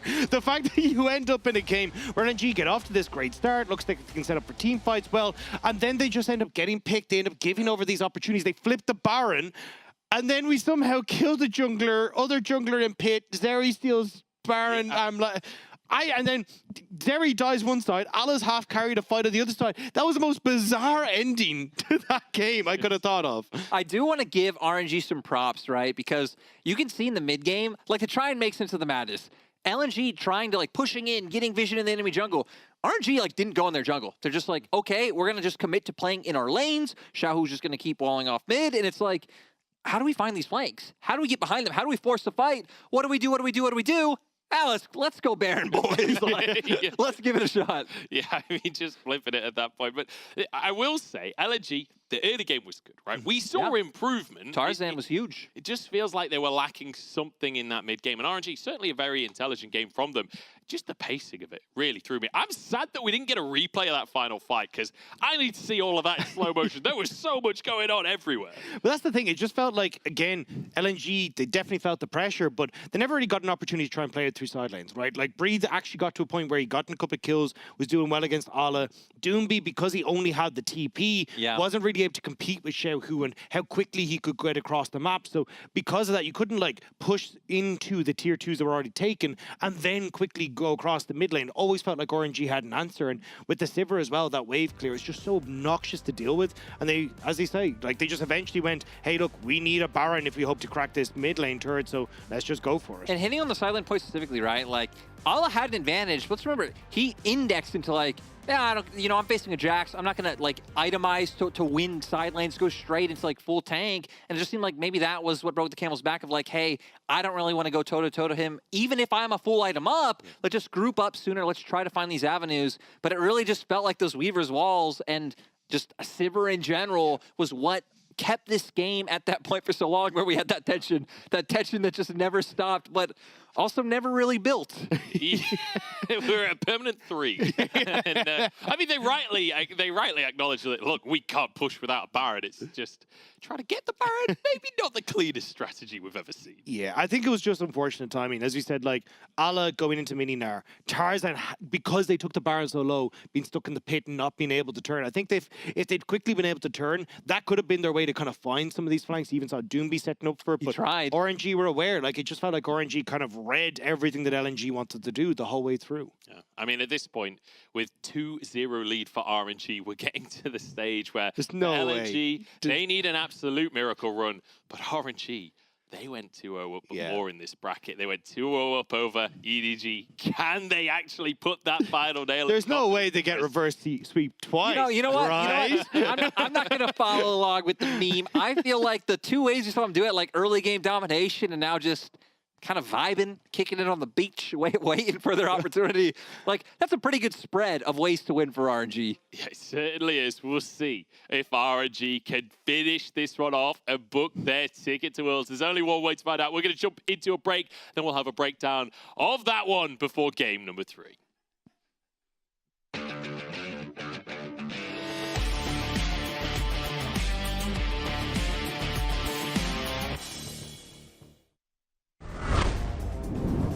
Got the priority now onto the Baron, and you will absolutely destroy this in top esports. And know this is a very real possibility. We're about to go mega, and immediately will be found by 369. They bring him back with the infernal chains, and now JDG back themselves away from the fight. Missing goes in, catches out Wayward, but only Wayward. They get the ultimate from the Poppy, but now 369's on a flank. It's an ultimate flank. They're jumping on the Jackulo. The Zeri is dead. Yagao gets an ultimate as well, and it looks like JDG might have done it. The Sivir refuses to die, as does the hope of JDG. They have brought themselves to the reverse sweep, and they will knock top esports to the lower bracket.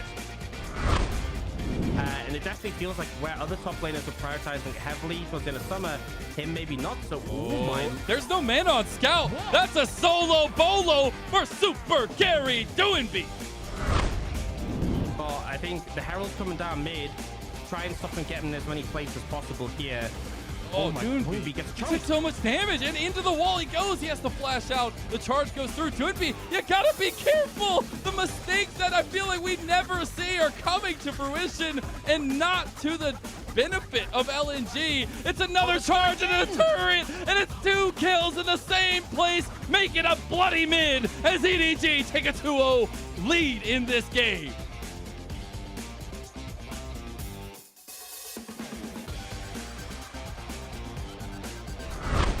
Trying to find the picks early, trying to find the poke damage for LNG. They're trying to find it on Flandre, and they might just do it. Light goes down first, though. He tied the Scout. Scout is so big. He is gigantic. That's a double kill for the EDG mid laner. Might even be a third one. We'll see him chase down Tarzan.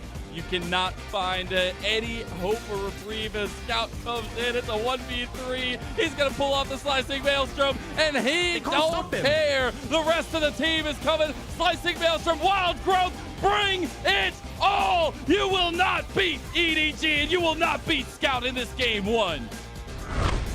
Problem by EDG is top esports threatened in the mid lane, and EDG don't want to give a singular inch. Knight dashing away, but knocked up, caught by the Infernal Chains. Tien buying space for the rest of his team. Scout with a charm on Knight.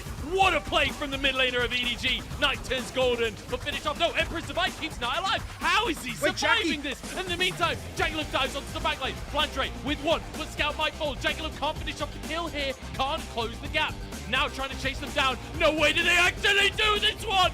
The mojo is flowing, and top esports, no way should they win that fight, but they make it happen anyway.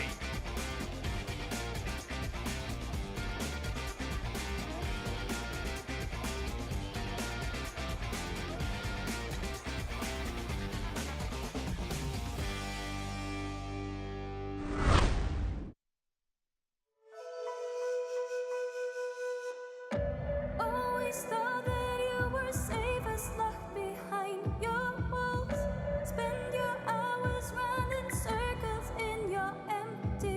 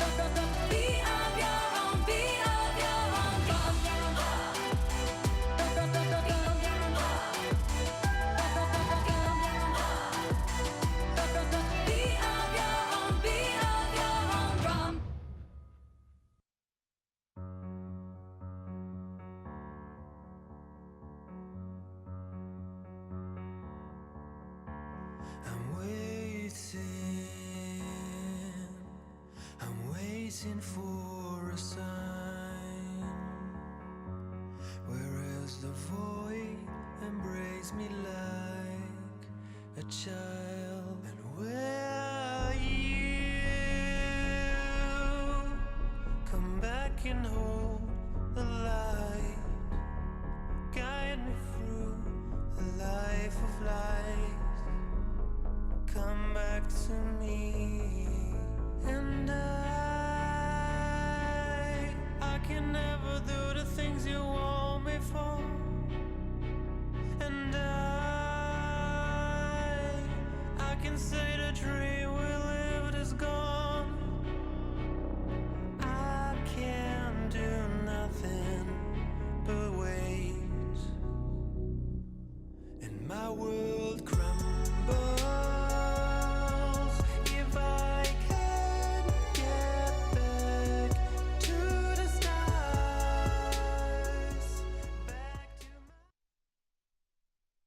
跟 Breeze 选手对线的话，我觉得就是也不需要注意什么吧，因为在往常的交手记录来看，我赢他的次数好像比较多。然后我觉得看我当天的状态吧。我们今年夏季赛从差一点进不了季后赛，到现在临门一脚世界赛，大家在一起努力，一起去美国。LNG 的上单季后赛发挥的很好嘛，但是我跟他也是老对手了，就是也经常交手，然后我觉得自己最近状态也还行，就是打他的话就正常发挥就行了。我觉得我们想要战胜 LNG 的话，应该还是跟之前一样吧，就做好自己的，然后少做少失误，就是多打团就行。就希望我的队友们都能发挥出他们最好的状态吧，然后不留遗憾就行了。Always good to see those two rivals coming at it, giving good interviews. Again, if you're just able to kind of keep the form, you should be fine. But it doesn't matter about laning phase right now, Ox, because despite Ala having a significant advantage, it didn't really matter. Yeah, this was a strange game. Strange, huh? Yeah, a bit of a weird one. Curiouser and curious. LNG did what I wanted them to do. You know, they had more agency. They made the agency work. They got a lead, and then they didn't have a lead anymore.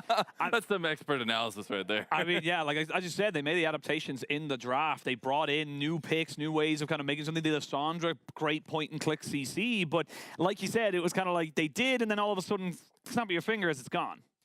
Yeah, I mean, we can have a look at the draft here. I think like one of the issues I have is as much as you have more agency with like the Sandra in the mid lane, like the Wukong is obviously a big pick for Tarzan. The fact that we have like the Yumi on the other side, the Sivir as well, the Talia in the mid lane, who as much as she's a proactive pick, also has really high like late game damage. It meant that no matter what happened, RNG kind of had, you know, things covered when it got to the later stages of the game. Yeah, it was so interesting to see how the momentum kind of shifted, especially around those couple Baron fights, right, where it's kind of questionable how they get into that situation, but Way coming up clutch, man. I mean, that's the thing as well. We talked about some of those, you know, early game skirmishes. And again, a lot of focus towards that top side. We even saw like a level 5 TP from Doonby trying to make something work onto Breeze. But again, it was just constant roams up here. And they did get the advantages. Yeah, I mean, they got all this super far ahead. And honestly, I have some criticisms for Breeze because I feel like the Gnar into Jax matchup as the Jax, you want to stack up your grasp on the wave, you want to have your third auto from your passive, and then you jump in with the QW for like that big burst, and then counter-strike to run away. That's how we've seen the matchup be played, but he wasn't really doing it right, got set behind, struggling lane. But this was the moment we saw the turnaround come in. And I love that you're really calm about that because you were not calm in the bottom when we were downstairs watching, but it was that quick turnaround, a lot of the mistakes, at least in positioning. And then again, we're going back to the Baron call. I mean, the Baron call was so split, Ox, here. It felt like it was just LNG on two minds. And by the time they had made a decision, again, an indecision is a decision in itself. I mean, they clearly had a lot of faith, but Wei has been someone who, I know it's weird to say, but he has stolen so many each objectives. I feel like it's crazy how consistent he is. Yeah, taking a straight 50-50 like that against him is such a risk. And I don't feel like they were, I mean, I know I said the scaling did favor RNG, so the later the game went, the more could have been a concern. But I don't think it was at that point yet. There was a later Baron, which they secured but lost the fight. That was like a minute before Soul, and I understand that one, right? Because if you go to the Soul fight, it's so stacked in favor of RNG, because even if they secure the Soul and you win the fight, they still have Soul for the whole game. But there, it was 2 dragons apiece, right? Yeah. They went in that bad of a You were up in gold. Yeah, they just went for a flip, and I'm like, oh, it just reeked of desperation. Yeah, it just felt like it just wasn't really going to work out. And again, look, someone we wanted to see step up now today has been Gala. Gala, our MVP from game number 2. I'm not going to say he didn't have to do a lot because he's on a Sivir, but at the same time, positioning has always been the biggest kind of crux for this guy, and it did feel like he finally found his home of just kind of saying, right, I can sit here and I'm not going to have a big issue. And we were saying, hey, Gala on the fresh ADs, the meta ADs, well, he's looking pretty fine on the Sivir, right? Unkilled, and with the huge damage percentage, 100% KP, I mean, you have to laud this guy where we were saying Light has been performing crazily in the playoffs, and especially in the last series. Well, Gala's stepping up too. Yeah, and I mean, they ended up getting that early Yuumi, which obviously gives you that powerful enchant to pair with it, but I feel like Gala is just so sharp and being where you need to be in a fight, pushing it forwards, playing in an aggressive position to get the damage down, but never threatened, never dying the whole game. Yeah, even here, just flashing in, kind of saying, cool, well, we kill Alla here. That's basically all of your engage coming in here. And this is, again, another one of those clips where Tarzan gets a fantastic flash cyclone, but it doesn't matter because no one was really there to set up and to kind of follow up on it. Yeah, the follow-up is the biggest question, right? Like, trying to find that cohesion where we have seen it before, it's kind of faltering, and especially Alla getting caught multiple times in wrong positioning, backsides of fights. We know he loves to go for these flanks and these engages, but sometimes you have to have that cohesion with the team or it looks like you're just caught out and left to dry. Yeah, and this is that moment, that Baron that came later, the one that felt like LNG were pressed for time that they did secure, but they just couldn't deal with Gala, with the Yuumi as well. Like, damage gets put down on him, but between the spell shield, so hard to finish off the kill, of the Yuumi giving that healing, giving that movement speed, so easy to charge forwards and be such a massive threat. And I mean, once the Zeri is dead, there's really not a lot there left for the side and of LNG. I enjoyed that. Seeing Zeri die, yeah, love that. Well, the Yuumi won, though, so you gotta, you know, catch 22. Damned if you do, damned if you don't. But it's always the devil Lizelle, as our resident All right. LNG fans, everyone around here, all the LNG fans you could possibly ask for. We're in France. We got the strength. We got half French guy on the desk. I need all the energy. LNG needs your energy. We need to go to 5 games. It's Viva la France et Viva LNG. We have to. It has to. Ox, rebuttal. I can't do it. Look at his face.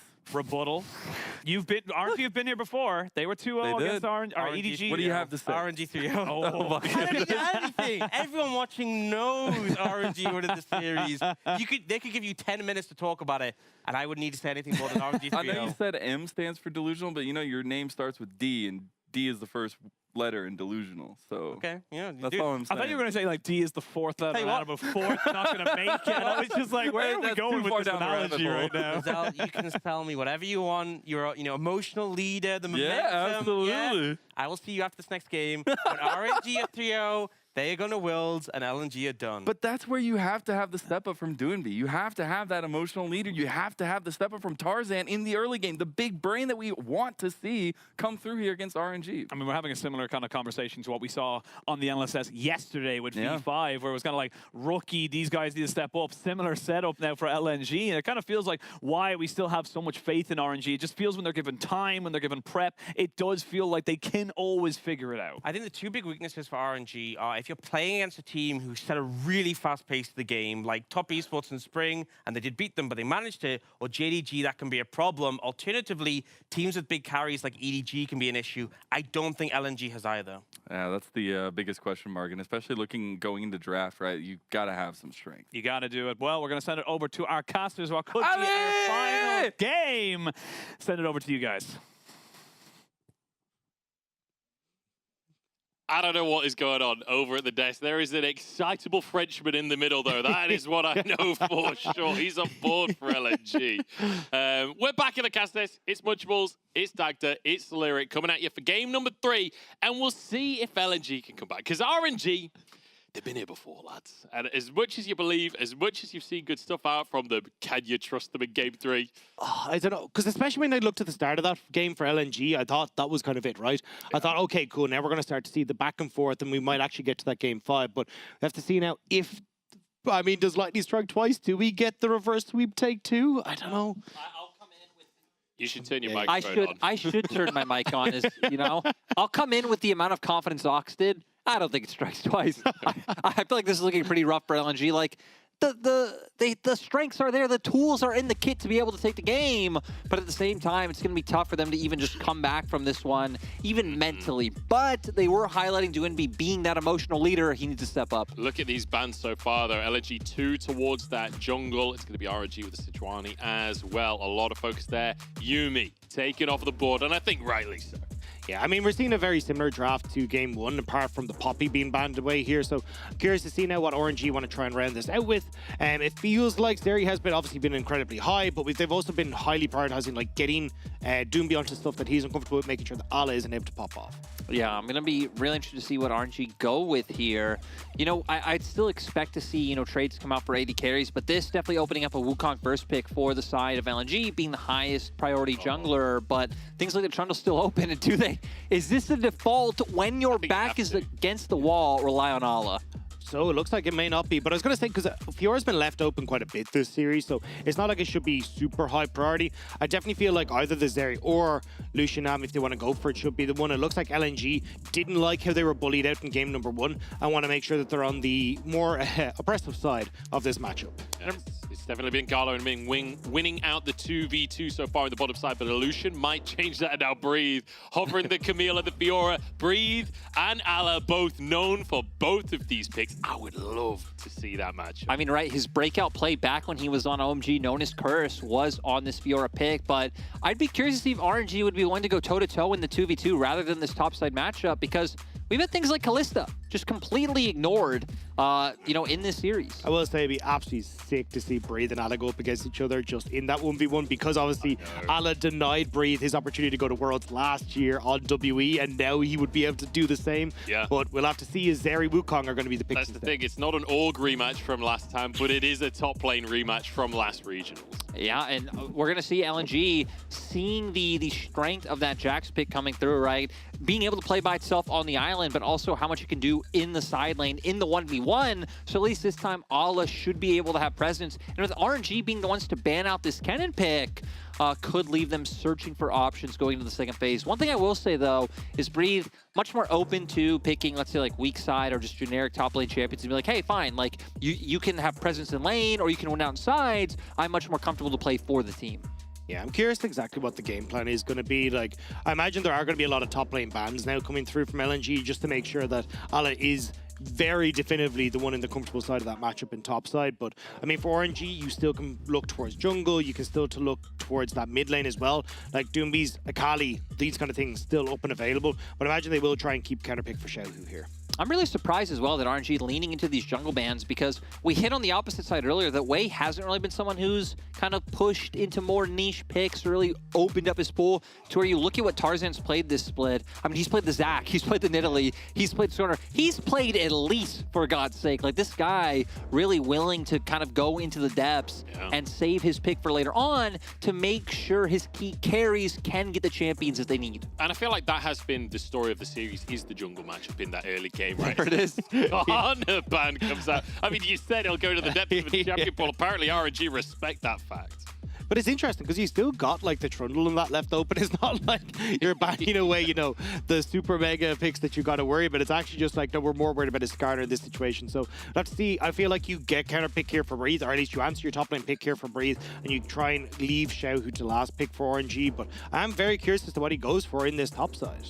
We do still have Talia left open as well, let's remember, right? So Xiaohu had some great walls last time around. Lissandra taken off the table could always be something he looks for, but I actually think they do lock this in. Even going back like a long time ago, right, when Jax was a meta staple, I remember the first niche pick that would come out before Gragas was a top lane standard was the Gragas. The other one being the Singed, which we haven't seen but would have been hilarious, but we do have the Gragas on the board. I'm just putting it there. I don't think it's good.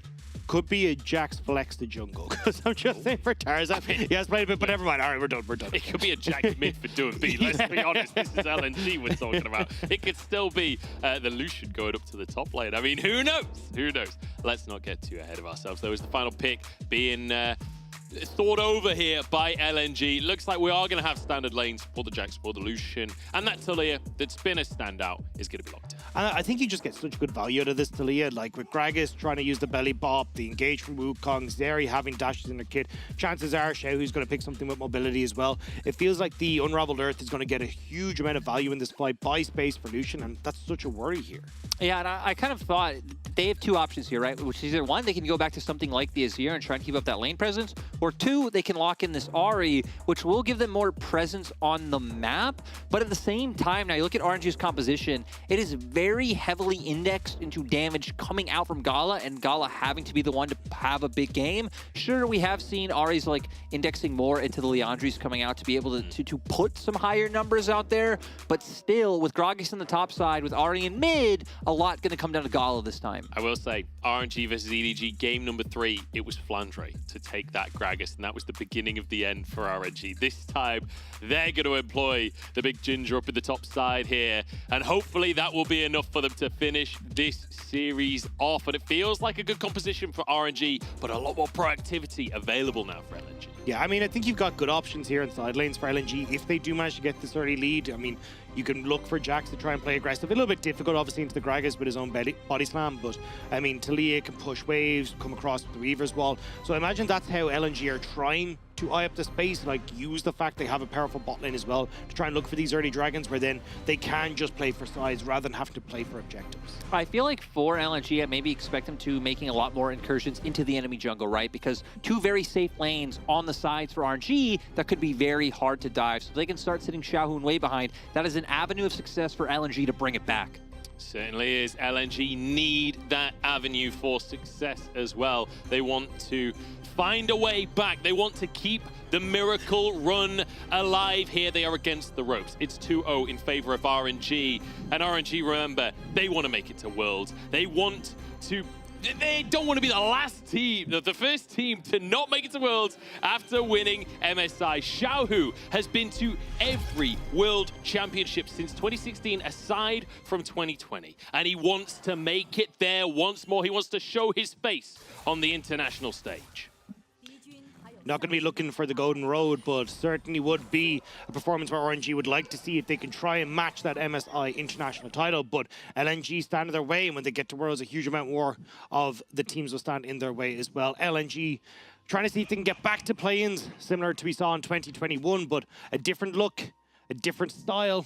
We'll have to see if it's going to work for them. And really a redemption arc for them, right? Because we saw LNG, you know, when they went to Worlds, not able to make it out from groups. They did have a respectable performance. They did go 3-3, but still not cutting it quite close enough. And doing beat at the same time, Dagda, I mean, just not able to bring it together. To where on the opposite side, right, RNG, EDG said they were the hardest opponent they faced at that World Championship. So for them, it's kind of not really a redemption arc. It's like, hey, like maybe we could have done it last time around.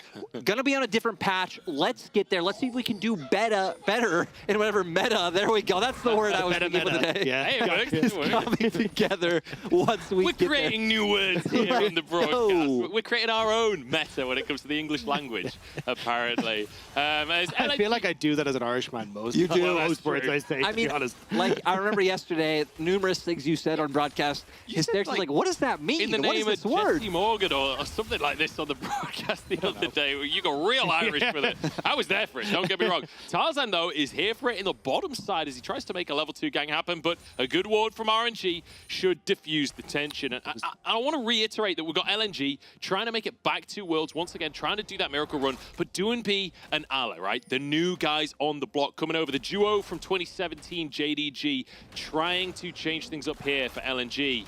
But Wei doesn't want to have any of it. As Tarzan goes for the invade, and it's only smite available for Tarzan. He should win this blue buff. Yeah, is able to get out. I was kind of scared if this would have been a little bit more extended, because you can see Gala and Ming were in a fantastic position to come match and potentially pincer on top of Tarzan. Even with Doinby roaming, Xiaohu was making his way over as well, but Dagda Tarzan isn't done. He was to punish Wei. Both have smite as well, so you're going to see very cautious here from RNG, but Tarzan will just back away as the bot lane leaves. But already, I mean, Lyric, you touched on this, right? Like, try to play for invades is probably what we're going to see a lot from LNG, and starting off early as they mean to go on. Yeah, it's just really hard, right? You look at top side, like there's a Gragas. Bot lane, we've seen it has been very hard as Wei able to force summoners. Yeah, light baited in there, tries to go for the play, but a flash and a heal will be the answer here. Ming also used his summon a heal, but ultimately, I think you're happy with that one. Interestingly, I just want to point out, Gala actually go with a barrier this game.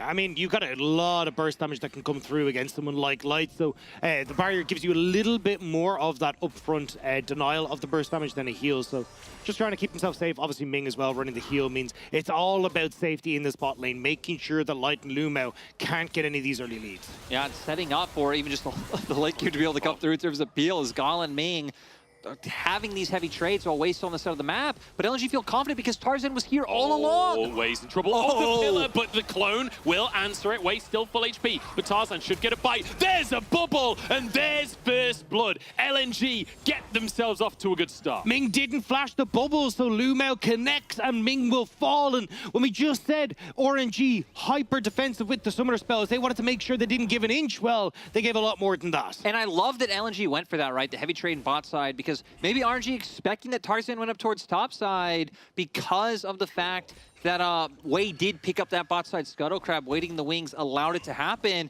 and LNG don't want to stop. We kind of saw them in game one trying to play both sides of the map. You look at Dwinbead where he is on the mini-map right now, heading up to try and find something to on top of Breathe. We've seen this story before a few times in the series. There's a stun from the Counter-Strike, but Breathe will get under his tower. Knocked back, takes a bit of damage for his trouble, but once again, Dwinbead comes top and once again leaves empty-handed. And it's not like he's going to lose out too much for this, right? He'd already shoved the turret, he'd already gone for the reset. He will be able to move back and collect this wave. So at least at the moment, Doomby again just trying desperately to make sure that Allah is the one who's succeeding. And especially if he can get a lead in this matchup, that's where side lanes become open for LNG. Yeah, and we're going to go back to see the replay of what happened here. Beautiful pillar from Tarzan. Absolutely amazing. Making Wei have to use that clone. And then the bubble from Lumao. Ming not committing the flash. And even Tarzan flashing to follow up to make sure the damage is there. He is bursted out. And there's no way for Ming to be able to escape. The power of the pumpkin pufferfish right there from Lumao. Great little bubble onto Ming. And Ming actually had a splash available, I believe, but not quick enough on the fingers. Yeah, I think he thought he just managed to crest past the edge of the hitbox, but getting caught out regardless. And now again, you're starting to see a nice little bit of a gold lead opening up. I mean, you're getting control over the top side. You're getting control over bot lane here. So Tarzan wants to see if he can make sure that LNG get control of mid as well. Or Xiaohu hasn't hit level 6, but honestly, with where this wave is, there's not much you can do here. Yeah, and even just leaning right, because Xiaohu was still level 5 when he was making his way over. If you get a pillar there and can force a flash before 6 comes up, which Shadley just did is fine.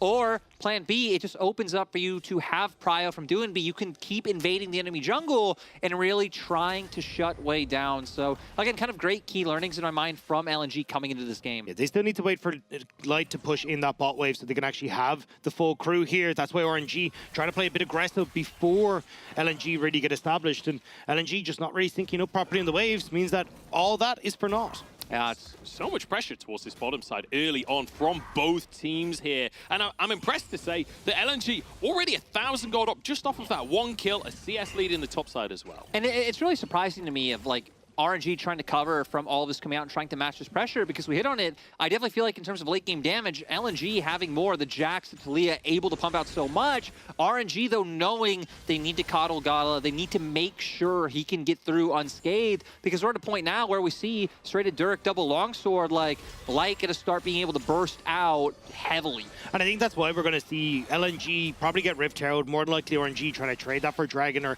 trade that for damage onto this bot side turret, because I just don't see a world where they can match the Herald pressure that LNG have right now. It would take like a miracle team fight with a lot of outplaying on RNG side to be okay in that regard. It's a bit of an all-in. Another great bubble out from Lumao here. Do they have the damage though? Because Light, his cooldowns already been used, and that's the thing about Lucian. Once the cooldowns are gone, you can't keep trading. Exactly, you nailed it right. LNG knowing that RNG's bottom lane can put out more consistent DPS, but calling online. Big cooldown used this time, and it forces Gala out of the lane. The barrier's gone, the flash is gone, the heal is gone from Ming as well, and now massive pressure onto the tower itself. And Xiaohu's gone from mid lane. He's trying to move back down to this bot side to make sure he can cover any sort of dive that comes through. Doomby has push in mid, and is going to try and get the Weaver's Wall into bot. They want to put Gala behind. I can understand them wanting to pull him behind as well after how he's been playing across the course of this series. Lumao and Light getting the advantage, but no, the chomp from Xiaohu. Spirit Rush over the wall. How is Lumao still alive? Finally goes down to the Ignite, and Xiaohu makes the hero play. Wei the next target for LNG as they try and find something, but they leave empty-handed once more. I mean, the difference maker is the preemptive move coming over from Xiao, not being like, hey, I need to go mid first, answer the wave, lag behind. He felt that the play bot was coming. He's able to go win, because when your bot lane's chunked that low, when LNG are trying to like hard force this wave in, you know exactly what they're looking to do. Great pickup for RNG, but it doesn't really stop the pressure or the momentum LNG have for objectives. And that's the thing now, RNG all had to reset, so we're talking about maybe going for a trade on that bottom side of the map for the Dragon, but with LNG already in position, they don't really have to move light up there. It feels like it's going to be hard for RNG to trade neutrals for this play from LNG. And with the early lead that LNG have had, I don't really think they should be looking to trade anyway. They should really look to force RNG everywhere they can. We will see here, though, Xiaohu just coming in clutch, already getting here, just ignoring the wave in mid after pushing it out, finds the all-in onto Lumao. Ignite does go down, and he's just able to get out of there scot-free because he does have that unsealed spellbook as well, so then able to change back to the TP. And now, I mean, we're going to see what LNG can do with this Herald, considering RNG used that window for the pick. I think they need to wait a little bit, though. Doomby, 0 mana in this mid lane. No way to push that in. Xiao, who has just come back to lane with full health and full mana himself. So there might actually be a window of opportunity now for RNG to make a play of their own. You can see them starting to group up towards this top side, thinking about going for a dive onto Ala. Ala's pretty low on that top side as well. Does have flash, and remember, this is always a Jax. Counter-Strike is a hell of an ability when you're getting dived. It looks like Wei decides better of the situation is actually Ming moving up towards his mid lane. Kind of unfortunate as well, because TP had just come out from Doonby the second that Wade gotten up there, so I thought, okay, this is prime time for the dive. But luckily for Ala, able to clear out that whole wave, not giving over the opportunity on top of the mana pool not really being on their side. But RNG still wanting to commit up to this top side and at least steal away some resources from Tarzan, which, you know, I think is pretty fair. Tarzan was doing that to him earlier on. You know, what you give comes back. For an eye, you know? Exactly. That's what they all preach, yeah. I'm going to keep it real with you guys here. I don't think RNG care whether LNG agree with the decisions that they're making or whether they're justified. I think RNG are quite happy to take this into their own hands. You know what? I heard they sent messages earlier. Exactly. Sure, yeah. You know, Munch, you might be keeping it real. I'm going to keep it $150 with you. I think they do care. No, I heard they talked to LNG's mom. They made sure it was all okay first. They wanted to make sure that they were fine before they went for the play. Yeah. You know, it was nice of them. I just question how they had their mum's number in the first place. That's all I'm saying. But 1,000 gold lead for LNG so far in this one. As we're starting to get a little silly on the gas. We've had such slow early games. Yeah. We have had really slow early games. But when it kicks off big time. Culling in the bottom side here with Herald in pocket for Tarzan. Drops that down. That'll be at least 4 plates taken. I don't know if they can push for more, but Doomby reckons they can. Damage onto the tower here. 2.5 plates taken. Herald will charge. Tower still alive. Bubble wide from Lumao here.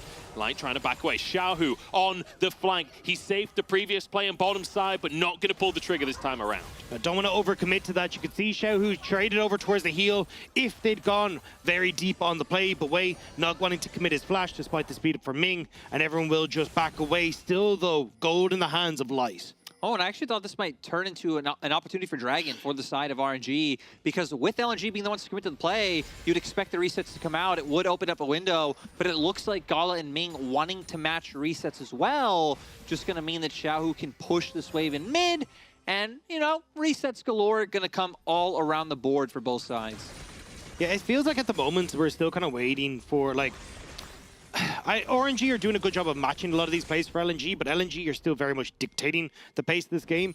And with the way that tower is so low, it feels like, again, Doomby pushes in mid, leans into bot side, they forced RNG off the tower, and then they can even go over towards the Dragon themselves as well. So it definitely feels like you've got options here as LNG as to how you want to try and push forward. And again, it feels like RNG should try to buy time for Zeri to get to that later point. The problem with buying time, though, is like, we haven't really talked about Taunt because, I mean, it's Jax versus Gragas, right? We can see it's just kind of happening in its own little isolation. Ala's starting to build up that lead. Breathe not going to be able to match him forever. Eventually, we'll have to just start, you know, dropping waves, joining up with the team. So for LNG, I feel like they're also fine with the pace of how this game's going. They've had agency so far. They're kind of the ones dictating the moves on the map, but they also have a solid amount of consistent DPS and burst come later on. But for RNG, it's going to be continuing to babysit this bottom side, and they have full control over bot side river, so maybe now going to fish for a pick in jungle. Xiaohu gets charmed, gets a bit of damage, but now pillared as the Everfrost comes on through, holding on to that Spirit Rush. Xiaohu not answering the pressure there, just keeping his cool. Nice sidestep from Xiaohu as well on the seismic shove. So gets the charm, gets some damage onto Tarzan, and we'll just back away out of that one. But again, you can see LNG are kind of starting to open up to what RNG are trying to achieve. Like, they want to try and break this bot side significantly open, and with the Gale Force and that Serrated Dirk now for Light, the one-shot potential from this bot lane is at an all-time high. That's why I wouldn't be surprised to see LNG just lean once again. It looks like Doinby's actually going to head up towards top side, but Tarzan heading down towards that bot. Maybe once again make a play on both sides of the map. Doinby moving up, stun comes out from Ala. He's low, he has no mana. Breed with a cast, but he knocks him the wrong way. And it means that Breed will go down. Ala surviving in the end. I mean, they find the kill on to Breathe, but look at the bot side. Tarzan's already here, making his way down once again. Like we said, LNG wanting to find value out of the fact that they've gotten this Gale Force. Tarzan is in the bot side, though, holding on in this bot brush in case something happens, but it does open up the window of opportunity for RNG to turn over towards this dragon, get that first one of the game for themselves. Now, at 15 minutes into the game, first dragon going across means that these dragons are not going to be relevant for a very long time, which, as you say, kind of favors LNG with the Jaxes and the Talia. Yeah, they find that, but this patience from Tarzan is absolutely crazy. Gala's going to show us it now. Let's see if they opt into anything. Tarzan stays, Light goes in. Gala almost gets one shot, as Light doesn't quite have the damage to finish the job there, but he was damn close. I mean, and at the same time, right, even ignoring the kill, they pick up the turret. They're already winning on top side of the map. Dagger just hit the first dragon of the game. 14 minutes for the side of RNG. Second Herald's about to come up, so LNG so far doing a great job, which is why they're sitting at a 2K gold lead. I just don't know how RNG answers the problem, right? Like, again, as you say, you move over to our second Rift out here, you get that one, you rotate Light and Lumao up to the top side. Imperial Mandate just completed for Lumao. You look to take top tier 1, and now you've opened up the game to actually play through side lanes. And the big problem that we saw in the last game was that, you know, LNG couldn't, even though they had some opportunity to play on sides, just weren't as strong as RNG there. But LNG are far superior when it comes to those side lanes and should be able to make those plays by collapsing onto the mid lane turret. And the question is, does LNG make a big mistake again? Whether it's at the Baron, whether it's somewhere else on the map, like, can LNG keep this lead? Because, like you say, we saw it in game number 2, where the LNG kind of ran out of steam. RNG just waited for the moment to punish, and when they get those opportunities, they never miss them. They really don't, and that's kind of one of the things we were talking about before cast, like, you know, coming in, when you talk about like scaling or win cons, they're just being one of those champions that warps them to where there is always a chance if we go later on. Like, RNG also do have a fair amount of CC, like they have the pick tools there. Shao can always play off on angles and try to find a charm to set up a pick, but LNG also have a good way of like dissuading and disengaging coming through. Lumao, if he can hit, you know, a massive tidal wave, the pillar can really stop the momentum coming through, but now gonna set up for a pick of their own. Way in trouble, knocked back by the pillar here, but won't commit too hard from the side of LNG, as in the meantime, Gala nearly taking out Light. A tidal wave that you mentioned just to disengage the play. Yeah, they don't want to try and go too far forward, but good amount of damage on towards Light, kind of feeling, despite the fact that this Lucian army is a lot of burst, they got to be careful of Gala and Ming on the opposite side, but nothing really going to come of it, right? Yes, there's a big wave that Ala should be able to collect into the bot side. There's not really any objective that we can really go and try and force for RNG, so it's going back towards playing through these side lanes, which LNG are happy with. Light goes in, on to Breathe here. Another great pillar comes on through. Culling is there. Gale Force! It's not enough. The Gragas passive saves the day. It's happy hour after all. Yeah, it's so sad for LNG. So close once again on another pick is Gala. Light goes in once again. I feel like Light is just unstoppable, but way behind the tower here. Tarzan just walks up to him and takes a bite out of him. Now, the Weaver's Wall from Doinby. The answer from LNG. They want to find this pick, but they just can't take anyone down. I mean, flashes are being burnt galore. Breed's gone, Ming's gone, and RNG would just about walk away. The fact no one died in that play is insane. I mean, and right, LNG were the ones who kept trying to go in. I guess kind of barring Wei coming off on the side. So many ults used aggressively in this play. As we see here, Xiaohu trying to be the one to start it off. And the reason why Light got so low and Luma had to initially burn that tidal wave. Now Ala in a precarious position, but I think he should be fine, as he does have the ward to just hop over the wall. We need to remember, LNG still having that Rift Herald available, kind of looking at next of where they want to drop that one. You would expect it to be mid lane, but right now kind of making their way up towards the top side. I'm sorry to say, gents, that was our regularly scheduled bit of action. Now we go back to 10 minutes of ping-ponging waves to play it as slow. Back to sitting down. Put your feet up, grab a coffee. Would you at least put your shoes back on? Yeah, I'm going to be honest, I can smell it from all the way over here. flamingo socks today. They're actually pretty cool. Yeah.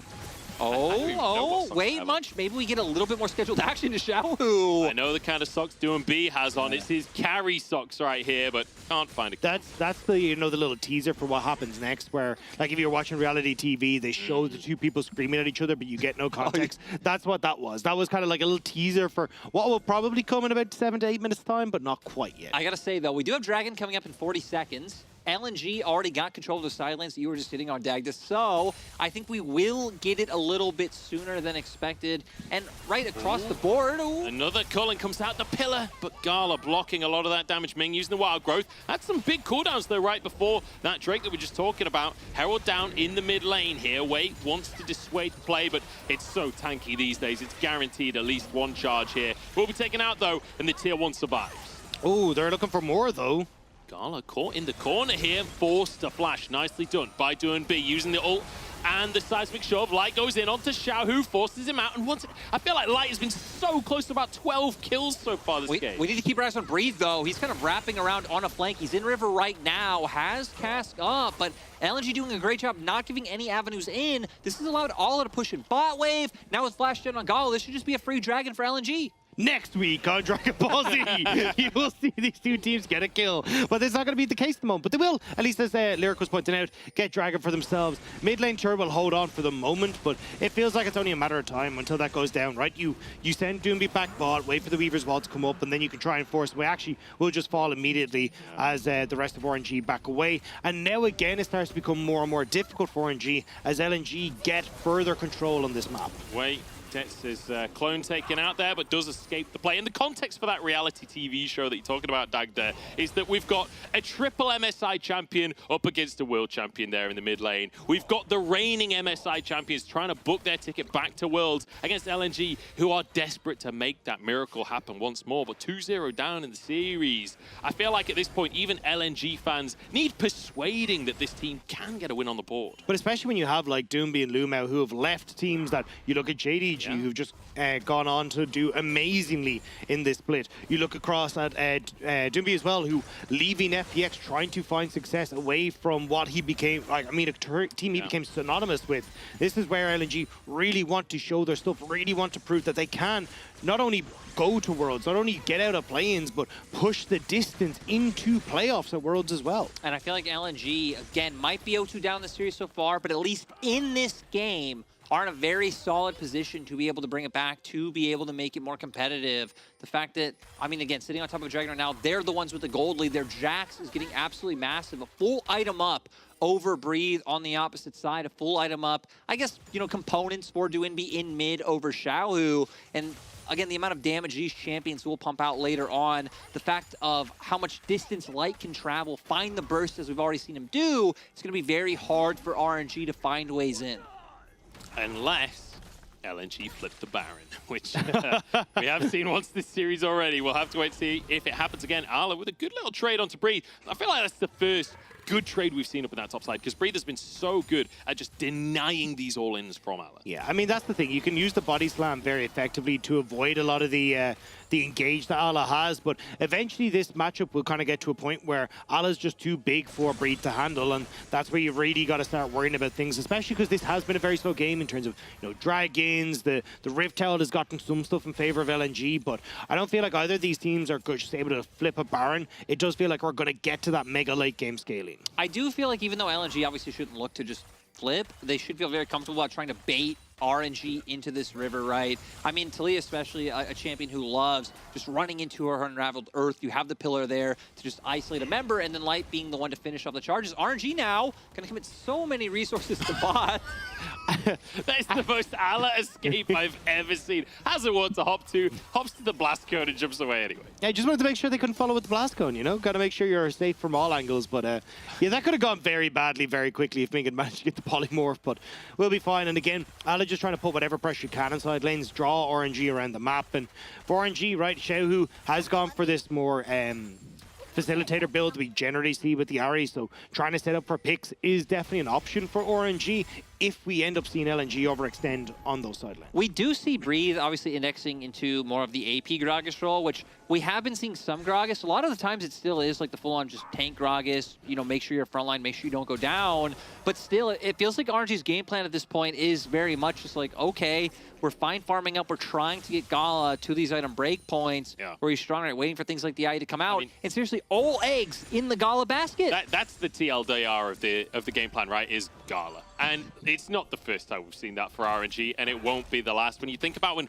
Gala made his name for himself, it was spring 2021. It was going to that MSI. A lot of people didn't believe in Gala at the time, and then he stepped up to the occasion. And now RNG want to get this third game on the board, want to get themselves to Worlds, and they rely on Gala once more. Both teams up towards his top side, but LNG have more numbers. I think Wei actually just has to get out of here and leave Xiao on his own. Oh, Xiao who has to use that Spirit Rush, but will be safe ultimately as Ming moves over as well. DMB finishes the tower. I thought Wei had reset. I don't think Wei knows the others are here. No, they're good. Look, Dragons in 35 seconds. They're going to see if they can get the pick beforehand. Tarzan, though, worried about Doomby alone on this side lane, would just step it back, but they don't realize that you don't have Wei moving over towards this Dragon on the bot side yet. This passage of play is the epitome of this entire series. So close to a big fight, and yet we continue. He's going to bring it back again. We continue. Got it. Bringing it back, old school. 2-1 on the scoreboard, 24 minutes in the clock. It's not often you could say that in the LPL, but it's a 4,000 gold lead for LNG. They're the ones in the driver's seat, and Drake up in 5 seconds time. Yeah, and I mean, they already set up, right? TPing the mid. They were able to get here first, pushing this wave. You look at where Ala is on the minimap, having push, and now for RNG, it's going to be very hard trying to find an entrance in to compete, but looks like they're not even going to do it, right? Xiao on top side, I guess they're just going to commit to just catching waves and trying to get top turret. It's so hard for them to compete at the moment. I mean, 3 items already complete on both Doomby and Light.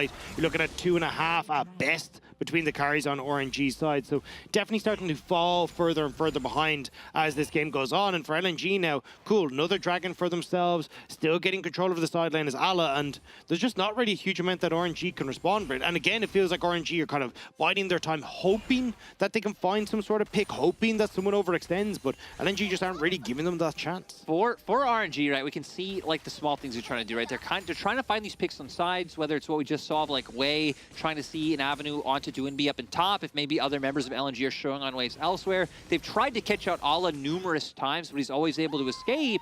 And without those picks on sides, it really just doesn't feel like there's a way to get in. LNG still in the driver's seat, might find Xiaohu. Ala goes in, Xiaohu, Spirit Rush once more. Gets under the tower, keeps himself safe. Pressure in the mid lane in the meantime, but Gala there to sweep these waves up. And I will say, take a look at Gala's CS right now. Almost 300 at 25, or almost 26 minutes into the game. That is a kind of absurd CS number. But you know it's bad when this is what we're getting excited about. I'm not gonna lie. But Bree's got a tower though. Bree's got a tower. 3-1, first one for RNG. I gotta say, you know, let's go. Sorry, for Mazel.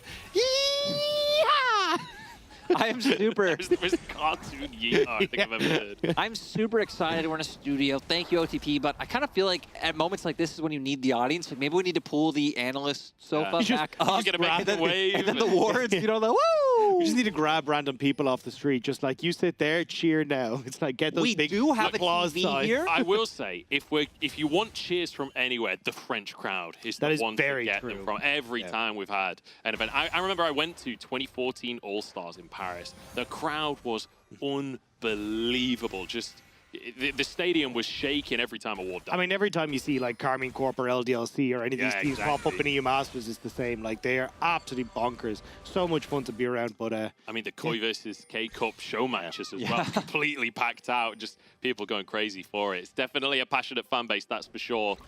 But fairly slow one, I think it's fair to say. But RNG, generally speaking, they're happy with a slow game, right? Even if we're talking about win conditions and talking about scaling for LNG, ultimately, RNG are very happy to take the game slow and wait for that opportunity.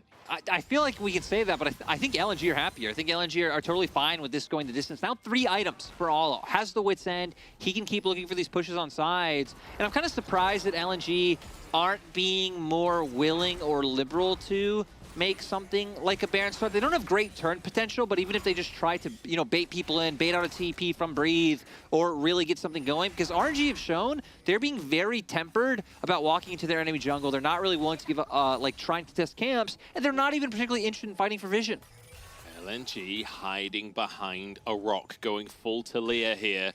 Spotted on that ward, I believe. Yep, Lumao sticks his head out there. Does get spotted. Vision cleared once again, but LNG not able to bait RNG just yet. Control ward comes out. Xiaohu, though, Spirit Rush to keep himself safe. Tidal Wave goes wide. LNG denied once more. Xiaohu looking for a charm. Finds it onto Tarzan here. Is the damage there? Tarzan walks back into the river and keeps himself safe as Doinb looks for more but won't find it. This is definitely Dragon Ball Z. We've got these fights going across like 4 different episodes, and nothing actually happens. But still, though, LNG posturing, they are going to turn back over towards this Baron. Like Xiaohu TPing back in, no Spirit Rush available, but everything else on RNG and LNG's side pretty much available apart from Lumao's ultimate. Yeah, and I feel like that is a critical thing, though, because that really is their best tool to turn, unless Ala tries to get in there with his E, as he's just trying to do to zone them off. But LNG not comfortable, and RNG, like we said, they're not giving into the pressure. And that's the thing, when you have these slow-paced games, when you get to these late fights, everything is available, and they toss out everything.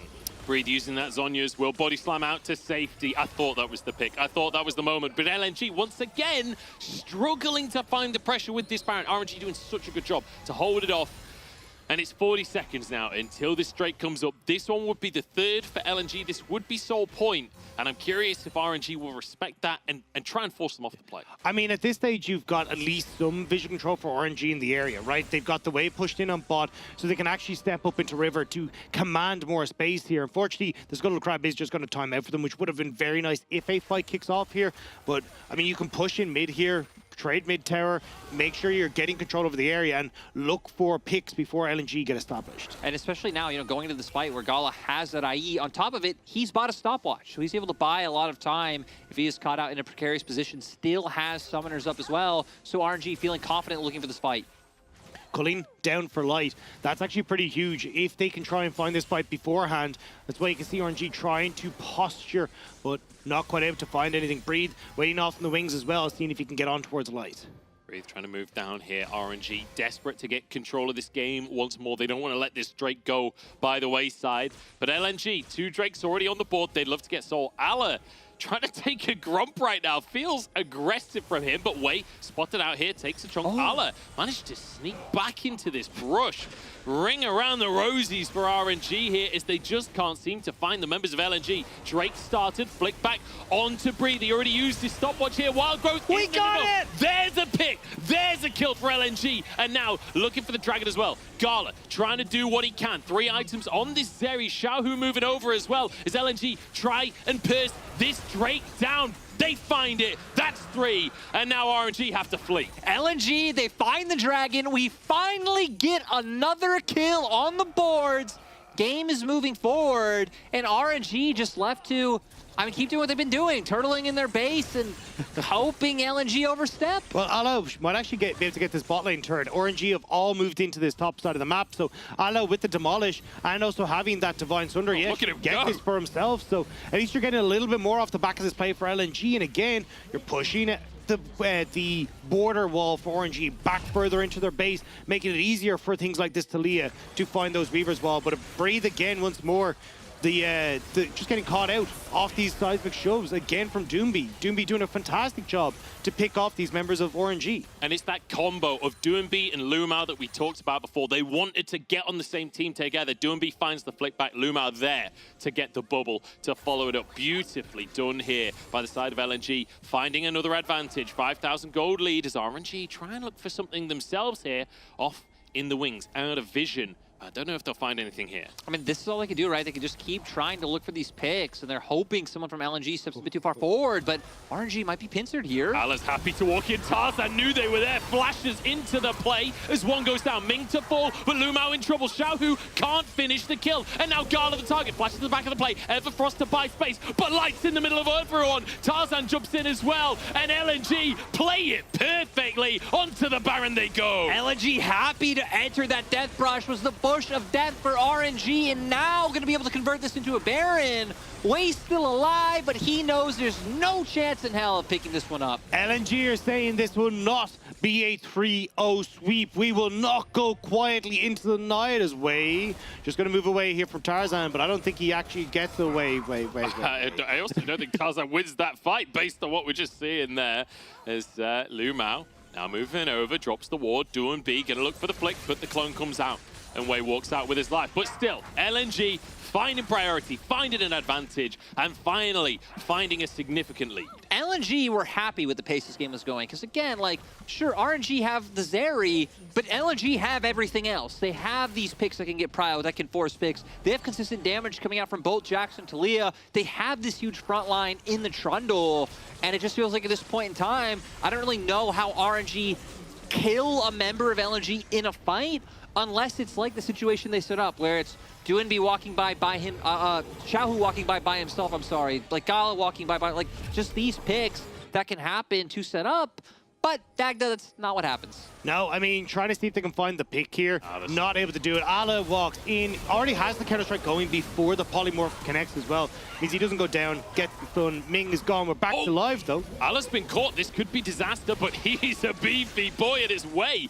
Forced out. Ala 1v3 and kind of winning the trade as he gets a wild growth out. Nearly catching Ala again, but this time he's just going to be too big for RNG to handle. And I think the big thing here as well is, like, when you look towards the likes of, like, Xiaohu and this kind of stuff, like, I feel like you should have gone over towards the Talia in this draft. Like, if you had the Talia, maybe then you're the ones that can try and make the plays. Maybe then you can try and play through side lanes again, but opted into the Ahri, just not working out for him here. And that's what we were guessing coming out of draft when RNG did have that fourth pick. We're like, hey, this spot looks like it's going to be the Talia coming on through.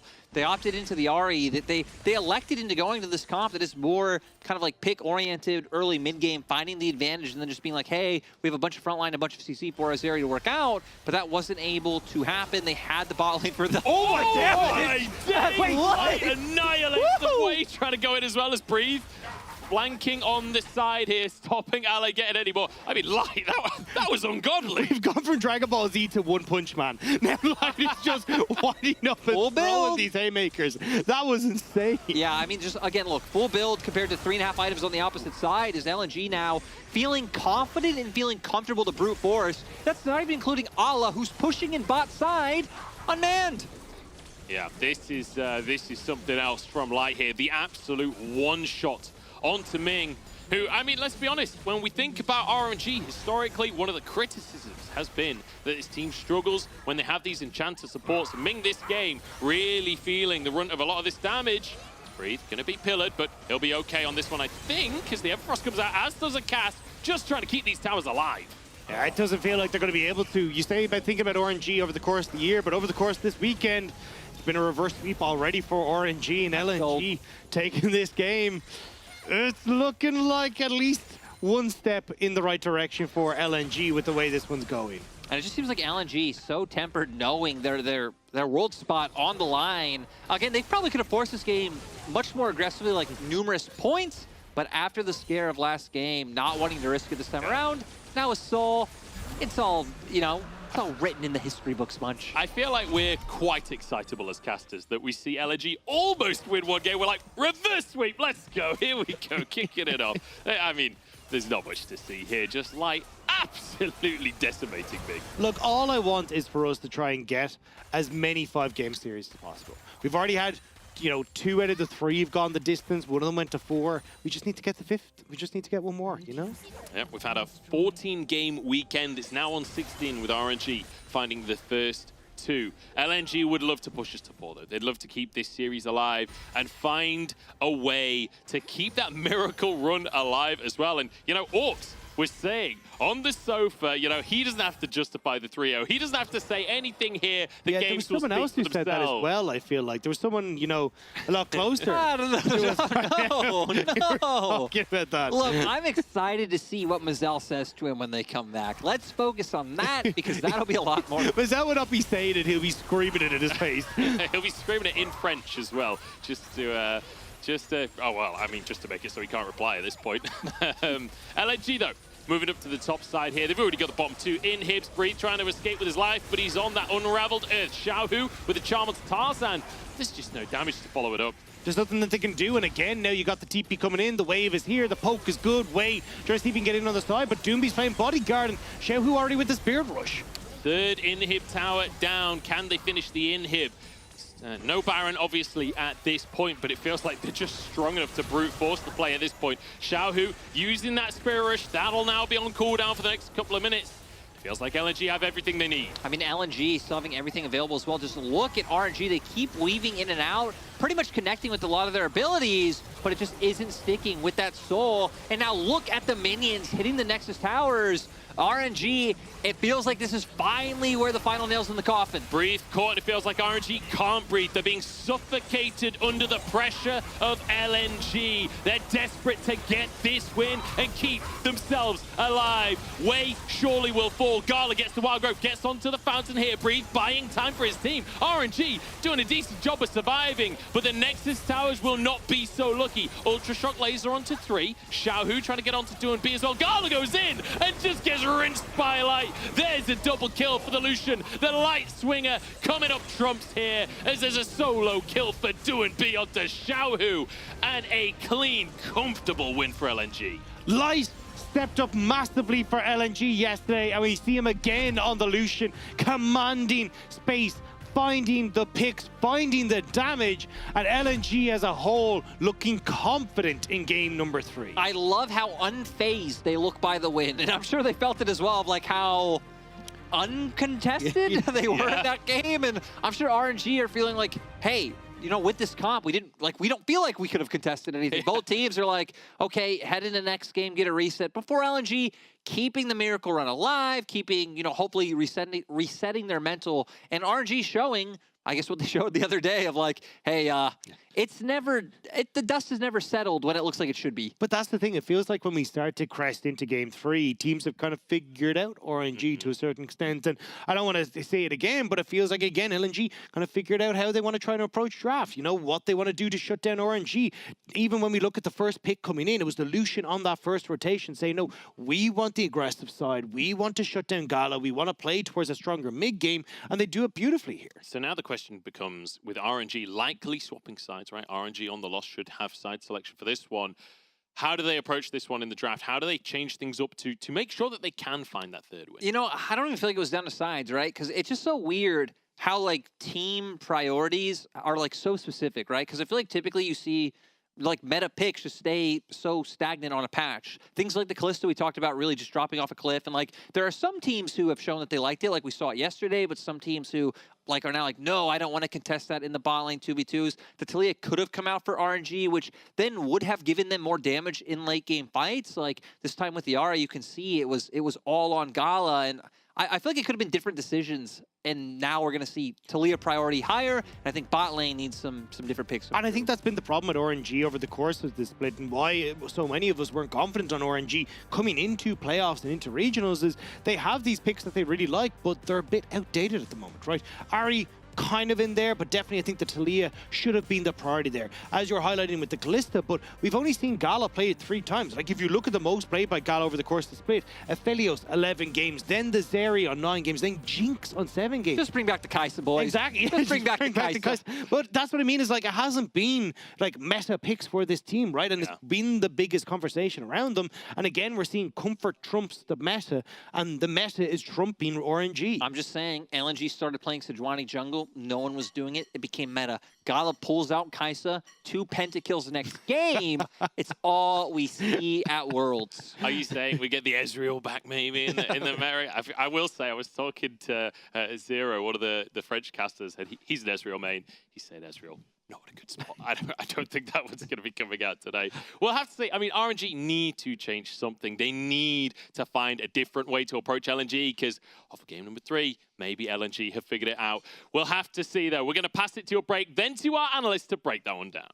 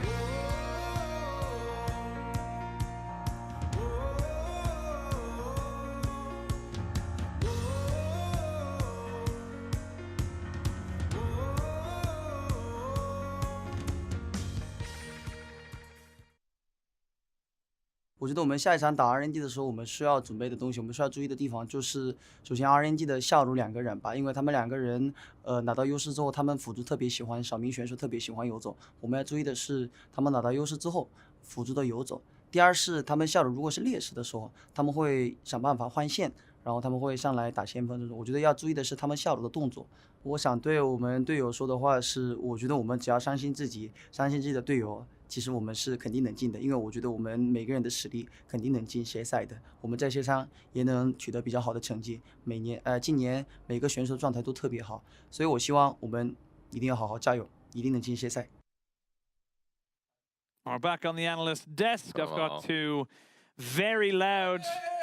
Sorry, let me.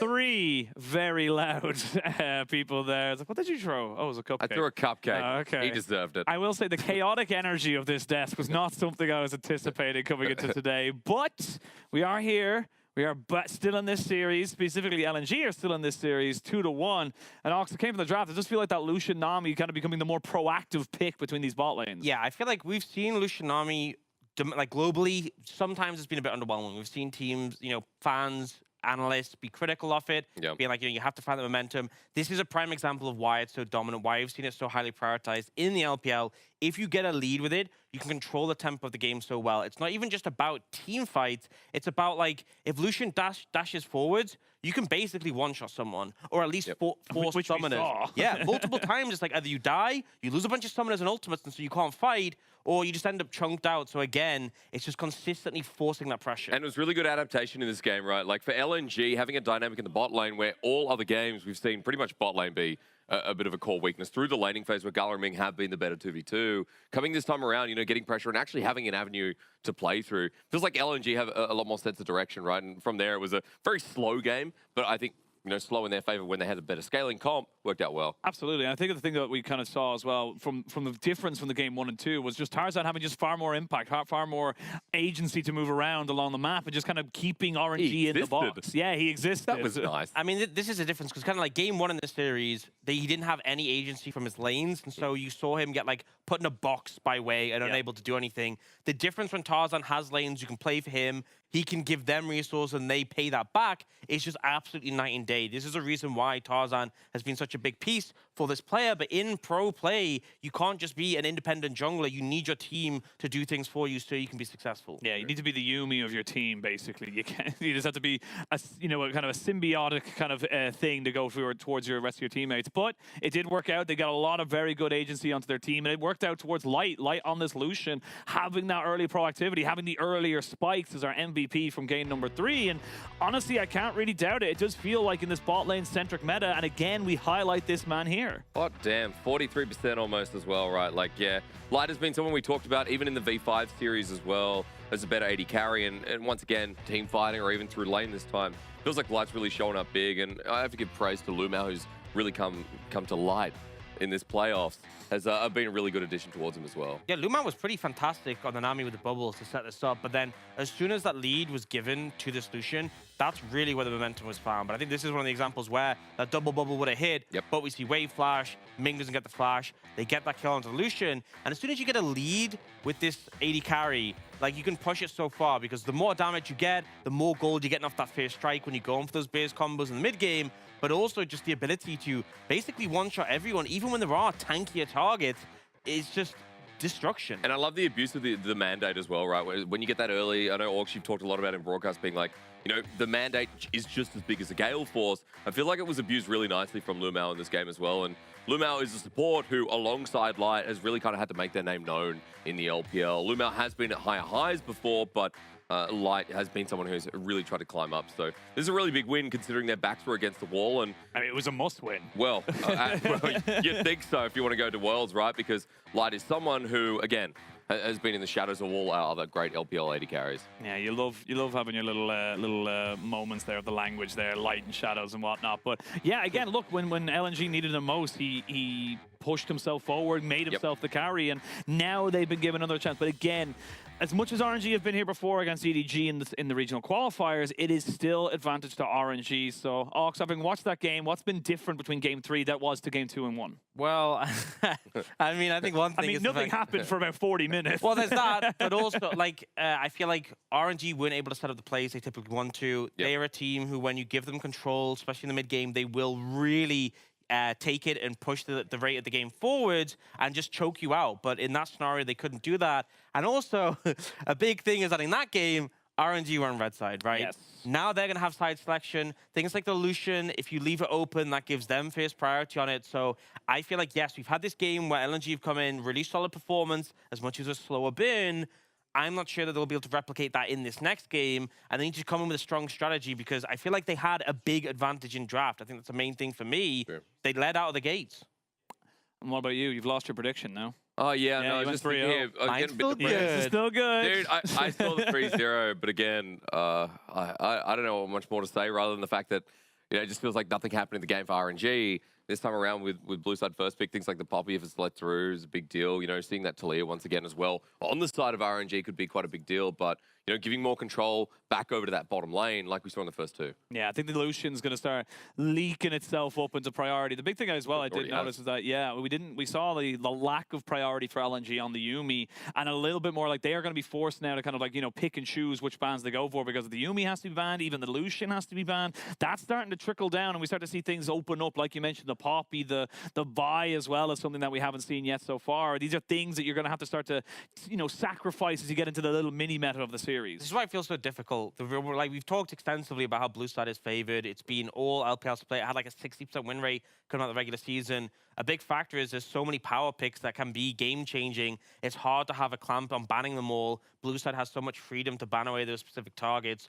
Another point I do want to bring up, though, is Breathe. I feel like in the matchup against Arlo, we highlight this has been a big one historically because we had this matchup last year, the same qualifying match. But Breathe has been kind of underwhelming for me, if I'm being honest. I feel like even in the fact that, RNG won, he hasn't stepped up the plate, so I need him to do that if they're going to pull this series. Something bigger than Gragas, please. Yeah, something that can carry well. We're going to send it over to our casters to see if he can do just that. Thanks very much, lads. Yeah, we're here on the caster desk. I'm joined by Dagda and Lyric. Already to get to game number 4 and see if LNG can get this miracle. Look, started. LNG and RNG need some motivation. And who is the most motivational person ever other than Dwayne The Rock Johnson? Dagda. So he's close. Might be tied for the top spot. And I have found the perfect The Rock quote, which is, I am not The Rock. I am Dwayne Johnson. Both teams need that. Head into game 4. Do with that as you can will. also be Dwayne Johnson, LNG and RNG. Yeah, we'll see which team can become Dwayne Johnson here going into game number 4.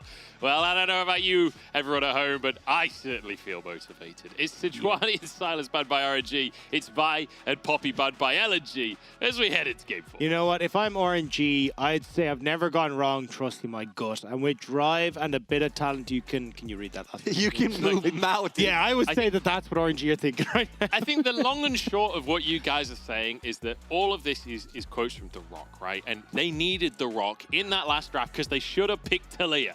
Yeah. I thought you were going with Malphite.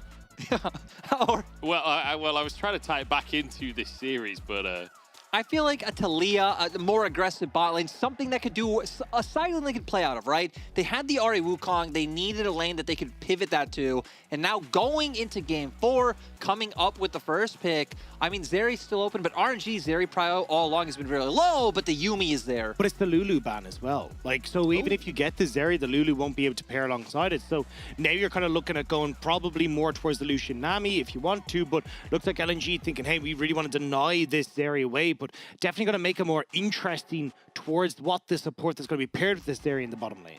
Yeah, I'm definitely looking, like we said, Zeri could be the takeaway if they don't want to go towards that aggressive option once again and give this deadly combo over. Jungle option still left available as well. We've seen the Poppy and the Vibe bands now become mainstays after that one coming through. If they did this and like swapped one over to mid or top, I'm in. That'd be sick. We need spice. We LNG needs do. spice. We certainly do. They certainly do. I mean, I wouldn't expect it, yeah. And I think it will be swapped out in the end. Just kind of taunting Gala, saying, we know what you're going to play. But this Kennen has been banned out for a lot of the series and also would be somewhat of a denial of that Jackson Breed. I mean, Ala has performed really, really well on this. And as you say, like, gives you a lot of opportunity now to kind of have a strong matchup, denies things like the Nard, denies things like the Jack. So for RNG, they will go back over towards the Wukong, will be the Sivir just to match this area. Was curious if we'd see something a bit unusual like the Twitch or anything like that, get that Tom and Jerry bot lane, but won't be the case for game number 4. And I wonder for LNG, I mean, do you just opt into something like a Trundle here and just get that like guaranteed, you know, S-tier jungle that is still open, or if they want to show their hand at something else? This is something we haven't seen for a few games from them, but obviously they were bringing out was really good at not only attacking sides, but coordinating dives into fights, right? Nocturne going in at the same time as the Kennen coming off on a flank, and it puts so much pressure on the enemy AD carry. And just look at this composition from LNG so far, right? This screams LNG at you with the Nocturne in the mid lane, the Kennen up in the top side as well. I feel like LNG have come into this one and said, look, we're playing our game. We're coming in strong the way that we've won in the past. And one of the big things about Doomby with this Nocturne was how good it was. He's trying to feed into side lanes, lean to cover plays towards things like Rift Herald, making sure you catch out, you know, the likes of top laners that are overextended or are trying to group up, immediately turn on top of them. So I think Breed's definitely going to have his work cut out from here, and especially when you're more than likely going to see like not a huge amount of easy to execute top lane picks into this Kennen. It's going to be interesting to see exactly how the RNG top laner operates. I'm really curious to see where LNG go, more specifically with their support pick, right?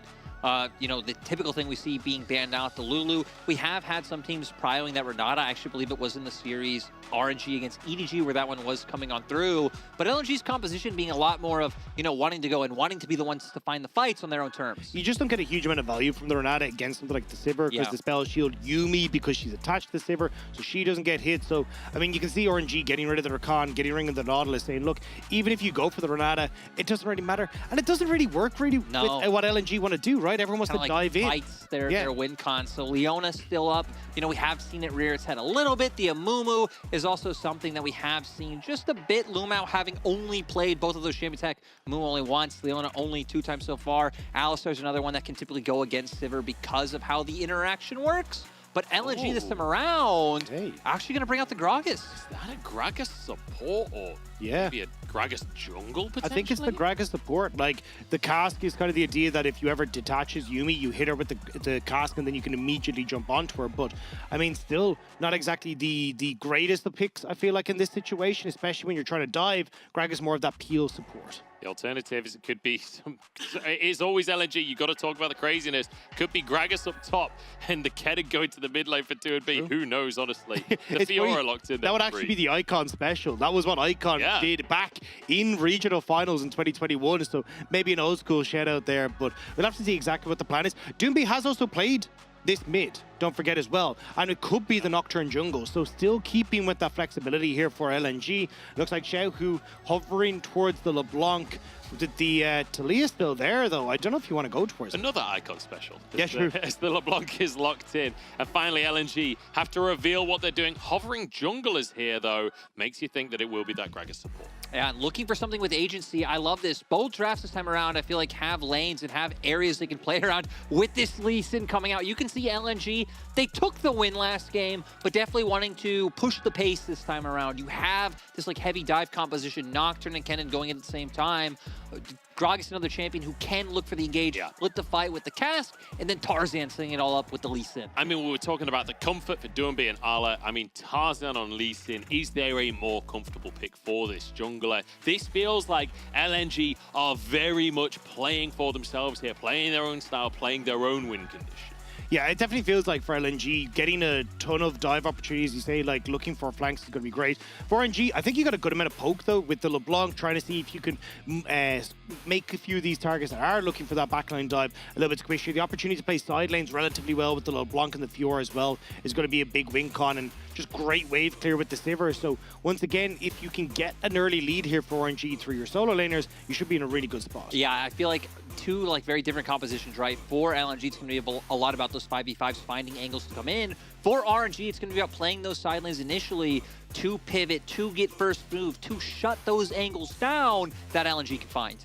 RNG once again trying to suffocate the composition of LNG, but B, when his back's against the wall, and now with a bit of momentum, goes back to this Nocturne. They've got that series once more. Lumao bringing out a Gragas support, for goodness sake. This is not something I expected in the series, but it's definitely something I'm excited for. LNG's miracle run ain't over just yet. They're coming in to game number 4. All cylinders firing on full blast, but RNG never out of the conversation. They've got a solid comp, and we'll see if they can keep their series alive too. And I think this game, right, we're going to be looking a lot more up towards that top half of the map. Soul Laners and actually even the level 1 going to be going straight towards that top side to see if they can set Ala up for success. But Breathe not going to fall for it. But still, right, for LNG wanting pressure up in that top side, having Tarzan enable that before Doinby hits level 6 mark.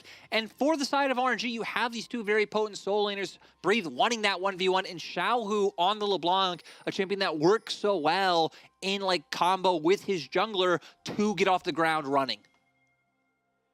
We'll see if they can get that ground. If they can get the ground running, we'll see if they can get off of the Lee ground. is not in this game. Running. Hey, I got the sofa giving us information earlier in the day. So. It's true. It's been a bit of a wacky cast. It's been a bit of a wacky series, honestly. But I would say that's what LNG prefer, a bit of wackiness in the game. You can see that in this draft with Luma. I mean, talk me through this Gragas support pick. I feel like there were things like Leona available. There were plenty of support still within the meta that they could have gone for. Yeah, I'm a little bit surprised just for in context of how LNG as a whole want to operate, right? Because it feels like you're definitely got a huge amount of dive, trying to get in on towards the back line with Doinby, with Ala, even with Tarzan held to a certain extent as well. A lot of damage top, but I think it's just something that can work relatively well against the Yuumi. If Yuumi ever detaches, fling yourself at her, even if you flash on top of her with the body slam, immediately you get that CC, so Yuumi can't reattach. Cast can do a similar job as well, and in the middle of fights, if Ming ends up getting caught out, you just immediately turn on to the Yuumi and kill her. I also feel like, right, Gragas is someone who brings like a little bit of lane presence in the sense that like you have those casts that you can throw out pretty consistently with your Q and like, you know, do have the range damage fall through. And then in team fights, being able to either knock someone away or isolate a target for potentially Doinby and Tarzan to just jump on top of in one shot. So I think there are some interesting ways that it can navigate, but I mean, it's going to be all down to how LNG do play this one through. We even see both AD carries this time around going towards the Ghost, a lot more about the 5v5s. We'll see if they're going to be able to find those 5v5s for themselves, though, because it's a matter of, so far, very slow early games, but not slow because nothing's happening, slow because Wei keeps on trying to suffocate Tarzan out. He's doing it again as Tarzan does grab his red buff. Wei will spot him and now chasing him into the jungle as well. We're going to see a little bit of a battle between our junglers here as Tarzan looks for the Q, does find it before the clone comes on out, and now re-engages once more. I thought Wei was going to get away with it, but no. 1 HP here. Tarzan has the bit. Wei completely fumbles it. It's a great Q onto Xiaohu as well. Tarzan going to follow up here. Doinby alongside him. Dodges from the chains and now Breathe the target. Sonic Wave available, but will not commit. On to Xiaohu instead. They go. LNG feeling it in game number 4. Xiaohu the target. Spotted by the Tempest here as Tarzan. We said he's got comfort, but his comfort's denied. Xiaohu finds an answer here. He will go down, but at least he got one. And you're saying LNG are feeling it now in this game, but RNG were the ones who opted into all of that. Wei's the one who invaded. Xiaohu and Breathe flashing over walls to be able to follow up. And now Doinby gonna have double buffs once we get back to mid lane. Can spam that Q, gonna have more damage when going for the trades. And everything already going awry for RNG. We're going to 5 games, aren't we, lads? This is all I'm feeling right now. Tarzan here. Just really good job, as you say, like, Wei trying to see if he could predict when the Sonic Wave was coming out, but not quite able to do so. Has the clone and then failing the flash here over the wall. He's trying to use the fact that he has the healing coming through from his passive, but with the red buff already ticking on him because Tarzan had gotten it, he's just not quite able to do so. Now, Tarzan hunting for the Monkey King to see if he can try and spot him out. And that's the big thing. Now with no flashes on all of the RNG top side, right? LNG feeling a lot more comfortable to look for these invades. Doinby should be able to do a nice job keeping up pressure with the fact that he has that blue buff, will have that mana on lock, and can just keep pushing these waves. And look at Lumao. I mean, going up against the Yuumi, he's going to have so much freedom to move around the map. And it feels like with this early start, LNG should be able to do whatever they want. Tarzan just walking into the face of Wei there to steal away chickens. Light alone in this bottom side, but ultimately, you've got a Yuumi in the bottom lane. It's not like they can dive it. And this is something that Jordan talked about already earlier on, is that when you have a Yuumi, you're very much held to that bottom lane. Lumao being able to now work with Tarzan, work with Doombi is going to be great. And this is only going to become worse when Doombi hits 6 as well, because Tarzan, Lumao linking up, trying to go for these invades, and suddenly you get Doombi who can join in cross-country as well. Especially looking forward, right? We're already at the point where mid laners are at level 5. Going to be looking for once Doombi hits that level 6 mark, especially for his first paranoia. I mean, pretty much all, global / semi-globals, right? We always talk about how key that first use could be in setting the pace for a game. And when Ala already getting such good trades up in the top side, it might signal a very easy, route for Doombi to look to use that. Oh, who just went in. Lumao is hovering off the side, has that flash if they can try and find it, but looks like they're just trying to make sure that Doombi can get in. Actually, I'm not sure. I want to see Doombi's experience there. I think the fact that Lumao took that CS experience, they shared it, means that he doesn't hit 6 off that wave. Which is kind of sad, because you can look at what's happening on the mini-map right now, right? Tarzan was already angling up. The fact that Lumao was hovering around mid gave Doombi the freedom to push a lot more aggressively, and I think LNG were setting up for either a play onto Breathe or just going for this invade. And I think you're right, Dr. Xiaohu just hit level 6 as well off of that same wave, so unfortunate there for Doombi. But the Skull Crack still going to go the way of Tarzan, but like you say, that aggression denied a little. I actually think he's a little bit further off, because you see the whole wave is cleared. Tarzan, on that initial invade, they wanted to go for Raptors, helped clear the way for Doombi, so I think that shared experience kind of slowing down that push now. But again, Tarzan hovering around mid, Doombi does ping 6 and no flash. Xiaohu goes in, but forced to use that Mimic just to keep himself safe. Tarzan taking basically a full wave there. Now that's tax. Yeah, I mean, look, the late game scaling Lee Sin, you want to make sure he gets all that gold. But realistically, I think it does actually, Doombi obviously will get an opportunity to reset now if he wants to, because all he's really sitting on is a tier and a boots. Not a huge amount to write home about, but now moving back over towards the blue buff, looks like he wants to try and stay out on the map as long as possible, especially if you can push this wave and then maybe immediately look for a play with the paranoia. But I feel like you want to get some sort of AD into your kit before you go for that paranoia play. Yeah, for LNG, though, it seems like they're still being open to options, right? They've covered towards both sides of the map now, just in case either lane can find heavy trading. You don't expect too much to come out from Light and Lumao in terms of being able to get that damage to stick, because there is a Yuumi on the opposing side. I liked what they were angling for in those first few minutes in terms of like, hey, Light should be mostly fine by himself to just catch waves, and trying to have Lumao be more of that facilitator on the map. It should be hard to find a gank in mid, but even if that just gives Doombi more freedom and more opportunities to start moving with Tarzan, I think that's exactly what LNG need. Feels like that could be the recipe for success here for LNG. It's a solid start. It's, a whole 200 gold lead here as we approach the 8-minute mark. I don't know.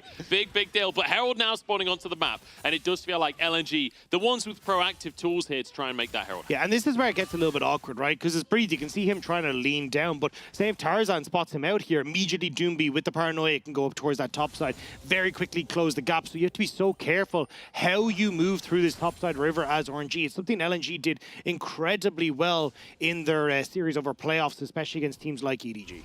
Yeah, and we can see now, talking about that, talking about setting up, RNG trying to find a way onto Doombi. I love that they're setting up this play itself because, right, one of the things about Nocturne being in mid lane, I mean, you're not mobile. Like, if they go for a gank, if they can find a flash and just stay on top of him, which LeBlanc and Wukong both do amazing at, they will be able to find the kills. Okay, final chapter comes on through. It's a double route there. Wei has the level 6, but can't quite get onto the play. So Doombi and Lumao both surviving. This one means they're happy to continue presence onto this Herald. I still think it's huge, right? It's good that Wei didn't commit with the Cyclone because Herald's up. So you want to save that for a potential big team fight. But chunking them low, giving yourselves pressure in mid so you can move first, could open up a better opportunity for Wei to use the Cyclone. See if they can find that opportunity. Xiaohu moving over. And crucially, we talked about Ming not being able to get out of that bottom lane on the Yuumi, but still committed to this top side for the time being. All 5 members. RNG can actually find this one. As you say, 5 members here. And like you can see, he's not sure whether or not he's going to move on up, staying on the bottom side, but now starting to move in the river. Yeah, Light on his way. You got Doombi who can still join from mid with the paranoia. So RNG trying to coax this Rift Herald down. Actually looks like they're just going to try and engage on towards Doombi. but Doomby kind of reading that before it goes awry. And you can see both sides kind of playing to a different lane. For LNG, they're waiting in top brush, waiting for if Breathe wraps around to try and find a pick. And for RNG, I like that they aren't overcommitting, knowing that they don't see Light in bottom lane anymore, kind of hoping he makes his way up towards mid and they can find an engage of their own. So RNG now, they're going to wrap around, but they're going to be spotted. They certainly are. And Ala, remember, he's on this cannon. Oh, they've got a full flank. LNG have RNG in the middle of everyone. In goes 2 and B. Keep your eyes on Ala. Lightning comes on down, but it's only onto the clone for the time being. Wei gets out with his life. That's a lot used. Now the Cyclone comes on out. Ala, the first target, taken down by Gala. Light arrives on the scene here. 4v5. Breathe in the middle of everyone, though. Should be taken down as Xiaohu chased out by Tarzan. Light will not let Breathe get away, but that's not a duel he can take as Breathe slides out of the bottom side of the plate. Xiaohu has to escape too. Xiaohu just about managing to get over the wall, but great Cyclone from Wei stops that going as poorly as it could for RNG, but the fight doesn't feel like it's over. We still have the TPs that can come back for him. Breathe can come back for Xiaohu. I'm just surprised it didn't go more favorably for RNG because we saw pretty much Slicing, Maelstrom, Paranoia, all of it not really used on anyone. Much like you said, all on the clone coming out from Wei and leaving it in a precarious position, but still RNG forced to go back because a lot of damage did still connect onto various members of RNG. I think the big one was the kick from Tarzan, getting Wei back out with the Cyclone, making sure that Wei couldn't set up for the rest of the team. But now RNG again, kind of looking at these low health bars, looking at how much was used by LNG, I feel like they might be able to go back over towards this Drift Herald. I will say, lads, this is a bit more like it. This is what I've been looking for all series. We get some fights out of our teams. We get the big cannonball, even if it didn't quite connect. We get the plays, the proactivity from LNG. And watch here. Look, you'll see the clone with the Cyclone stops that big engage from Doomby, stops the big engage from Ala. But when you get the flash in from Wei here, keep your eyes on Tarzan. Immediately kicks the Cyclone back out. So although Ala goes down, well then you actually have good turnaround from LNG who are using this wall to separate RNG into opposite sides. Breathe forced to flash away at Light.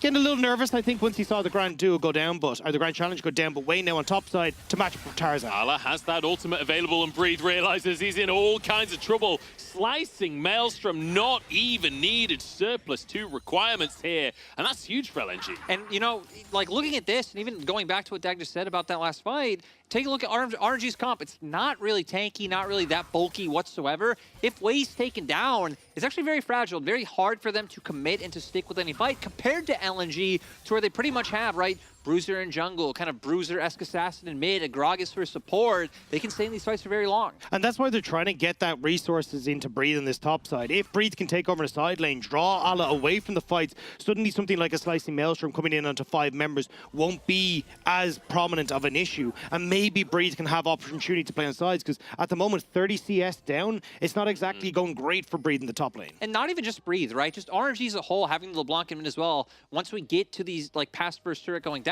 wanting to pull the members of LNG apart, and they are going to isolate Ala for now. Ala, no flash available, but Slicing Maelstrom in his toolkit here, waiting for Xiaohu to commit to the play. The chains are going to go down here. Breathe should be able to finish the job. The healing comes on through, and now that Herald can be used. Yeah, we see Herald now can be used, but still, LNG having a nice answer, taking Dragon, getting plates in mid. They force Scala and Ming out in bot side as well. So at least the response is there, because in previous games we haven't exactly seen, you know, tons of cross mapping coming through.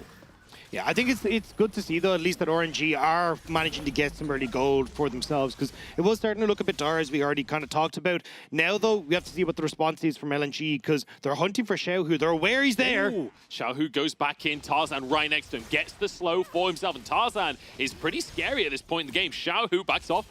It's a Sonic Wave here. His mind is telling him no, and his body's going to listen this time around. Yeah, good for him. Would have been rough. The paranoia was there, and I thought there was a chance. They follow it through, but in the end, just going to take the small wins they got. Plates and bot, Dragon picked up. But for RNG, showing where they want to put all their gold, the fact that Breathe getting all of that towards the top side, and now with top lane open, right, that is an extended lane that Breathe can look to punish and abuse Ala in that 1v1. We're going to have to see if they're going to be able to find that, though, because at the moment, it definitely feels like, at least with Doomby having the paranoia and nearly hitting that level 11, he should be able to lean towards that top side, make it a little bit more of an uneven fight for Breathe.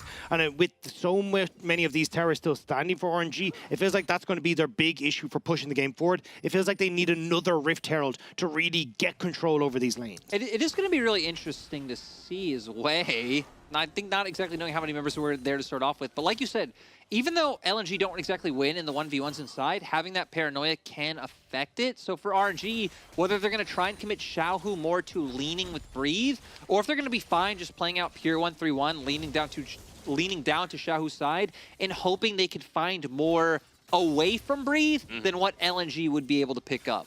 Honestly, at this point, I'm just excited that when you look at the gold, 15 minutes in, we are dead even between RNG and LNG here as Ala continues to put pressure onto Breathe in that 1v1. Still that 30 CS lead for himself. See Xiaohu and Wei considering the idea of moving up. Tarzan did reset, so no support there, and Ala will back off. Yeah, I mean, it's just so much moving about. This is where we started off, started off strong, but it definitely feels like we're getting to a point now where both teams kind of realizing again there's a huge amount on the line. A spot at the World Championship will be decided over the course of these next 2 games, and it's slowing down once more. LNG trying to find their window to just crack open RNG that little bit, and same with the likes of Breed, trying to see if he can find that big advantage over his counterpart. And I think there's more at stake here than just going to Worlds for the side of RNG. It's also RNG proving that they aren't just the Empress of Spring, right? Xiaohu himself, 2 kills in this game, like so often touted as the guy that always wins Spring, but can never keep it going in Summer. He wants to make it back to Worlds and prove that that's not the case anymore. Also, just not have another reverse sweep. I know. After losing to EDG, who are the ones that are always said to be in charge in Summer, having that reverse sweep come through, RNG now find themselves with a potential not to get into group stage for Worlds, to go into play-ins, the MSI champions potentially in that play-in stage, and they will definitely be trying to show that they can once again get to that spot. Oh, Xiaohu though, LNG kind of angling for a pick. We need to remember he's on the block, very mobile, even still has his flash up, so nothing going to come through. But with Dragon coming up in a minute 30, seems like both teams wanting to put some emphasis around this bottom half of the map. But hey, if RNG can keep push up in topside with the Fiora, the next Rift Herald is actually going to come up even sooner, and RNG can try to find it, can keep trying to even find a gold lead at this point, right? Because right now they are slightly down. If they can get into a place of momentum, that's where champions like LeBlanc especially really do thrive. Being able to play over those walls when you're choking enemy out from vision, set up for picks, and not allow entry for the side of LNG. We'll see if they're going to be able to find that momentum for themselves. It's 4-3 on the scoreboard, and I was thinking this is going to be a much more aggressive game. After how the first Rift Herald fight went, I felt like things were speeded up a bit, but it's going to be a fairly slow one once more. But that can be expected in a matchup between RNG and LNG. RNG, though, you said they wanted to find momentum, and the Herald might just be that answer. But in 45 seconds' time, that Drake comes up, and you can imagine LNG will want to answer with it. LNG already have full vision control over bot, right? We can see it now. They have some wards around the Dragon Pit. Going to be already pushing in bot on the minimap. Tarzan making his way down. And since they already got the first one, they're kind of setting themselves up with this, insurance policy of getting to Soul Point and having answers for what RNG have picked up. You just have to be so careful the cross map from RNG, right? Like, you go commit members for Dragon, well, Sivir can push away very quickly in mid. They rotate up, try and take a tier 2 top. Maybe they try and look for mid lane turret as well. So it's not as easy for LNG to just kind of brute force their way into River. They do actually have to make sure that they're drawing RNG into that fight, looking for flash engages with Ala, with Tarzan, Doomby being able to follow up. Yeah, worth mentioning as well, this breeds Fiora up in the top side. You get another Herald up there with half of the tier 2 already gone. You're looking at inhips. That's a scary moment for LNG. But with the Drake going their way, LNG will find themselves in control when it comes to that third Drake. Again, though, this is something we kind of spotted from RNG over the course of this series. Reset timers haven't been great for Dragons. Now they're back on the map, right? But LNG have gotten the Dragon. You're not being able to respond for the Dragon take or the resources committed by LNG to that bot side. And I love that LNG are looking for this aggressive push when they have tools, when they know that RNG don't have vision on this side of their own jungle. They should be able to get this. I don't expect them to commit to a full fight, but still, even just being able to get away with a red buff nice takeaway. And time wasted here is time that's not being used on that Rift Herald, right? You can't actually get control over mid lane as Gala right now because you got to be so worried about the rest of LNG suddenly showing up beneath you. So he's got to play it safe. Breathe will get some time alone on this top side, but it is being answered by Doomby, who can now lean towards mid lane and start to go for that potential ult play. Oh, Paranoia. Underneath the tower they go, but the final chapter will lock Doomby up. There's Tarzan with the Cyclone, but Lumao disengages, and the Cyclone will just be a knock-up. Wei gets under the tower, gets that move speed. Now Xiaohu looking for a little bit more, but Light doesn't want to give the ward up anytime soon. I like that LNG are looking for these aggressive plays because this is a window where they can take fights, but it feels like just taking it too close. Xiaohu. Oh, the laser will spot him out. Xiaohu dodges it though. TP back into the mid lane here from Do and B. Gala could be the target. No Paranoia available, but Tarzan trying to get behind enemy lines. Xiaohu could be feared, but jumps away. It's going to be a flash kick coming out from Tarzan. They all jump on board, and Xiaohu is down. Full-on chaos coming out from LNG. It looked like RNG would be able to get away scot-free, but not expecting Tarzan to come on the flank, and even finding a kick onto a member we said it's hard to pin down, like a LeBlanc with the flash, but he gets it done. And that's the one. The flash was still there for Xiao, who he doesn't expect Tarzan to commit the flash over the wall and pays dearly for it. Now RNG is trying to sneak out if LNG are doing this Baron, but instead they're just going to move towards this top side and make sure they can help support Doomby and going for this top tower. And for RNG, we were saying if they can get control over an area, get this vision down, this is where, again, people like Xiaohu can really do a lot. Him linking up with Wei to make things happen. But actually, with the TP situation right now, they kind of have to commit Xiaohu down to bot side. We see him moving there now. Breathe doesn't have the TP, so Breathe has to be the one playing up towards the top half of the map, which sure, you will still keep up pressure, but it does take away some of the potential pick threat that you do have. Yeah, and here, I think it just unfortunate decision-making from Xiao, who tries to go back towards mid lane, doesn't realize that Tarzan's in the bush, and immediate flash over the wall as the fear comes through from Doomby as well means that there's just no escaping there for Xiao, who I think he needed to distortion the wall and flash away, but thinking he had the safety in mid, thinking he could hold onto his flash, it comes back to bite him. They need to drop Rift Herald right now, boys. Yeah. That is about to time out. Yeah, going to try to find a window to drop it. You can see Wei moving up the mid lane here. Looks like he should just have to drop it in that lane. I really wish we could see the scoreboard so we could see how long is left on that timer as it's just trades between the AAD carries. Did it time out? Okay, no, he did drop it just at the bottom lane there. Yeah, I think he was moving bot side to just try and sync this up with a wave, because there was no way he was going to get a wave in mid lane to try and make that play. But you can, again, use this to get more turrets, gold for Breathe, try and create this monster and a Fiora who's nearly towards our 2 items. But again, you can see this is going to be defended at the moment with Tarzan and Ala. And, you know, for LNG, they actually are on 2-item spikes. They're feeling really good right now. Ala having his 2-item mark. We see Randuin's coming out for Doinby. This would be another avenue where it'd be great. And sadly, Rift Herald not getting any value. Real close to getting that charge. But Ala manages to DPS it down in the end, even using that rocket belt just to finish it off. And as you say, no value for RNG. A minute until that next Drake comes up as well. It feels like LNG, despite only a 1,000 gold lead, are fully in control. There's no way RNG get reverse swept twice over the weekend. I know we're a while away from that, but it definitely feels like LNG are getting control of this game, corralling RNG into positions where they have to fight for things like this dragon, and you've got a much stronger team fighting squad for LNG. And lads, you have to start to bring up the conversation of what happens in the heads of RNG if they end up losing this second game after just being reverse swept by EDG. Like, you know that the players are going to start to think about this, start to question themselves, and it comes down to mental fortitude they're moving on to. If there's one thing I will say about RNG, right, I mean, in both MSI finals, they show that they do have mental fortitude. I don't know if it's mental fortitude or just they don't care. Like, every time they come off of a game, they neither seem happy, nor sad, nor content, nor frustrated, nor there is zero emotion. They are just robots that are built to play League of Legends, and that from is the it. future to play League of Legends. Yeah, it definitely feels that way when you see them on the camera sometimes. 5-3 on the scoreboard as LNG set up for this Drake. Keeping my eyes on Ala, but Light forced to flash by Xiaohu. Nice little opportunity. And that was exactly what we were talking about, what you can do with LeBlanc, right? So much threat over terrain to make it so enemies can't enter, but LNG having multiple avenues because they have that push and bot to play with. And Gromp there as well is going to be great. Light already healing up with the Immortal Shield Bow, now gets the heal as well with the Gromp. RNG being flanked on, but don't realize that they haven't spotted out Ala.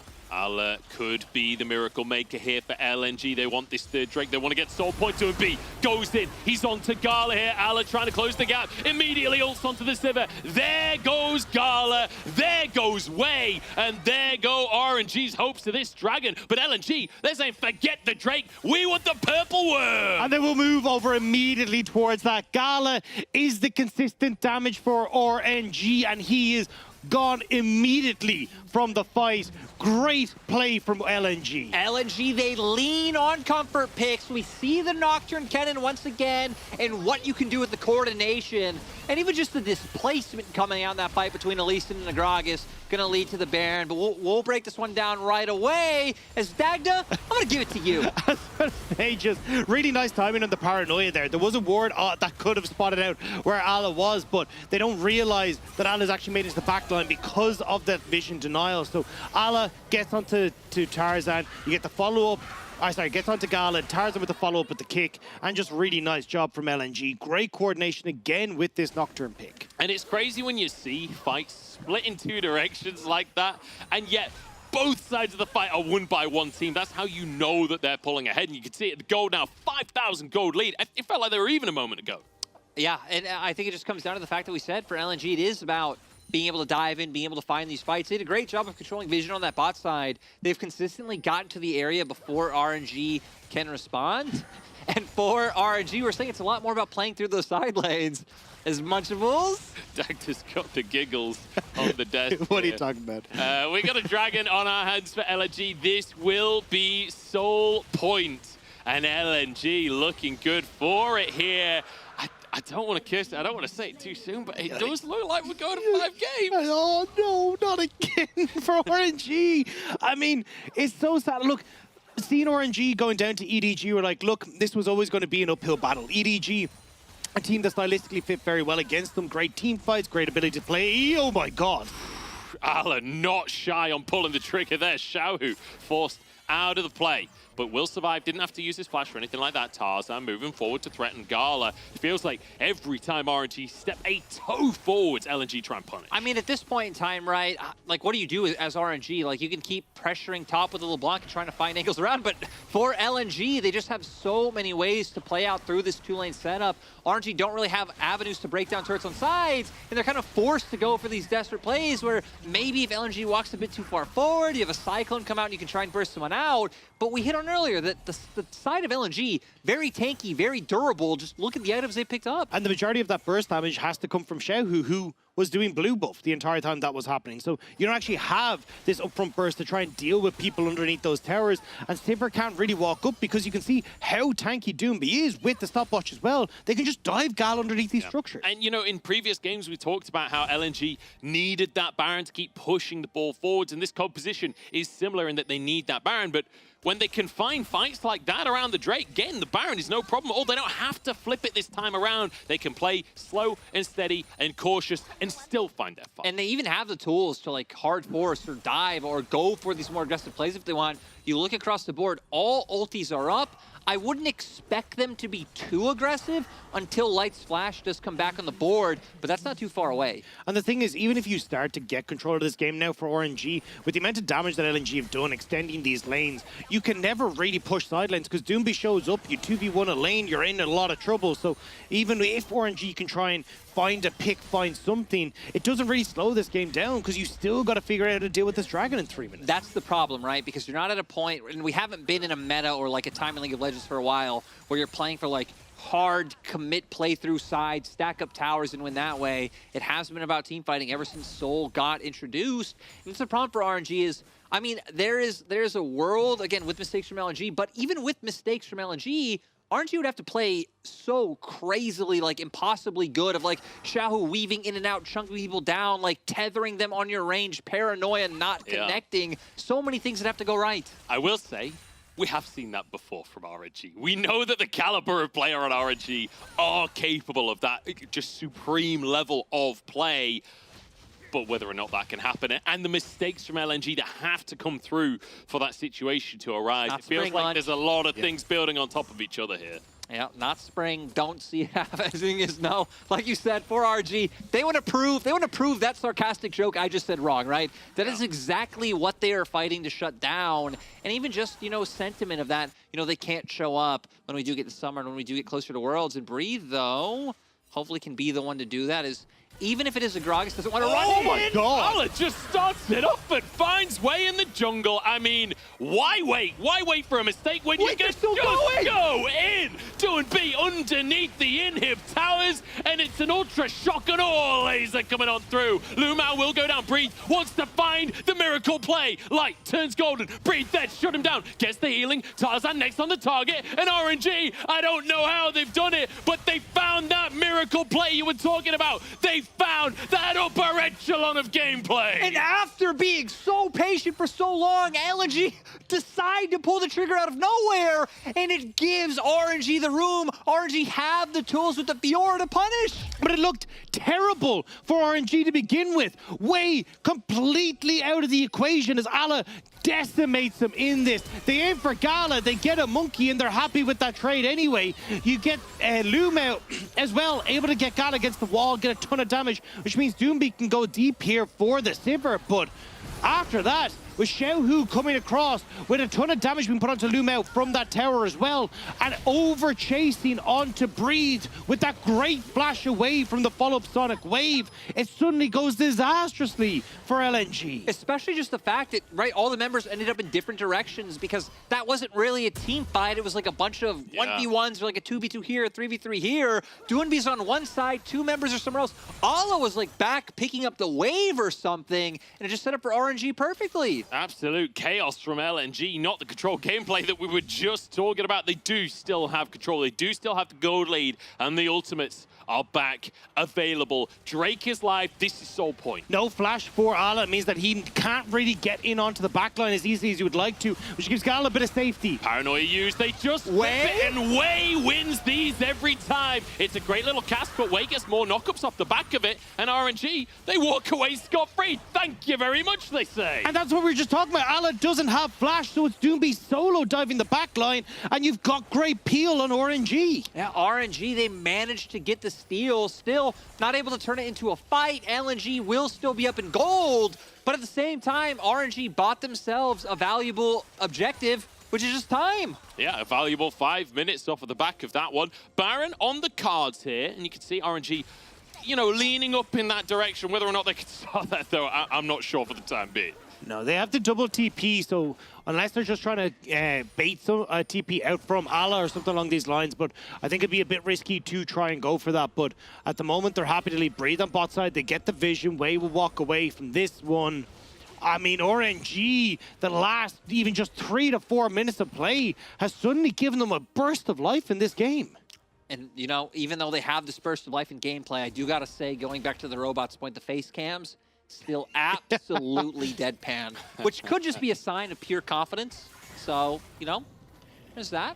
Yeah, I mean, definite confidence. I don't think there's a single player on this stage that isn't extremely confident in their play after what we've seen from them over the course of the last 3 weeks, and rightly so. But RNG, you know, this is a team that you can never quite count out. We said earlier, this is a team that will punish mistakes. Well, that was a huge series of mistakes we've just seen from LNG. The problem is, though, you have to do it again as RNG. And the reason LNG weren't in a position to try and follow that up as well as they had in the last one was because they had fumbled the initial play right before, right? So flashes galore were burned. Some of their spells were gone. Doomby had to try and solo dive into the backline. But when you come into your next fight, okay, well, now Ala will have this flash. You look at the build from Gala as well. He's gone full glass cannon, not going for something like a GA because he's like, look. Oh, what? Ala, full glass cannon build and Breathe is, oh, sorry, Xiaohu is like, well, you know what? I've got a hammer, and hammers are real good against glass. I mean, he must have just been like waiting in that brush and gotten first jump onto him because the lack of return damage is the more surprising part of the equation for me. Especially when you have the Rabadons there as well. That's so much damage. But RNG now, they get to pick the TP. And, I mean, we were counting them out. RNG say, wait, we're still well in this. The mistakes being punished once more. Ala caught Xiao, who punishes him, and now looking for more. It's 4v5 in favor of RNG. They've been behind all game long. Are we really going to get another 50-50? No, we're not, because Xiao secures it. The coordination from Wei and Xiao there. Not even close. Not even anything like Spellbook Smite. No, just literally his combo as we do get the replay to see what happens. And it is Xiao having first move, being in the brush. Gonna get his full combo coming out with the double change straight into the distortion. And that damage is absolutely huge once the electrocute follows through as well. Yeah, I mean, if you even get the shuriken, another shuriken off there, that's it. The fact that Xiao, who one-shot him, is the only difference maker there. I just love at the end of the replay, LeBlanc is followed, the clone is followed by the Observer instead of LeBlanc. Classic misdirection against the Observer right there. It's 10-7 on the scoreboard. RNG, though, closing that goal gap to just 1,000. I gotta say, gents, it would be so fitting after game one, which in my mind was kind of carried by Wei, but then as well as the other members outside of Xiao, who game two, kind of like a class in macro from RNG, no individual performance. If in game four, Xiao finally wakes up and is the defining member to carry them across the finish line, that would be so fitting a way for RNG to make it to World. The ultimate proof that it ain't just Spring, that he can be a god during. Xiao playing incredibly on this LeBlanc. We'll see if he can keep it up. The problem is, though, GA, Tarzan, Doomby, and Light all have gotten those GAs. No stopwatch for Ala, so he's going to be the main target that Xiao who's looking for, but poke underneath this tower. You got to be so careful here. The minions will be cleared out. Oh, Xiao can't quite finish the tower, but Galo will be able to just walk up and tap that one down. Tier 2 taken. I just want to quickly mention as well, AD carries both 4 items. So we've been talking about Xiao, we've been talking about Doomby, the top laners.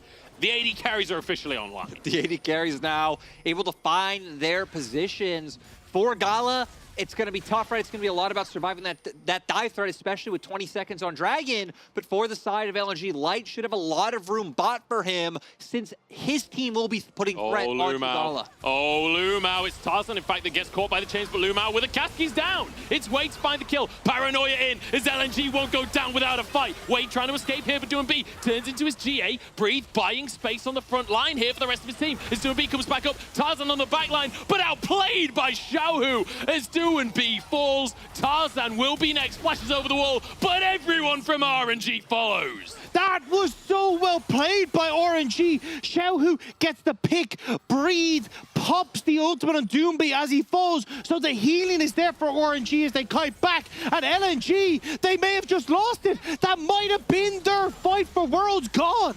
RNG are just pushing through the base. I mean, Xiao and Breathe are putting up so much threat right now, and it looks like they're going to go for it. They might just cement it. They're going to try it. Very least bit of damage onto Light. Ala in the back line with a slicing maelstrom. Gala is down. Xiaohu next to follow. And LNG, they won't let this one slip through their fingers. Breathe, knocked under the Nexus towers, but that won't stop him. Onto Light he goes, turns golden, buys space, buys time, but he doesn't have the health bar. Taken down by Light, and LNG hold on. It's so close. Ala buys the time for them to come in. And it's so close. That will give LNG the opportunity to go over towards the soul as well. Breathe is dead for 40, Gala for 30, and LNG, they looked like they were on the ropes, but they come in with the haymaker. And this is the game we've been waiting for all series. And it was right here. The flank comes in from Ala. You can see Breathe still trying to mark the flank himself, but he flashes and gets right on top of Gala. Ala does it in game 4. Flandre did it in game 4 as well for EDG. These flanks have decimated RNG time and time again. And now with the soul in the hands of LNG, Baron up soon as well. I'm feeling the silver scrapes in this one, boys. This is absolutely mental right now. 13-10. Soul now in favor of LNG. And they've got some champions that can definitely use a soul from the cloud as well. It's going to be almost dead even gold at 38 minutes on the clock. Especially now that we're seeing like more key items come out. Ala now full build. Zania's was finally completed. Light, both AD carries actually full build going into the next fight. But we saw the dynamic last time around. It was kind of both AD carries under so much threat from the Soul Laners. Gala was able to manage to deal damage, but Light never in a position to. 2020, the first time RNG never made it to Worlds. LNG 2021, the first time they started this miracle run. 2022 will decide if a miracle run will be the norm for LNG or whether RNG will be the first MSI winners to never make it to the world stage. And it will come down to this Baron in a minute's time. Duanbi and Lumao now have to prove that they were an upgrade after all, that they can do more than Icon and Iwandi could back in 2021. But RNG, like you say, they don't want to be the first in history. They want to rewrite that book. I think especially with Breathe coming in this split, let's remember Breathe was not on the roster when they won MSI.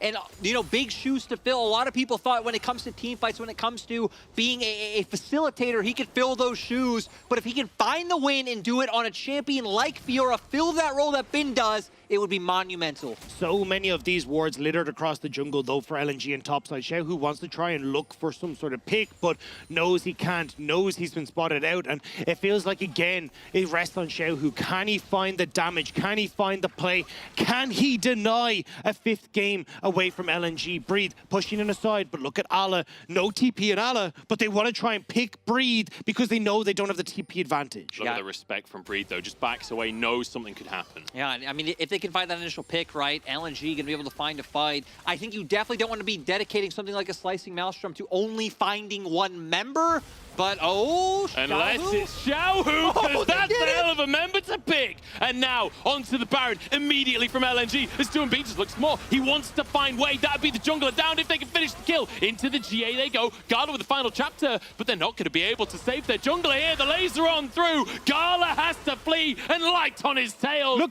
LNG might just do it. Look at the base, though. Breathe is going for the end. Duanbi needs the back. So you look at Light, you look at Gala to see if Gala can try and put pressure, but two are reset. Ala has no teleport or no Slicing Maelstrom, so you're looking at RNG trying to bait it, but LNG will get the Baron. LNG get the Baron, they're going to be able to buy themselves more time, have the pushing power to contend, but still RNG having 2 inhibitors. I don't think this game's going to be decided right now. I feel like we might be waiting until next Elder before we have, you know, the final fight on our hands. We finally get the banger that can live up to the rest of playoffs. This pick onto Xiaohu, though. Lumao playing it beautifully. And this is what we're talking about. The amount of vision that LNG had set up already into that position meant that Xiaohu wasn't going in unbeknownst to LNG. Great cast, great kick, great kill onto Xiaohu. And now RNG will have to see if they can reassess the situation. They do have good vision control set up on this bottom side, but if you look at the timer between the Baron and the Dragon, they're essentially just synced up. Like, you have to now deal with both of these at the same time. Especially with the fact that LNG know, right, that Xiaohu's playing for these windows to come out from his own jungle. I mean, heck, even Breathe here, right? They're constantly checking as a unit, using, you know, these scrying orbs. They're putting down wards, and without that flank or without that side angle for Xiao to find the pick like we saw in earlier fights, it does feel a lot harder. But even Breathe at this point in time, with the GA, should be able to deal a monumental amount of damage. Yeah, lasers coming on over full builds pretty much across the board at this stage as everyone just finishing off their last couple of items. Tarzan on the flank here trying to threaten. Lumao taking a lot of damage just from the ricochets. We'll have the happy hour from that Gragas passive. Elder, though, up in a minute and a half. Duanbi needs to reset to deal with the super creeps that were coming into the bottom side, so it will give RNG a bit of breathing room. Opportunity to push out top, push out mid. You won't get full use out of this Baroned up creeps from LNG, and you can see, at least for the moment, RNG feeling a bit more confident to step up and out of their base. This is a tense one. Just 2,000 gold is the lead for LNG, but they've got that Cloud Soul and Elder coming up in just over a minute, and it feels like this might just come down to one final team fight, and that's scary for LNG because the way that the actual team fights have been going this game, have all been in favor of LNG. And right, I mean, it's all down to on how they execute these team fights. Like, if we just come into where both teams are just ramming their fists at each other, that's when LNG's composition feels good, especially with Ala being on this full build, having that Slicing Maelstrom. So we said for RNG, it's a little bit more delicate. Ala also having that flash is so important. This is the first time in the last 2 fights he's actually had that flash up and available, had that TP up and available as well, and this is where Breathe actually might try and blow it on him. I don't know if he can, though, with the Zhonya's in pocket for Breathe. Just gonna sneak out, grab a red buff. Why not? Yeah, gets that on board, but still, Xiao actually just TP'd back onto the map, so RNG wanting to keep up some presence.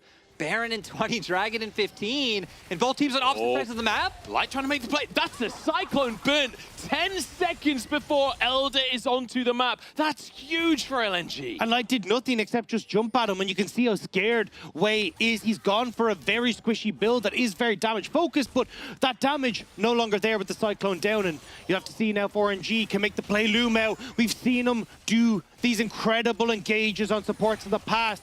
Looking back at 2020, where he set the bar where he found the engage JDG needed to win the championship. He's trying to find these flanks. RNG aren't even going to fight for the Elder Dragon. They're conceding this one now, finally moving over, but it's too late. It's gone?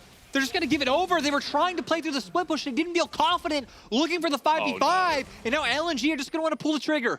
Paranoia is available. You've got to keep your eyes on Doinb in situations like this. LNG with an Elder Dragon. They have the tools to find their final fight, and they have the ways to just make that fight happen as well. And this is the thing, you've got a minute left on that inhibitor in the bottom side of the map as well, so you will only get 2 more super creeps coming out of that. There's no way that you can have like Breathe, TP down to the bot side and try to end. As long as Allah deals with creeps on the bot side, LNG can then have him TP in later, but it's going to be tough now for RNG. No way to really fight against this Elder. Their only good news is this wave clear from Gala to try and keep LNG off their base. Exactly. It's going to be a push and pull coming out from RNG, right? You expect him to commit Breathe down to that side lane, just have this force kind of weave in and out in front of LNG, clear waves, and put LNG in this position where they're like, hey, we have Elder. We need to find a decisive engage now. If RNG's 4-man core can disengage from that and give time for the Fiora, maybe that's their only route. The dive for LNG is insane, though. Yeah. 3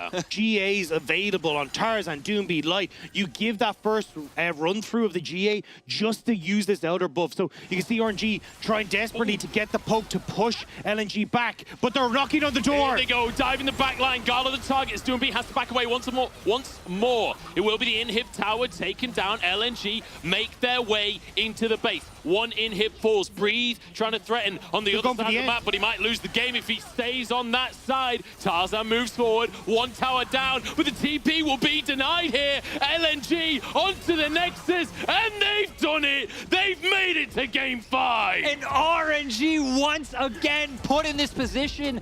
LNG able to bring the momentum forward. It might have gotten dicey in the mid game, but the team fighting was there. And a man who will definitely react to a win like that, Doombeat, with the biggest thumbs up in the world from the side of his screen. LNG knew how close that one had gotten, but they get it across the finish line. That was so close, so tense, but LNG, most importantly, not making too many massive mistakes this game, right? We did see, the one big mistake in the mid game that was punished heavily by RNG, but once they regained that advantage later on, they played it slow and steady and safe and didn't overforce anything. And I feel like that's the opposite of what we've seen across the course of this series, and we're seeing that growth from LNG within the series itself. Yeah, and I mean, you saw them, right? Like, okay, they give that one angle over where like Xiao can start finding these picks, but then once they saw like how much this damage does, how they can set those up, they started becoming aware. They started walking into their jungles like 3-4-man cores, sweeping out, using like the scryers, orbs, and RNG were never able to find it again. They got to a point where all they could do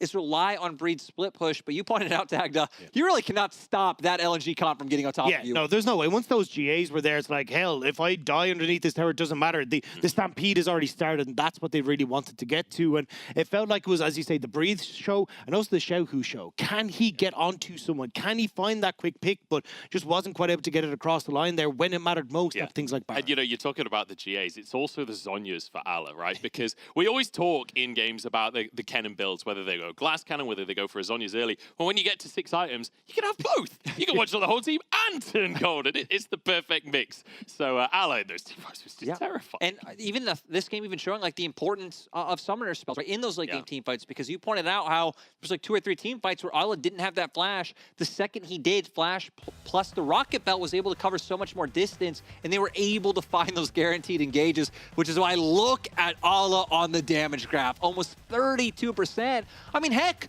we've seen what Zeri can do in playoffs and regionals so far, but she has not been the main factor in wins today. A 46-minute game with a Sivir and a Zeri, and yet it's the Kennen that tops that damage chart. That says a lot about how this game went. But even the fact that it's not like a stupidly high figure, right? Like we've seen 40% coming out from the Zeris and the Yumis and all this, Zeris and the Sivers. It's actually showing that there's a lot of, across the team, a huge amount of people trying to deal damage. This was so much more of a team coordinated effort than just, oh, well, the AD carry popped off. Even on the opposite side, right, Xiao, who 80% kill participation, he almost matched the damage of Gala on the Sivir. And we started to talk about, right, if RNG pulled back that game, it would have been on the shoulders of Xiao. Yeah, certainly would have had to be on the shoulders of Xiao, but lads, we were saying it might happen. It might actually be happening 2 in a row now for LNG against RNG. 2 in a row when we said that they were out of the series. LNG keeping that miracle run alive.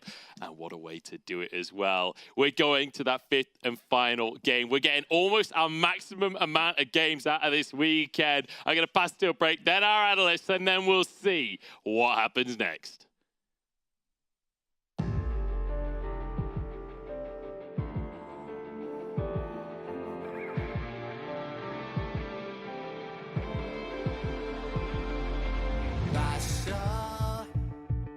迷雾中找光线，谁甘愿在沉默中妥协？困住翅膀，也要飞得更远，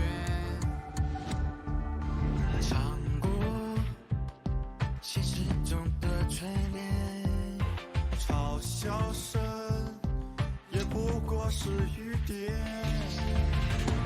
勇者的入场券，拒绝最廉价的怨言。剩多少次吹了过，人独行，总有一天会被看见。想升高全世界，拥有生而无畏的信念，粉碎极限，将光之间穿透这片黑夜。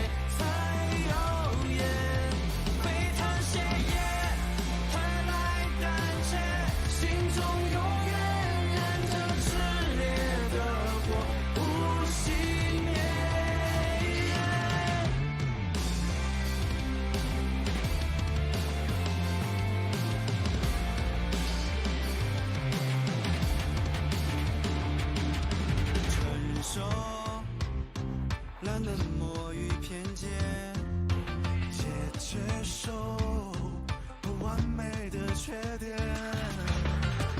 聪明有多危险？不怕，只怕不够轰烈。剩多少次摔倒过？人独行，总有一天会被看见。想宣告全世界，拥有生而无畏的信念，粉碎极限，向光之间穿透这片黑夜，太耀眼，沸腾血液，何来胆怯？心中永远燃着炽烈的火，不熄灭。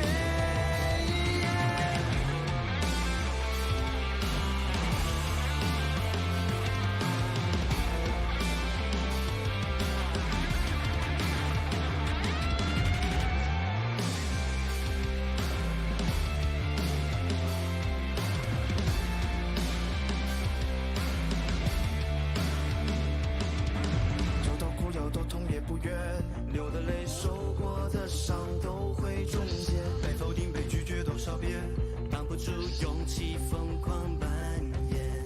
一颗心，一双脚都匹配，这条路不走到尾，绝不停歇。每个你，每个我很渺小，却有生而无畏的信念，战胜一切，向光之间穿透这片黑夜，才耀眼。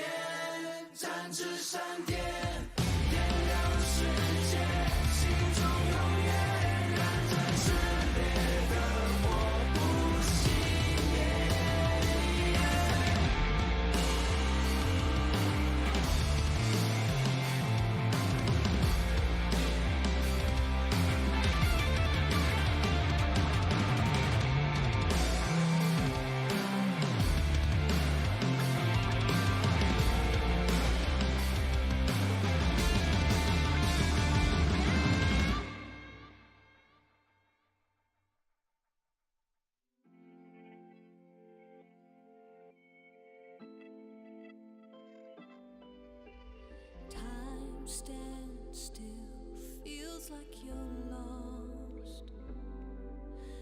scared of falling apart.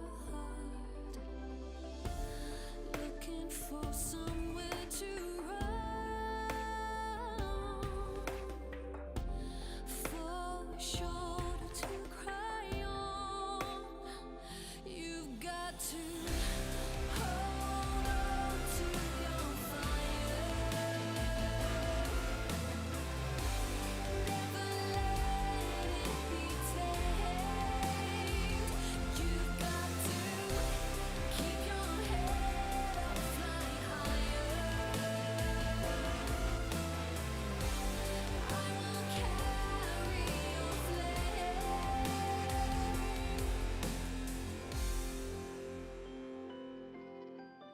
Pay no thought to what people say. Don't let them stand in your way. Yeah, in our hearts we know the truth. I believe in you. You've got to hold on to your fire. Never let it be tamed. You've got to keep your head up, fly higher.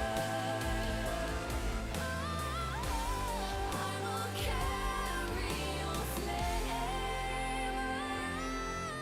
Hold on to your fire, fire, fire. Hold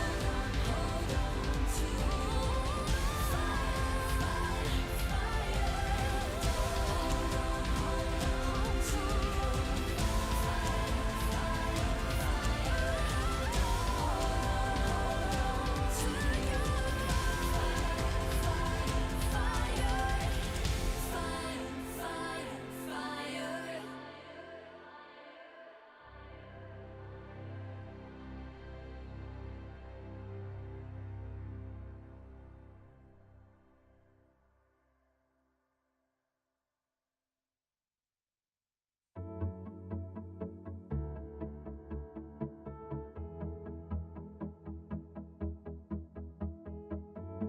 bring it on, and you will see I'm ready now for victory. I'll carry on, I'll win the game, I'll take it all, I'll hold the flame. I will rise to the top and watch you fall. This is me, it's my time, my curtain call.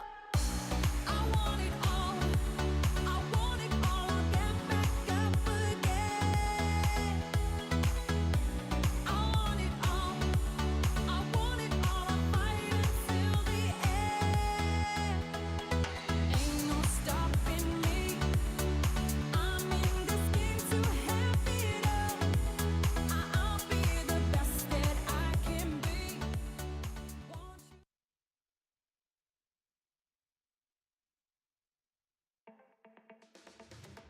We are back. We've run out of interviews. We've used all assets we possibly could because we have gone to Silver Scrapes. We have gone to 5 games in this best of 5. We were only just discussing out of the last 4 days, our finals and Gauntlet weekend. We have had 3 out of the 4 series go to 5 games, 19 out of 20 games played. It's a lot. It's a lot. And even 7 throughout an entire playoffs. It's insane. It actually is. Again, we talked at the beginning of the day, stress, pressure, all that stuff. When you get to Silver Scrapes, it all matters that much more, right? There's one game, a best of 1, that decides who's going to be the 4th seed. I mean, I feel like even more so for RNG. They haven't won a series since they faced up against LGD at the end of the split. Which they still lost. Yeah, I mean, they lost that one, but that was the big one where I was like, look, if they 2-0 it, they would be second. They'd be in the double elimination of the bracket. They ended up losing. Then they lost to EDG. Then they lost them again in the regionals. And now close to being reverse swept again twice in a row and missing out on Worlds. I mean, I want to tell someone like a little story of how we thought this game was over. We're downstairs. There's a little green room where, you know, the OTP guys have set us up very, very nicely. There was that fight in mid lane just before they got into the base. We went up the stairs. Ox turns around to me and goes, wouldn't it be mad if by the time we get up to the studio, this game is turned back on LNG? And it did! Oh, man. Like, that Arlie flank was absolutely massive, but I feel like we were watching and we thought RNG has this. Done. RNG clearly thought they had this, but I feel like the big thing for me in this game was Arlie again showing what he is doing for this team, because he was so impactful with the cannon. He always is. That's something we called out at the beginning of the day and throughout the day, right? It's his flanks. It's the way that he approaches fights. It's the strength that the guy has as a solo lane smasher. And hey, it's coming out on the cannon. I knew as soon as I saw it, y'all were doubting me, but it was all about the cannon. It's all about LNG, baby. I mean, we're highlighting Ala. He was our MVP from game number 4. I mean, it was going to be no one else. Yeah. Like, I would think we thought it was going to be over. I'm pretty sure LNG probably thought as well, but Ala just closed the door and said, not yet. And that's the thing, like the comp had this dive feel to it, like with Doinby on the Tarzan, but that was mainly like the facilitator, the utility on the Nocturne. You put the lights out, you get on the target, you stride break for the slow, you got Randuin's as well to keep Gala locked down, but then the damage was all Arla, and he built full damage. Didn't have Zhonya's till last item. Yeah, I mean, going the full damage build, going with these beautiful flanks, setting up as well with the combos, but as well, it's just the prowess to go in, right? And to know when he can get the kills, when he can pick up things for, especially in moments of darkness for LNG. I mean, the big thing we're looking at is that he's the tip of the spear. He's not waiting for someone else to make the play. He's making the play himself right here. It's a heads-up play to TP. So far away from the actual fight is actually happening, but he gets himself that perfect angle. And remember, this is 5v3. They are not going to be able to win this unless Ala takes this fight. And I think it shows how strong he was, because he got exhausted there towards the end. You know, it's a Sivir as well who's going to have a spell shield, and still not enough. When you're this fed on Kennen, there's only so much you can do. I mean, it was just exceptional coming out here from Ala. Yeah. It goes back to that matchup we were talking about on the top side. I think Bree taking the Fiora very much kind of gave himself a movement to kind of say, look, I can win this. I can get us the win. Because again, in game number 3, I feel like Ala had his number. Bree did do good split pushing, but the Kennen just became too big. Yeah, and I mean, ultimately, we're in a meta where team fighting is so important, right? Split pushing has fallen off because Soul, such a pertinent problem, and especially with a composition like this, with trying to get your champions on top of Gala, Cloud Soul contribute massively, but also the Elder, RNG didn't even fight for it, and I feel like it's a no-brainer, right? You can split all you want. They're just going to run mid and end, which is literally what they did. But that's where the question is. At the beginning of the day, we were saying the historics between Ala and Breathe. Well, Ala has had the better hand. He even said in the interview post-game yesterday, hey, it doesn't matter what team you're on. I'm still going to give you the I guess gumption here for Ala. That's the word I'll go with, PG. I mean, but like again, like it's obviously like the big side of this is looking at Ala versus Bree, but I think the biggest thing that I looked at was that so many unforced errors coming out from RNG, very uncharacteristic. Level 3, Waze invading on a Lee Sin. It's like, yeah, you got Prio in your lanes, but why? And the failed flash as well, right? We've seen multiple failed flash. Ming had one on the Lulu in the previous games. Wei had one there, and it feels like this team who went 5 games against T1 in spring at MSI, the exception obviously Bin was there, but like the rest of the members were there and they held strong. But here it feels like they're cracking under the pressure. I think the most interesting thing as well is like you see the stress coming down to the brink. It's got to be in the RNG players that they have lost a reverse sweep just the other day. They haven't won that series. I think it all compiles into this last game. All right, quickly, one word. RNG, LNG. RNG. RNG, LNG. LNG, because they got the colors of France. We're going over to the casters. We're going to send over one final game. Munch and the boys, take it away. Thanks very much, lads. Yes, we're ready to jump into our final game of the series. Never in history has an MSI champion been denied Worlds, and LNG, after going 0-2, are on the cusp of breaking that historical fact. I'm Munch. I'm joined by Dagda and Lyric one last time. And Lyric, the first thing I want to talk about is the fact that in this series, both teams have won on red and on blue. The side selection has not mattered. No, not at all. And I feel like we've seen that as both playoffs and regionals has progressed, that like there's ways to make it work on both sides, right? Like we've seen RNG have bad drafts on blue. We've seen LNG have bad drafts on blue before when this is thought of like the uncontestable side and teams have finally figured out their drafts. There's picks available for both. I feel like it's a lot more about making compositions that are more well-rounded, that have a similar identity that they can fall on. Yeah, I think that's the big one, is having an answer for a lot of these things about like, okay, let's get a very easy to execute game plan. You could see it in the last game, LNG, great dive composition, were able to make it work. You look back another game before that, and again, LNG just had a very strong mid-game composition that they could easily execute through. It feels like LNG have kind of figured out how they want to approach RNG, which is terrifying. Because we saw a very similar story for EDG, where EDG, game 1, game 2, RNG look indomitable. They end up taking the game to game number 3, and suddenly EDG are like, oh no, it clicks, we now get this. This game as well, this series, LNG lose game 1, game 2, doesn't look so hot. We're thinking maybe this is a 3-0, and suddenly we're at a game 5. Well, we'll see if the story repeats itself. We're into game number 5, RNG on our blue side and LNG on the red. And you can see the stress on the players' faces here. Doing B serious faces. His Nocturne is banned away. Nocturne banned away. We've got the Poppy, we got the Vi, the Yuumi gone. We had a Lulu ban from RNG in the last one, but not feeling willing to first pick the Yuumi. Lucian respected here. Wukong feels like it's the big one for me. RNG have also banned Silas every game so far. It will finally be open if LNG want to go towards that one. But like you said, we're just going to go back to the standard 80 carry trade. Even though 80 carries have been big, it does feel like the series has been defined by these top sides of the map. Yeah, and that's the thing, is that when we also look towards like Xiao, who he has played the Silas, but it hasn't really been the pick for him. Again, it's kind of been away from what we expect him to play for. The big one is going to be if Doomby wants to try and lock it in here, but it feels like a Sivir, Lulu, Sivir, Wukong would probably be the best bets here for LNG. I think even taking that Lulu away from Ming could be really important here.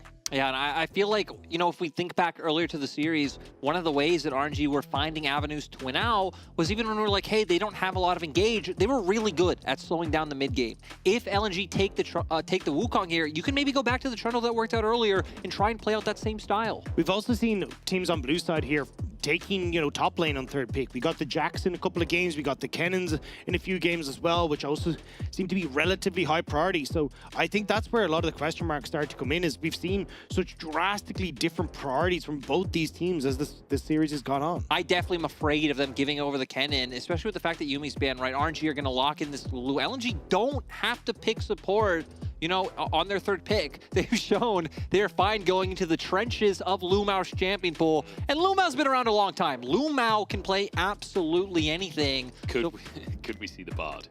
Could we see the classic Lumao Bard if it comes to that? It's an enchanter, technically. If they've made it work, I would love to see it. But I think RNG right now are debating, do we go to something like the Trundle, fall back onto something that worked, or do they have to take it away? Do they have to fall back either to the Jacks that they were picking earlier, take away the Kennen, and no, they're going to put the same stock into Breed's Fiora. I mean, we said it on Caster hitting on the desk that, like, team fighting, so incredibly important right now. Hopefully Breathe can make it work better this time around. That goes with the Jacks then to answer that top lane. I can't believe we're seeing top laners locked in the first 3. That's the most important matchup. Yeah, it's really started to change as the series has gone on, and now I feel like for LNG, they look towards bans like Trundle. Make sure that you can get Tarzan into a comfortable situation.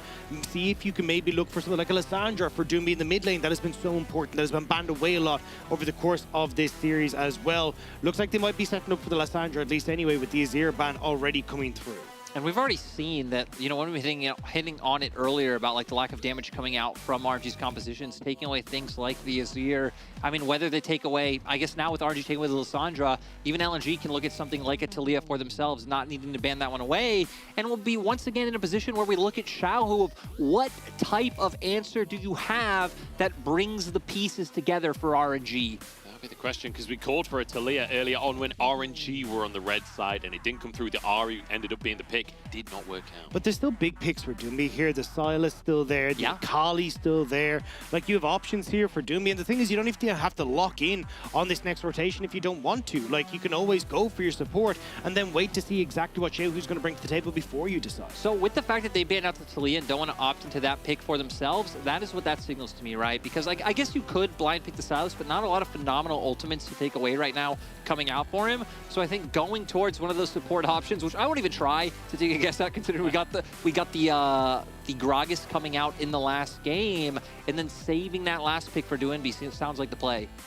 Could well be the option here. The Rakan was banned earlier on in the series, a hard engage option here. Great with the Sivir as well. That bonus movement speed from both ultimates. The only thing is it does make it very difficult in this bot lane matchup, especially when you look at the Lulu. Lulu just well into the Rakan in the early stages of the lane, and also then with just how quick Zeri is in the later portion, it can be difficult to lock her up with the Rakan. Silas hovered here though. Great ultimates available now with the Rakan, given across the quickness, the Cyclone as well from Tarzan. This would actually be a great time for RNG to see if they can find success for Xiaohu on that pick. Xiaohu has played it once so far in summer season. It was a win for them, but still hasn't leaned on this too heavily, and now gonna have to go towards a different style. We've talked about how things like flanks and, you know, playing out through like sides and being able to manage that without over-indexing has been something RNG haven't been able to do well. Now RNG are gonna be the team who has to be able to pull off this style. Again though, very little engage when it comes to this if this trundle is locked in, which we see now.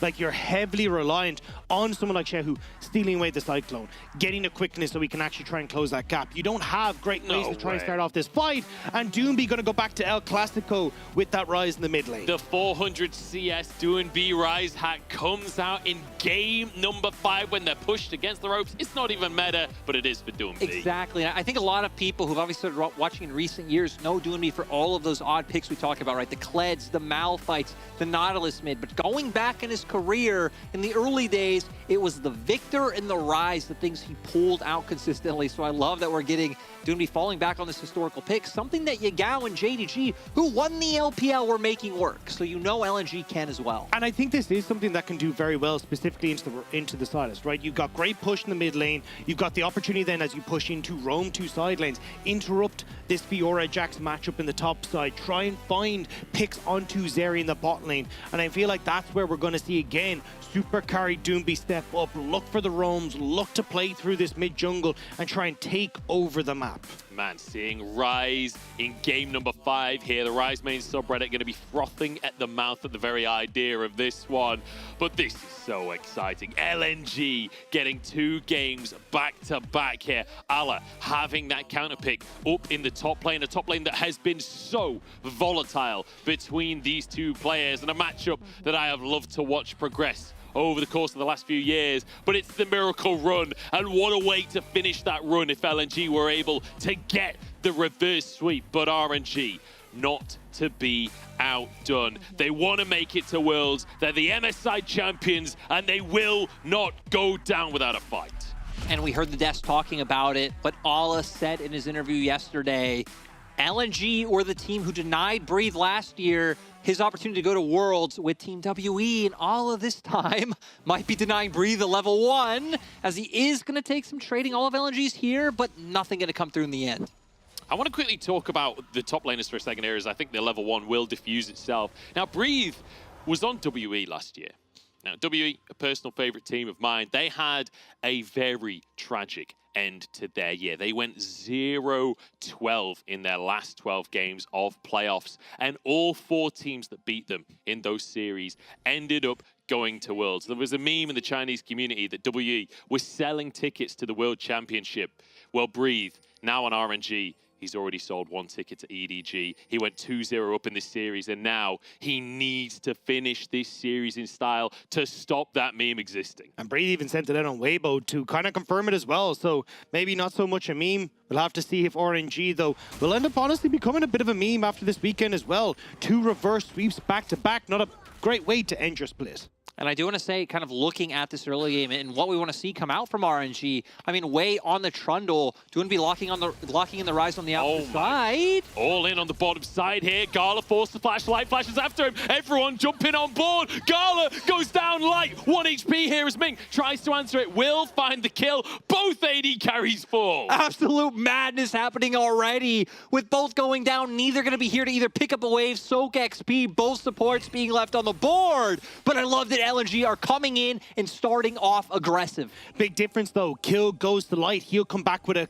the Cull and the longsword, whereas it's just the Cull in the back pocket, not even a pot in the back pocket of Gala. Yeah, and we're going to see here, it was actually RNG trying to find the advantage, but Lumao going in so aggressively, they drop the Ignite level 1, and then Light following up with the Flash. A lot of Ming's abilities on cooldown now. LNG just able to pull out ahead, but Light then left in a dangerous position. Yeah, I mean, the fact you've got the Ghost as Light to make sure you can continuously follow up onto Gala, whereas the Cleanse burnt early. Now it's Doomby in the mid lane. Doomby in trouble, Flash available, Pillar comes on down, but Doomby just turns around and Styles blasted instead. He ain't running away, he's taking the fight. So before the bot lane shenanigans came through, I was going to say, this is what I want to see come out from RNG. You have a Ryze on the opposite side, you have a Trundle, very immobile. You can try and find these gank opportunities onto the Ryze, burn the Flash, but he played through it beautifully. Yeah, I think Doomby kind of realizing Silas doesn't exactly have a huge amount of damage at these early stages. So he goes, cool, I mean, you've already used your Chain Lash. Oh, you've got Kingslayer and a bit of a Scum Deduct. I'm all right with that, and as long as I'm under tower, you're not going to get that passive damage off either. Doomby just turns around and goes, so anyways, they started blasting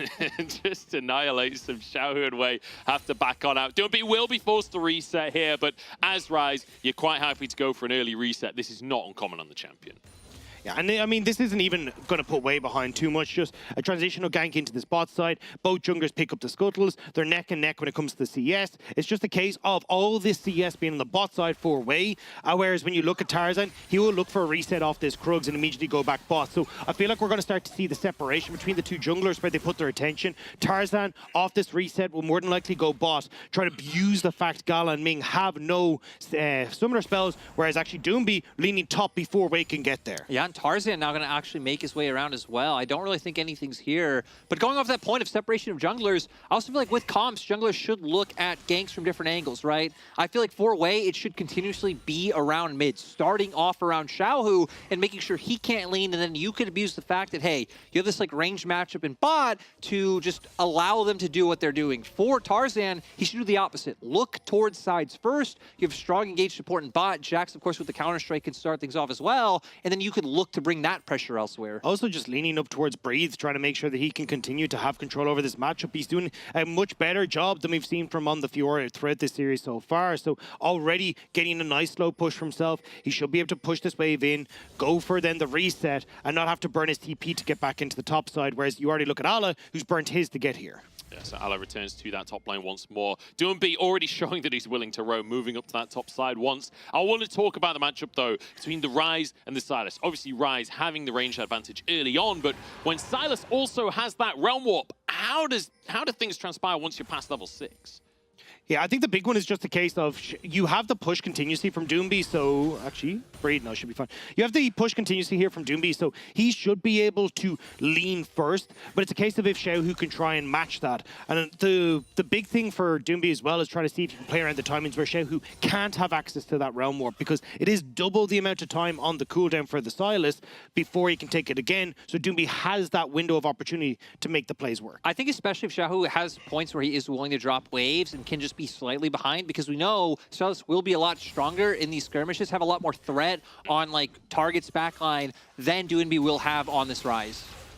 Well, we'll see if that's going to be the case, because Doomby might find himself a lead elsewhere, hovering up to this top side. Breathe, no stranger to these plays after the rest of this series has gone on, but a 3-man play. Flash available, but I don't think it's going to be used. Or it is, he commits the flash, but everyone just jumps on board. It's flash for flash, but Tarzan happy to make that trade. And already seeing what Dagny was just talking about, Doomby able to make the move first. Xiaohu also didn't have mana, elected to go for the reset, and he'd already used his TP earlier in the lane. So just great window coming out from LNG to abuse Breathe. And Wei was up towards this top side, but just not expecting LNG to move across that quickly. If Wei had been there, a pillar, anything, could have given Breathe the escape, but unfortunately not going to be the case. And I think this has been something that we've seen a lot kind of change over the course of this series. At the beginning, we were praising Wei for how well he kept in contact with Tarzan, making sure Tarzan couldn't find those advantages. But as this series has gone on, Tarzan has dominated that early jungle route. And now they'll even have more things to play off of, right? Because Breathe, nice job, was able to get a plate for himself, and Tarzan not going to be allowed access to his own jungle, because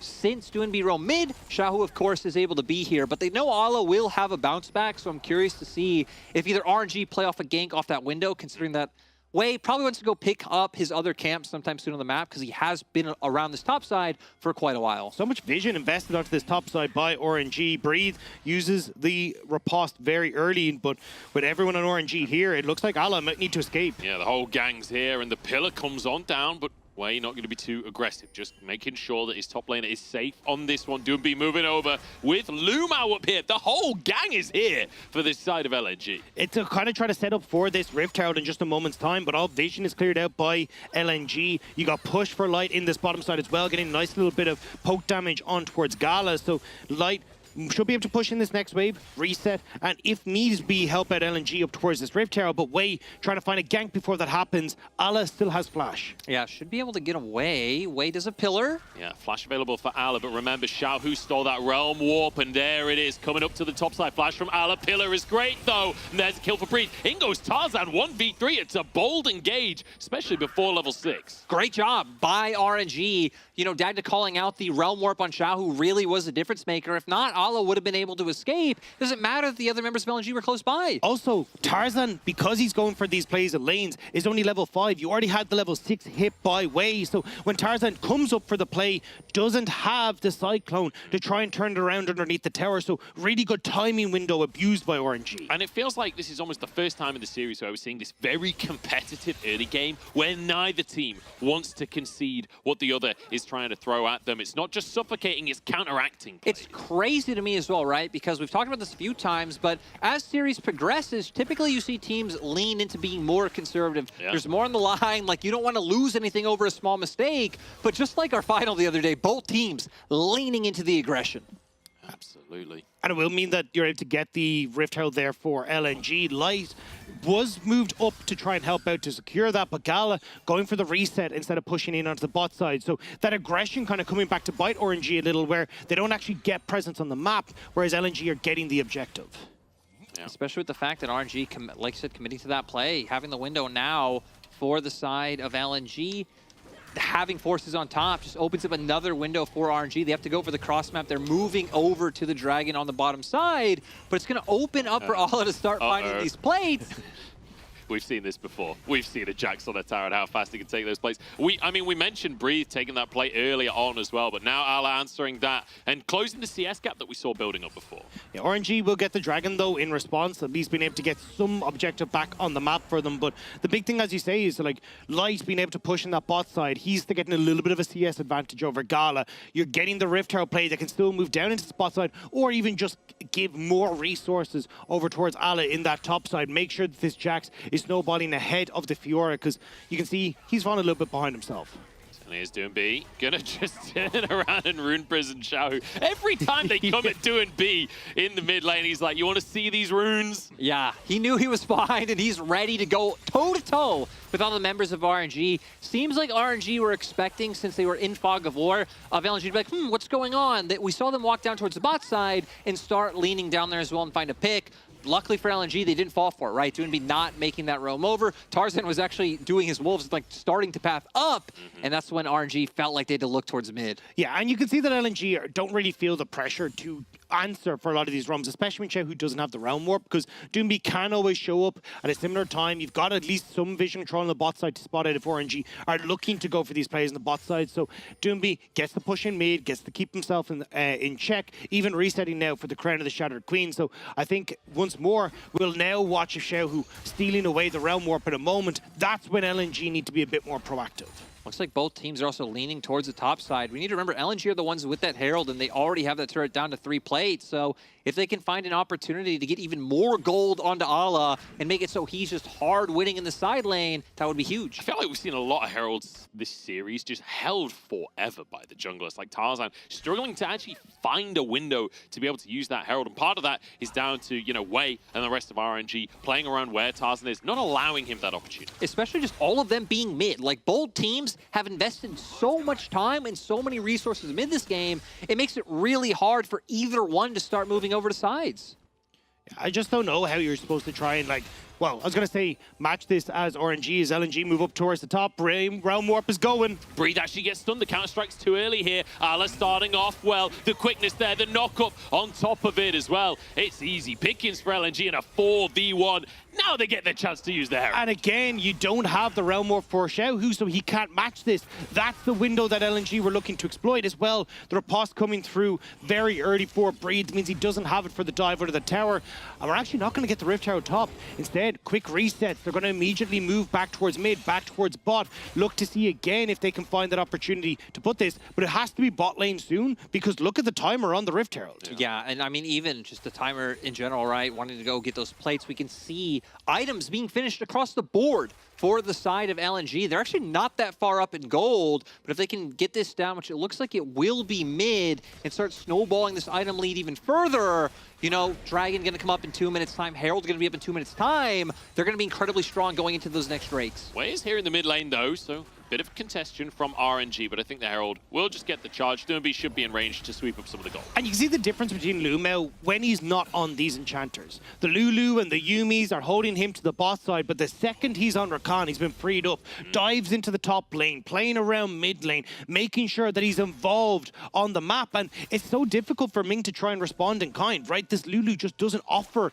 as much as this Rakan does in these early skirmishes. And it just brings us back to 2020, which ADG, when Lumao was having that standout year, was all about like, hey, Loken, you know, have fun by yourself, buddy. I love you, but I'm going to go hang out with Kanavi. I'm going to go meet up with Yagao, and they're going to work together as this three-man squad and really try to find these fights and find these picks. So it's kind of great that we've gotten to see more personality with the picks coming out from Lumao in this series. And it's great just to see the redemption of Lumao in general as well. Like when you think about even just earlier this year, a lot of people calling for Lumao to be replaced by iWandy. A lot of people, you know, the hashtag free iWandy thing that was going on Twitter. But as we got towards the end of the year, it's felt like Lumao, especially in playoffs, has really come into his own once. And that's the thing, to face that criticism where it feels like, honestly, your pal Doomby is the only one who's still rooting in your corner, to then come back and have that substantial year speaks volumes to how strong Lumao is in character and how strong he has been on the Rift as well.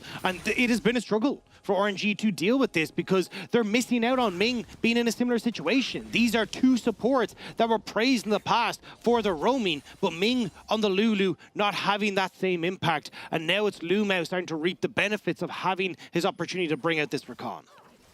We'll have to see if he can continue to perform because he's up against the Zeri today. Gala and Ming having what I would argue is the premier duo in terms of that bottom lane this game, right? The Zeri and the Lulu have been so terrifying across the course of this entire year, honestly.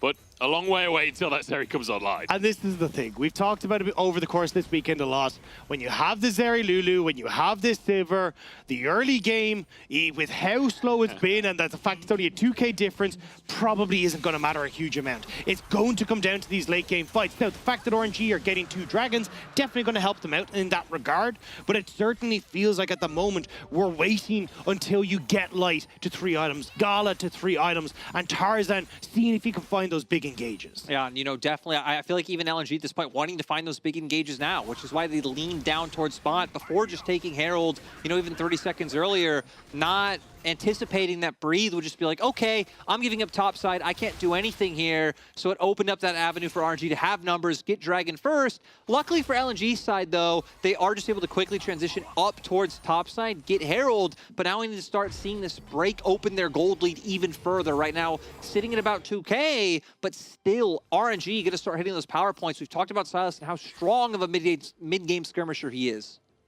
Yeah, definitely going to be terrifying. And Xiaohu, no slouch. I feel like Xiaohu's one of those players that just has that depth of talent that I would trust him on any pick. Like pretty much, like we saw the Azir earlier on today. Like we were talking about the win rate, but still looked good. Still managed to make a couple of incredible plays. And it feels insane that we lost Rookie yesterday, and we're going to lose one of these two mid laners as well. I know. One of either Doomby or Xiao who's going to be joining Rookie in watching Worlds from home. And when you see the performance that Xiao has had over the course of the series, when you see how good Doomby has been as well, it's heartbreaking that we won't get one of these players and potentially won't get. I mean, mean, the team that won MSI at Worlds. Look, we saw Jada Gino now bringing Makuya as their sub to MSI. I mean, whichever one of these teams loses, can they just bring the other mid laners there sub, please?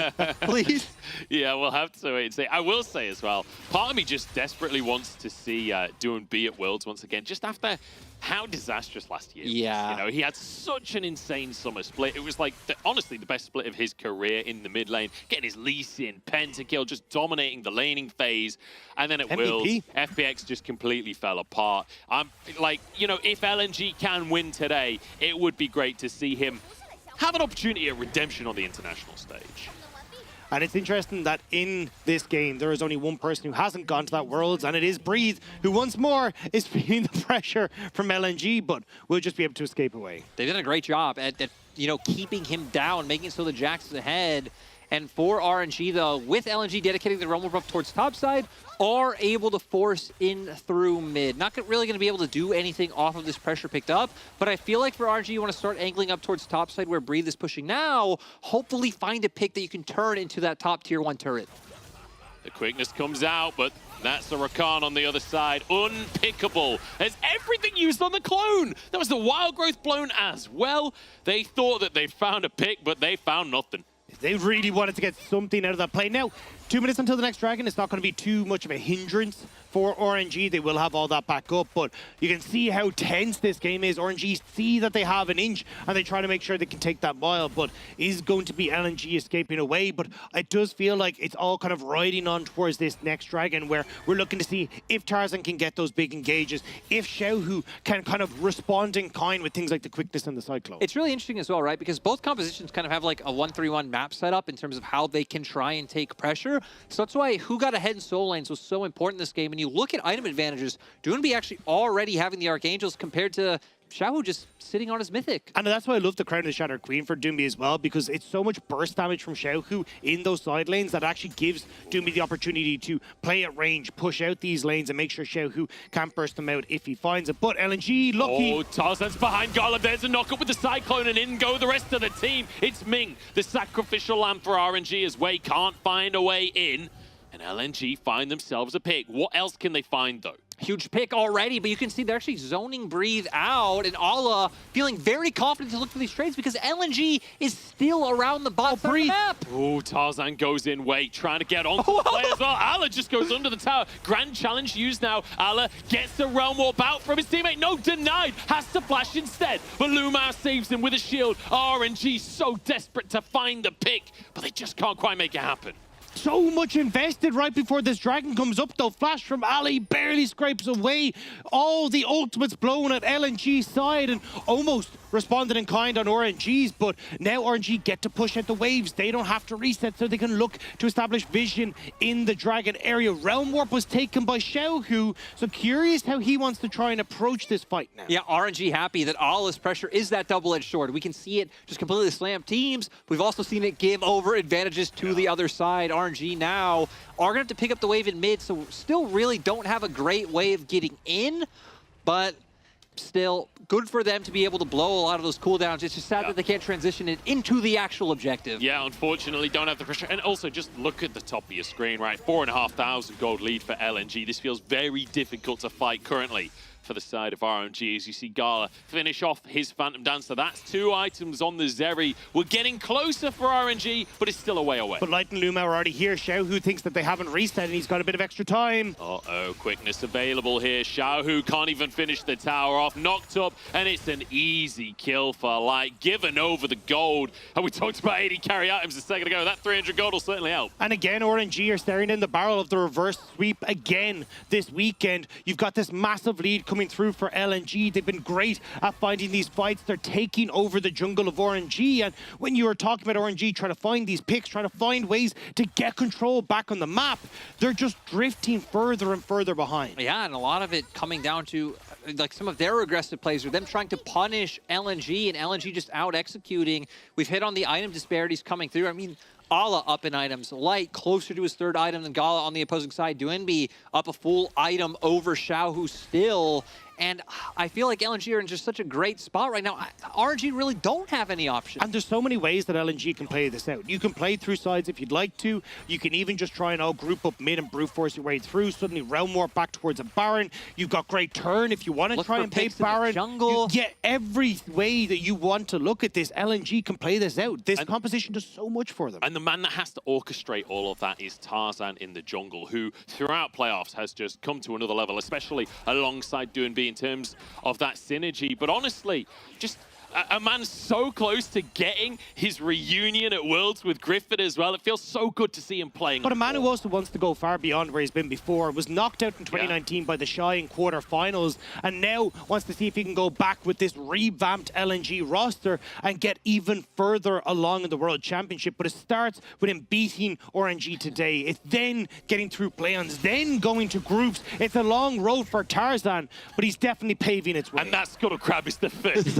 the first rung on the ladder of LNG's trip to the World Finals. We're going even further with what they're going to do is, you know, I got to say, though, the way that they have ramped up does remind me a lot more of, like, let's say that 2020 Suning than anything else. Because, again, they literally have gone from 0 to hero out of nowhere. Still do have a little bit to go to match up with, like, what we've seen from, like, the JDGs and top esports.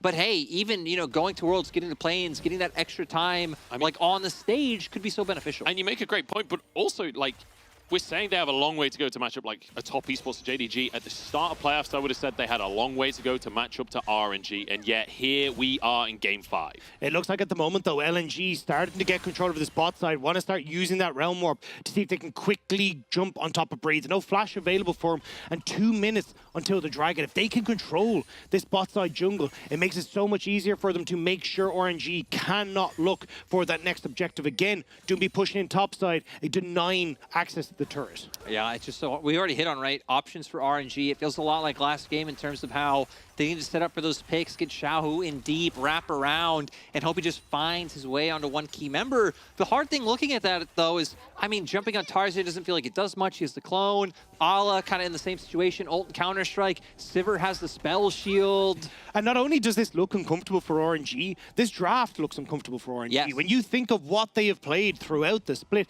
it has not been a Fiora side lane. It has not been Xiaohu on something like the Sylas. It's been Lissandra's. It's been Talia's. It's been things that can be an agent or give you agency to set up these plays. But at the moment, it feels like RNG are lacking that massively, and they just don't know how they're supposed to start these fights. The one player I would say looks comfortable with this draft, though, is breathing that top side, right? Yes. The aura has been an absolute signature his entire career, and I feel like this could be his moment to really prove it. We saw some of the great mechanics from him in the last game. Obviously, wasn't enough to turn the game, but we saw that he can make things happen, and if RNG can pull off that miracle macro that we've seen them do before, wait for LNG to make a mistake and punish, that's the window. It's kind of sad that you think about it. We haven't really hit on Gala at all. Despite the fact that Gala's on the Zeri, and every other day, it's been, okay, this guy's on Zeri, like there's always a chance this can happen, but it just goes to show that this wasn't one of the picks that he was comfortable on coming into playoffs and still doesn't look fully there. I also think it just hasn't really been the style that RNG been setting up for, right? When you look at, like,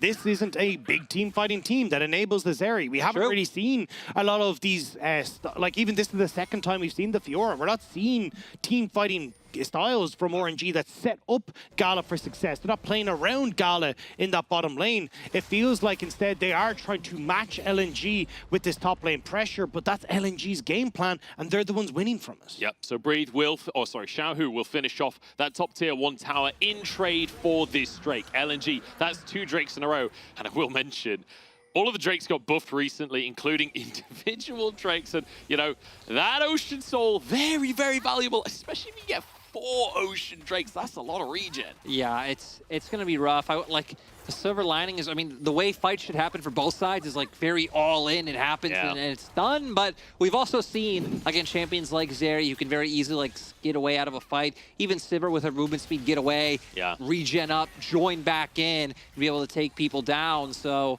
definitely going to be able to bring a lot of benefit for the side of LNG. And LNG so far have just been continuing to choke them out, right? It's been controlling River, getting your vision down, not allowing RNG to go forward. Luckily for RNG, they haven't necessarily been choked out of like their own jungle camps too much, but I mean, that's about it. Yeah, it feels like that's going to be the next step, though, because, you know, you've got Light wins push in mid, right? Like, Sivir wave clear is just so much stronger than the Zeri. You've got Jax now starting to get up towards his third item. He's going to be in a good spot when it comes towards side lanes.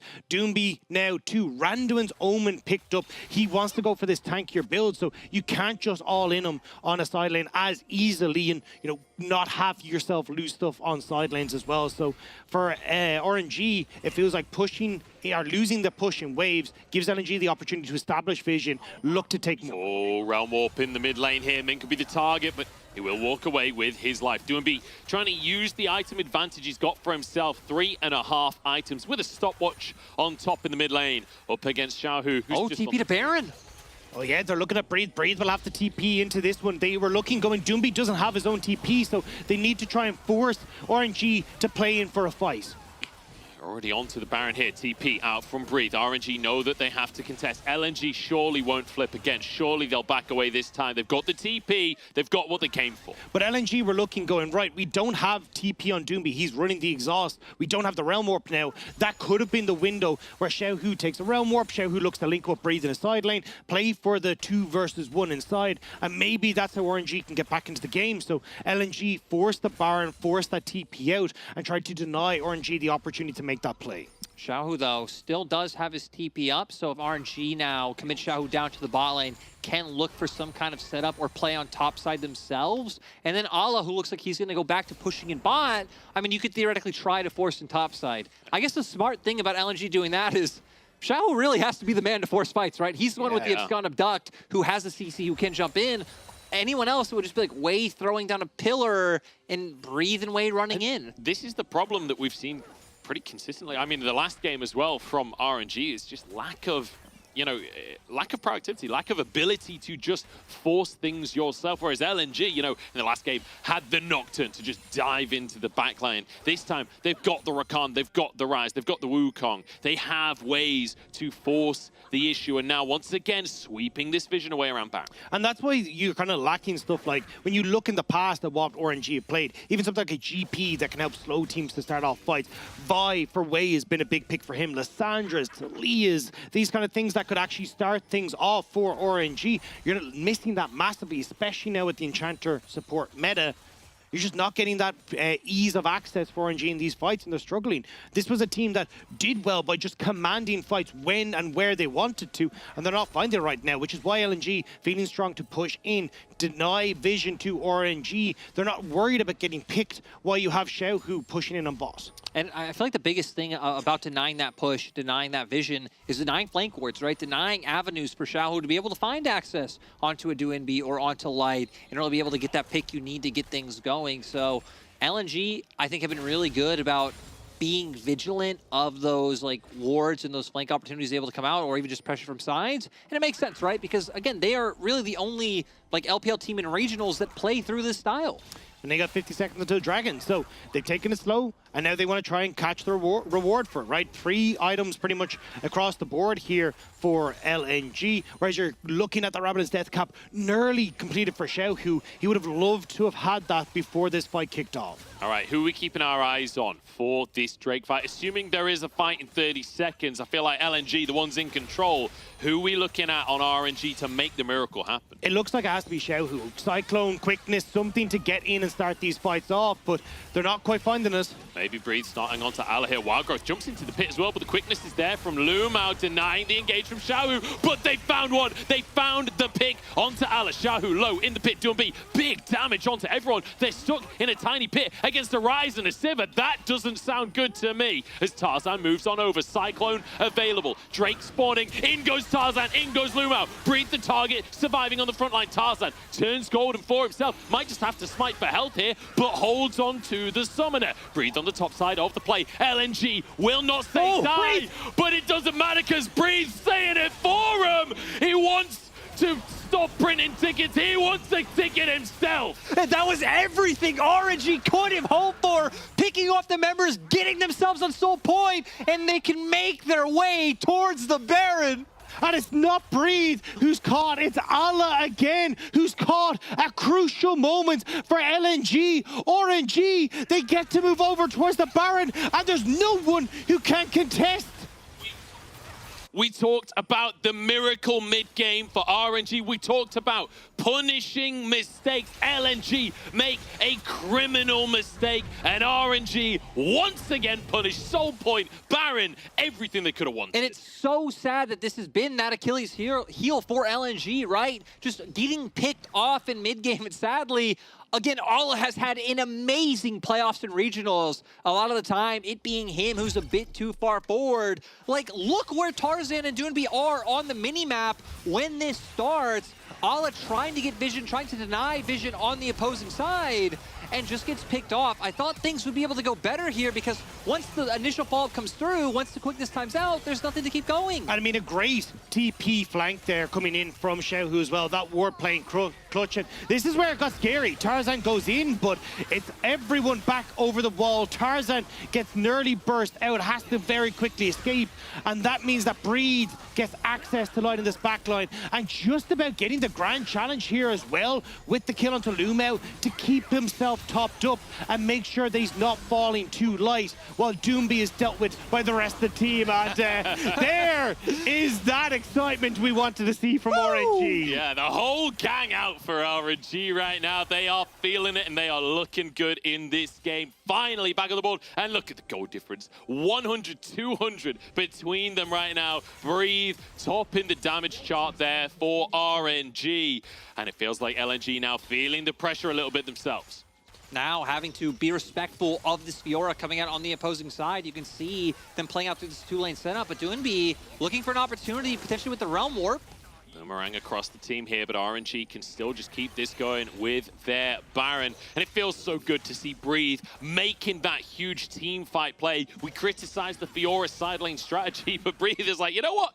This might be a team fight tool after all. Goes in. And, you know, after Bin being subbed out for RNG after MSI, a lot of people criticizing that decision, saying after this split so far, they weren't on board, but Breed might just be the one to make it. And we said the big problem for Breed was trying to get control of our side lanes so he could look to find those 1v1s, look to threaten towers. Now that RNG have control back with the Baron, they can do just that. Breed is down on the bot side. RNG crack up in the mid-turret. Look at Xiaohu already grouping with Breed on this next one. They want to make sure they are using every little bit of this Baron up creep wave. And they have to, right? They have to extend this gold lead to be able to take these fights because we've seen LNG still being incredibly potent, having Tarzan, having that Wukong. Like, hey, like, sure, RNG won the last one, and they have a slight gold lead now, but we still haven't seen a full-on 5v5 come out from the side of LNG. So that's my next question, right? Baron's about to time out. RNG are going to lose that free priority that they bought themselves with the previous play. They're 2,000 gold up, but how do LNG approach the rest of the game? How do they get themselves back in the driver's seat and make sure that they find that situation we've been talking about all game? You don't get caught.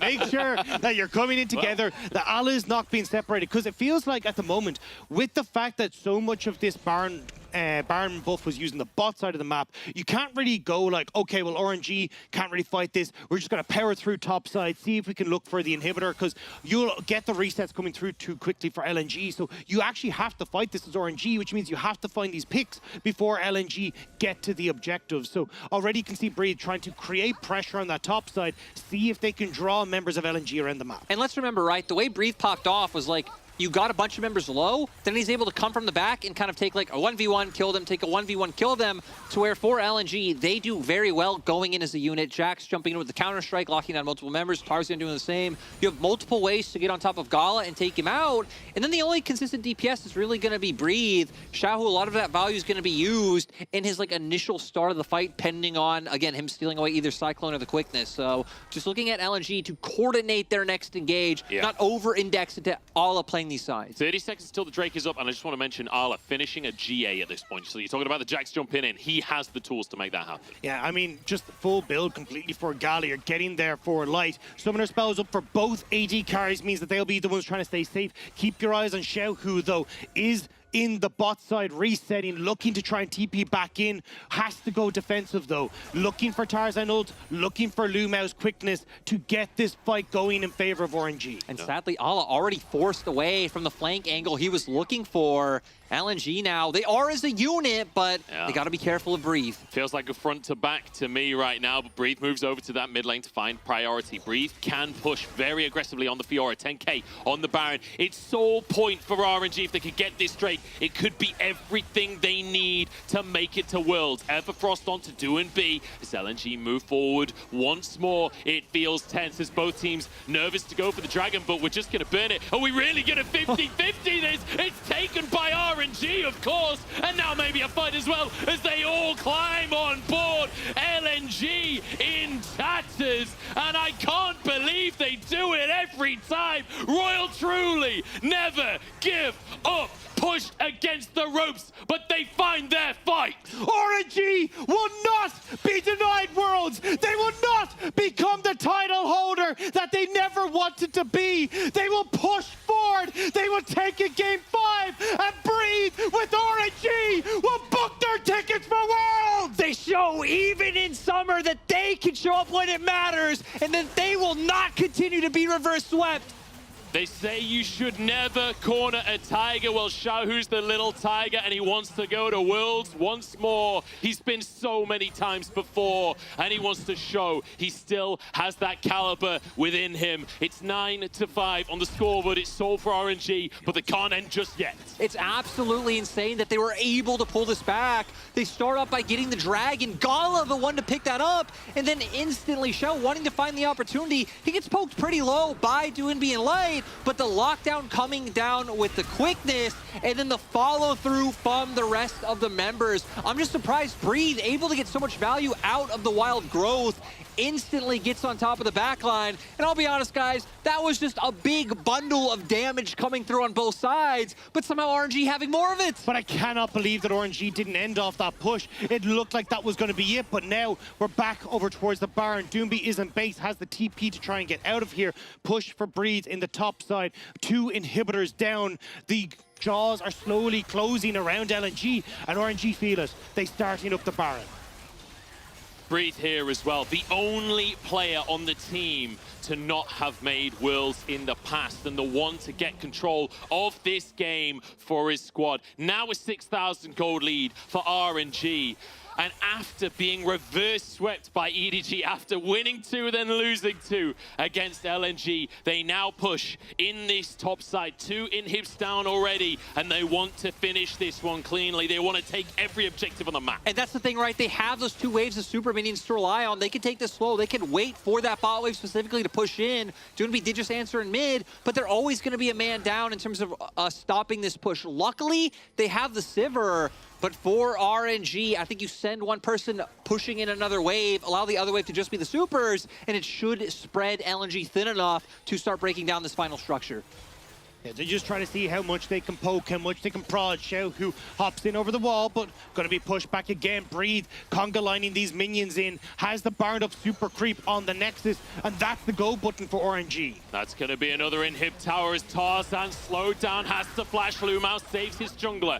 That's 3 inhibs as LNG now pushed truly against the ropes into their fountain under their Nexus. One last chance for LNG to make the miracle run come true. Another TP comes in for RNG, who are desperate to make it to Worlds once more. Round warp in, but a quickness to answer. Tarzan already into GA, doesn't even get to move. In they go on the back line, but Lumao surely will fall. No escapes with his life. Doinby now tanking, Ala tanking, Light trying to get the damage out, but they just don't have it in him. Not against an Ocean Soul. And now the Nexus is bare. The boys in gold will do it again. Against all odds, while 0 and 2 down. LNG fought back, but RNG will not fall. RNG make it to Worlds once more. Miracle denied for LNG.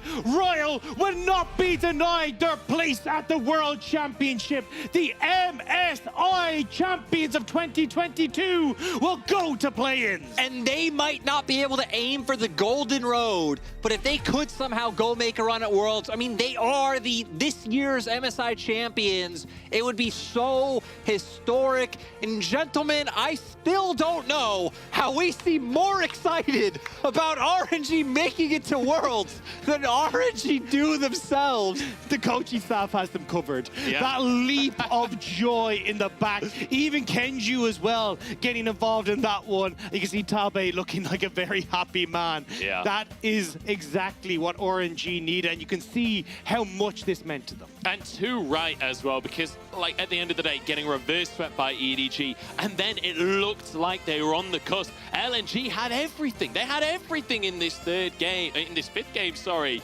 But RNG show the depth of character to hold on, find that mistake from Ale and punish it. I'm happy, sad. I don't know how to feel looking at LNG. It ruins me. Like these are world caliber players. RNG are as well. Let's just send them all. Oh, and it hurts for LNG. But breathe, man. I'm so happy for him. So long this man was on teams that couldn't make it. So long he was so close. And now replacing Bin on RNG, finally making it to Worlds himself. I mean, with the amount of money he's made off selling these tickets, he has to pop off a World. Look, he has to do well. He's been printing tickets for so long, he just finally decided to pull one out of the printer for himself. What a champ.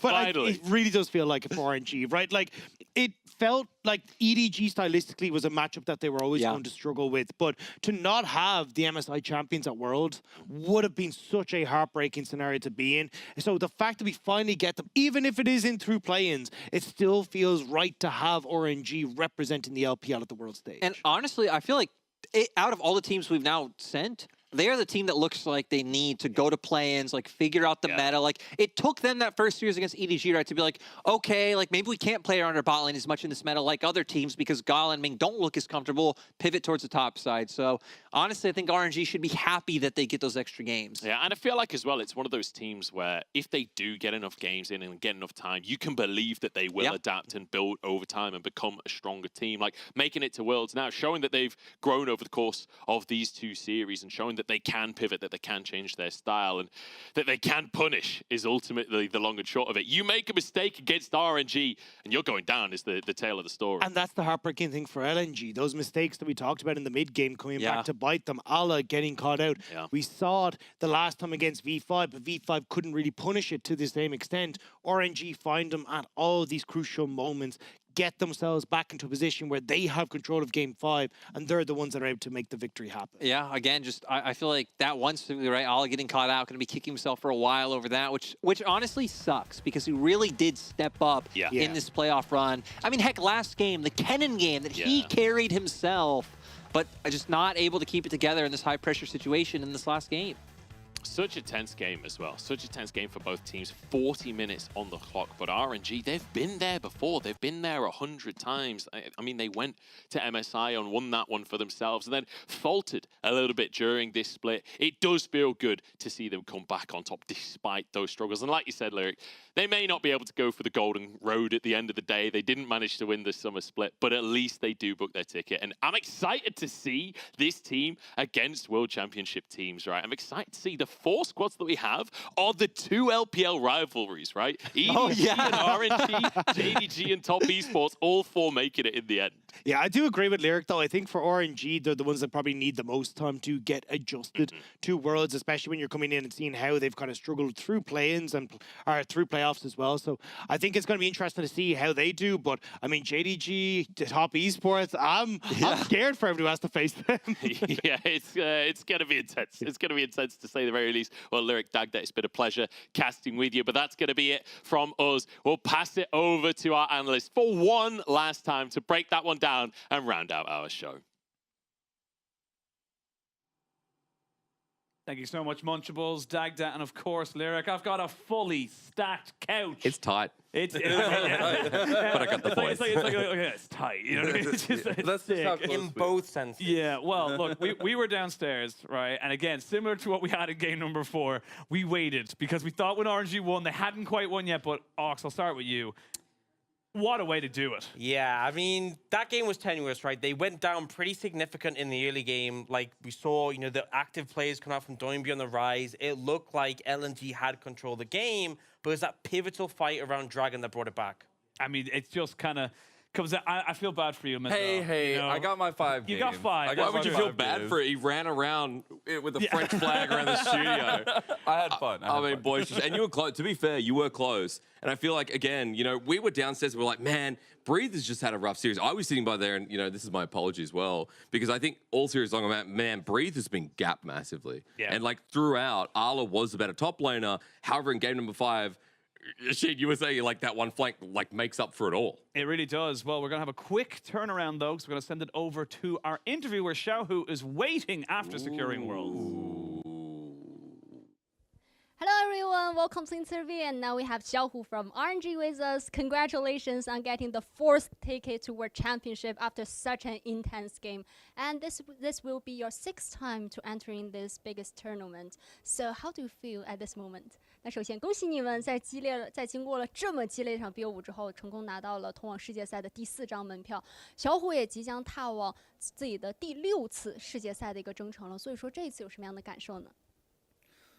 首先能就是进世界赛还是非常开心的吧，然后也感谢就是第5盘，我觉得晨晨打得特别好吧，然后世界赛之后就一起加油嘛，因为我觉得这种就是 BO5 先是打 ADG 被让RNG3，然后打李宁被追了2盘，但是最后赢下来了，我觉得天不亡我就是肯定是有道理的，So definitely, I'm very happy that I was able to get into the World Championship this year as well. And also, I want to give my thanks to Breeze because he really performed so good for today's Best of 5 as well. And I hope we can go further in the upcoming journey. And in these playoffs, we got the reverse sweep with the team with EDG. And after that, for today's matchup, LNG, they were able to get the game 3 and game 4, but we were able to finally get a win in the very last set. I feels like there's really means something to us, and I hope in the future we can do better. And definitely, you guys really performed so good for today's game. And I want to talk a bit more about the changes made by the team because the schedule was quite tight for you guys in the playoff.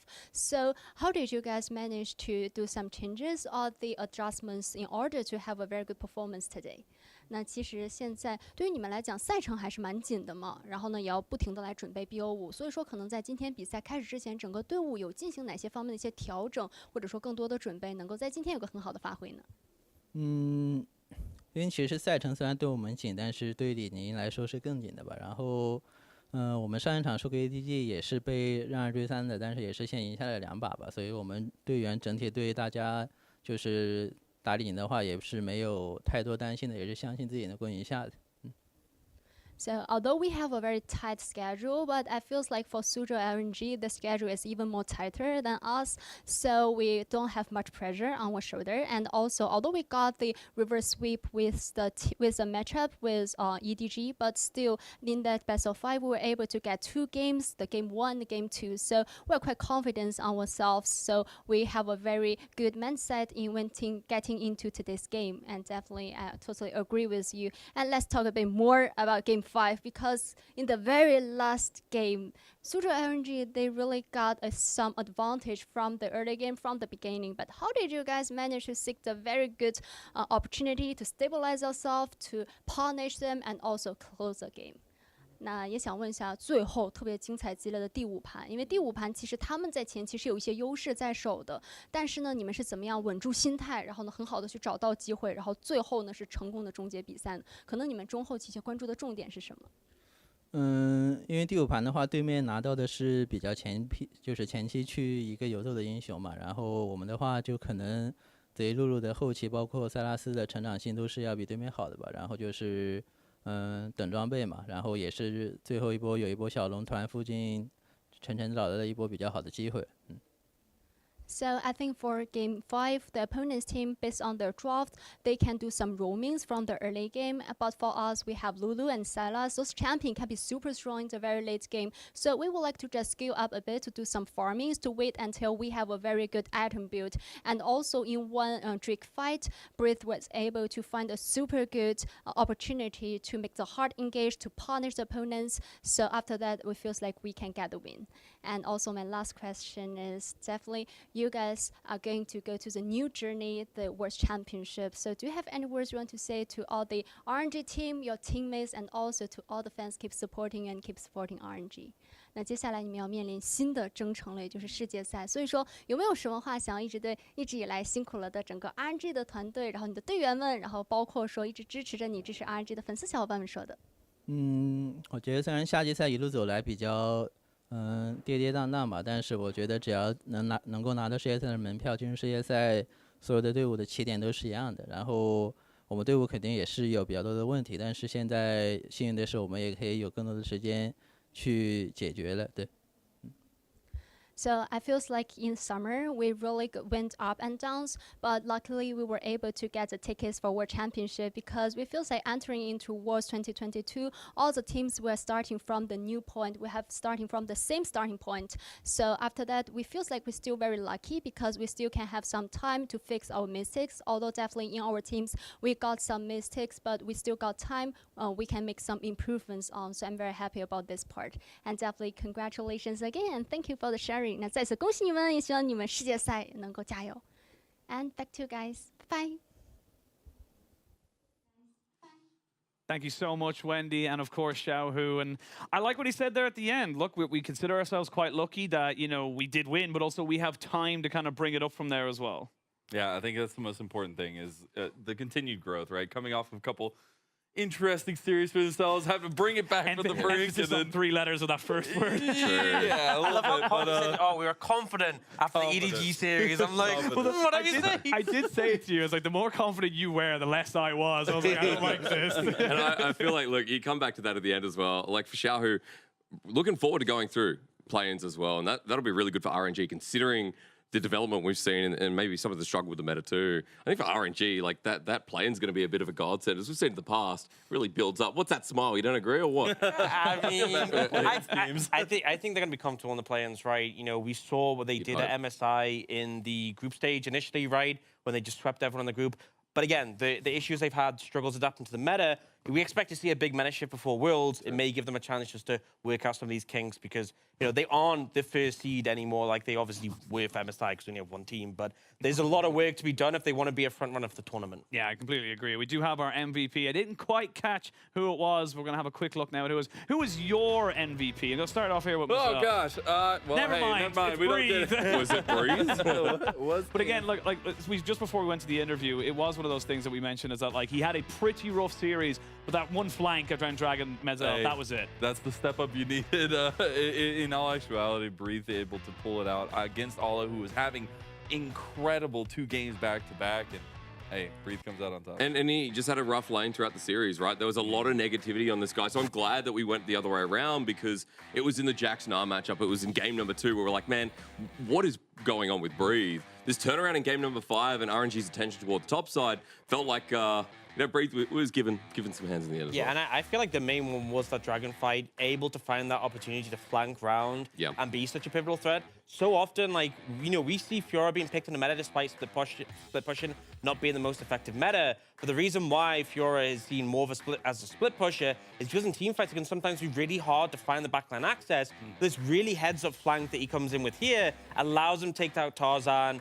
Really effective use of his Q again to take out Lumao, and then with the healing, able to survive and regroup with the team. And it was super iconic for me because there are a couple of great Fiora players in the LPL. Breathe is someone who on WE got a lot of attention and had some of these like bruiser fighters in the top lane. Breathe and Arla are people I scream out like they're great Fioras in the league. So again, another iconic moment when the RNG top laner, who has been struggling as we said, came out with that pick to finish the game off. And as well, the fact that Breathe replaced Bin, right? The pentakill on Fiora in the World Finals. Fiora too, true. Yeah, kind of a big moment there on top of it. Yeah, it just adds on to the mystique that is Breathe, but as well as again, the whole fact that RNG is going to be in play-ins, that teams are going to have to contest with this world-renowned team. And first Worlds as well, by the way, unless is my brain not working? Am I correct? Breathe first Worlds. Okay, I thought you meant RNG's. No, dude, RNG. I think we need to refresh your brain just a little bit there. But yeah, like again, yes, I do believe you are correct. Breed's first world. He had I love LPL. We have to think through. Yeah, we've so many C's that come into it. But yeah, it is. Thank you, Lyric, coming on the voice of reason You're from the side has caster. confirmed it. But again, 3 chances for Breed last year, didn't quite make it. 3 chances this time, he gets on the 3rd. I gotta say though, we'll start with you here, Mazel, because you were the LNG fanboy alongside Munchables. It is heartbreaking. The miracle run looked like it was there. The script was rewritten. It was there. It was within the grasp of LNG, but in the end, hey, RNG come out on top. Huge congratulations to them, but I'll be sad not to see Doomby at Worlds. I'll be sad not to see Ala at Worlds. I'll be sad not to see Tarzan at Worlds, and especially with the way that Light and Luma had been performing in the bottom lane. I was really excited to see this team on the world stage. After all that, you know, we looked on social media, and it's, I think, 29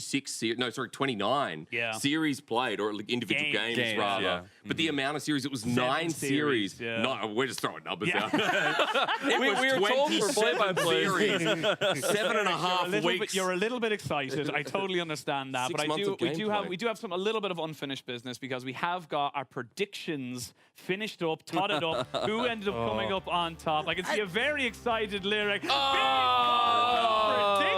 go. Not only was he in 18 points, he was 3 ahead of Dagda, our analyst, doing absolutely massive amounts of work. Hey, but then Munchables, can I just say, right at the bottom. Can I just say, first place, Colorcaster. Second place, Colorcaster. Third place, Colorcaster, and the play-by-plays littering the Why bottom. is Mazel's face? Top right. Why is Mazel's face in the top right? All I'm saying is I was making a comeback in predictions. Thank you to production for throwing me in there. I But mean, yeah, it's all thanks to the power of friendship. Look, I'm gonna be real. If the analysts aren't winning, then they shouldn't have a job. Anyway, well, we just do, as we said earlier, play-by-plays are a bit more didn't emotional. we say bottom 3 would be fired or something like that? I made it to the 4th. Let's Everyone, go. I'm taking a sheet with me. It's all right.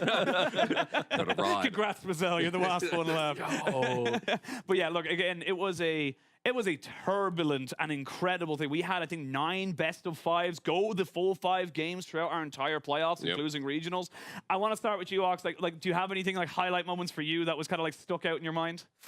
I have a lot of highlight moments, I'm gonna be honest. I mean, I feel like we've had so many fantastic series. Like, it's just been a consistent thing where, you know, you often have that series where you think back and you're like, damn, that was a bang, I wish you had more of that. Yeah. I don't feel like we've had to think that way. I think, like, the fact we've been in studio for the regionals and the finals, but, like, every single time, like, we got 1 4-game series, and that was still a banger. It's still bigger. That was so good.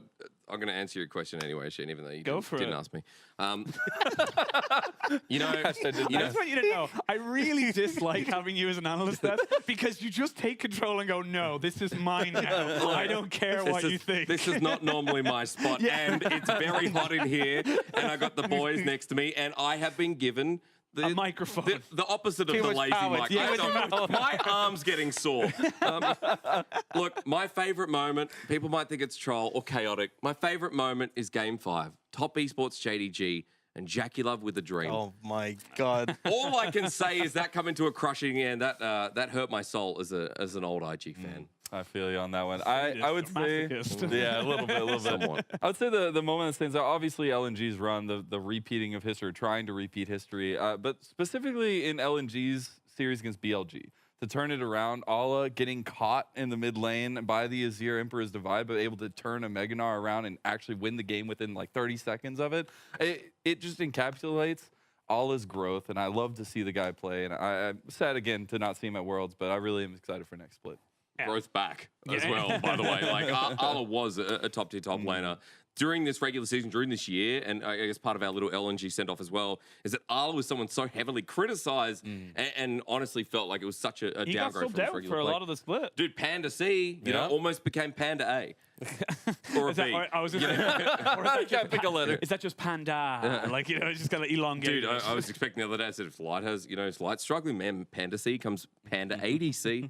I was thinking there. But, dude, I 100% agree. Like, Ala getting back to that form gave us a lot of hype. But I think it's still a nice way to go out despite the result. It is. Yeah, well, gentlemen, we have our 4 seeds. we have got JDG, Top Esports, EDG, and then RNG. 2 rivalries as much. I was going to say, that, as the boys in the cast said, you've got the 2020 boys, the kind of newer organizations, the new blood versus some old dynasties. And Ox, I'm going to ask you right now, favorite to win the whole tournament. Oh my goodness. Yeah. For Worlds? Oh Yeah. my goodness. Bro, This one's done. Dude, I've been saying since minute 1, it's Top Esports all the way, baby. Game 5 finals of World Championship. Wayward's gonna solo kill whoever he's against, right? If it's 369, pop the frog emoji, and it's go time.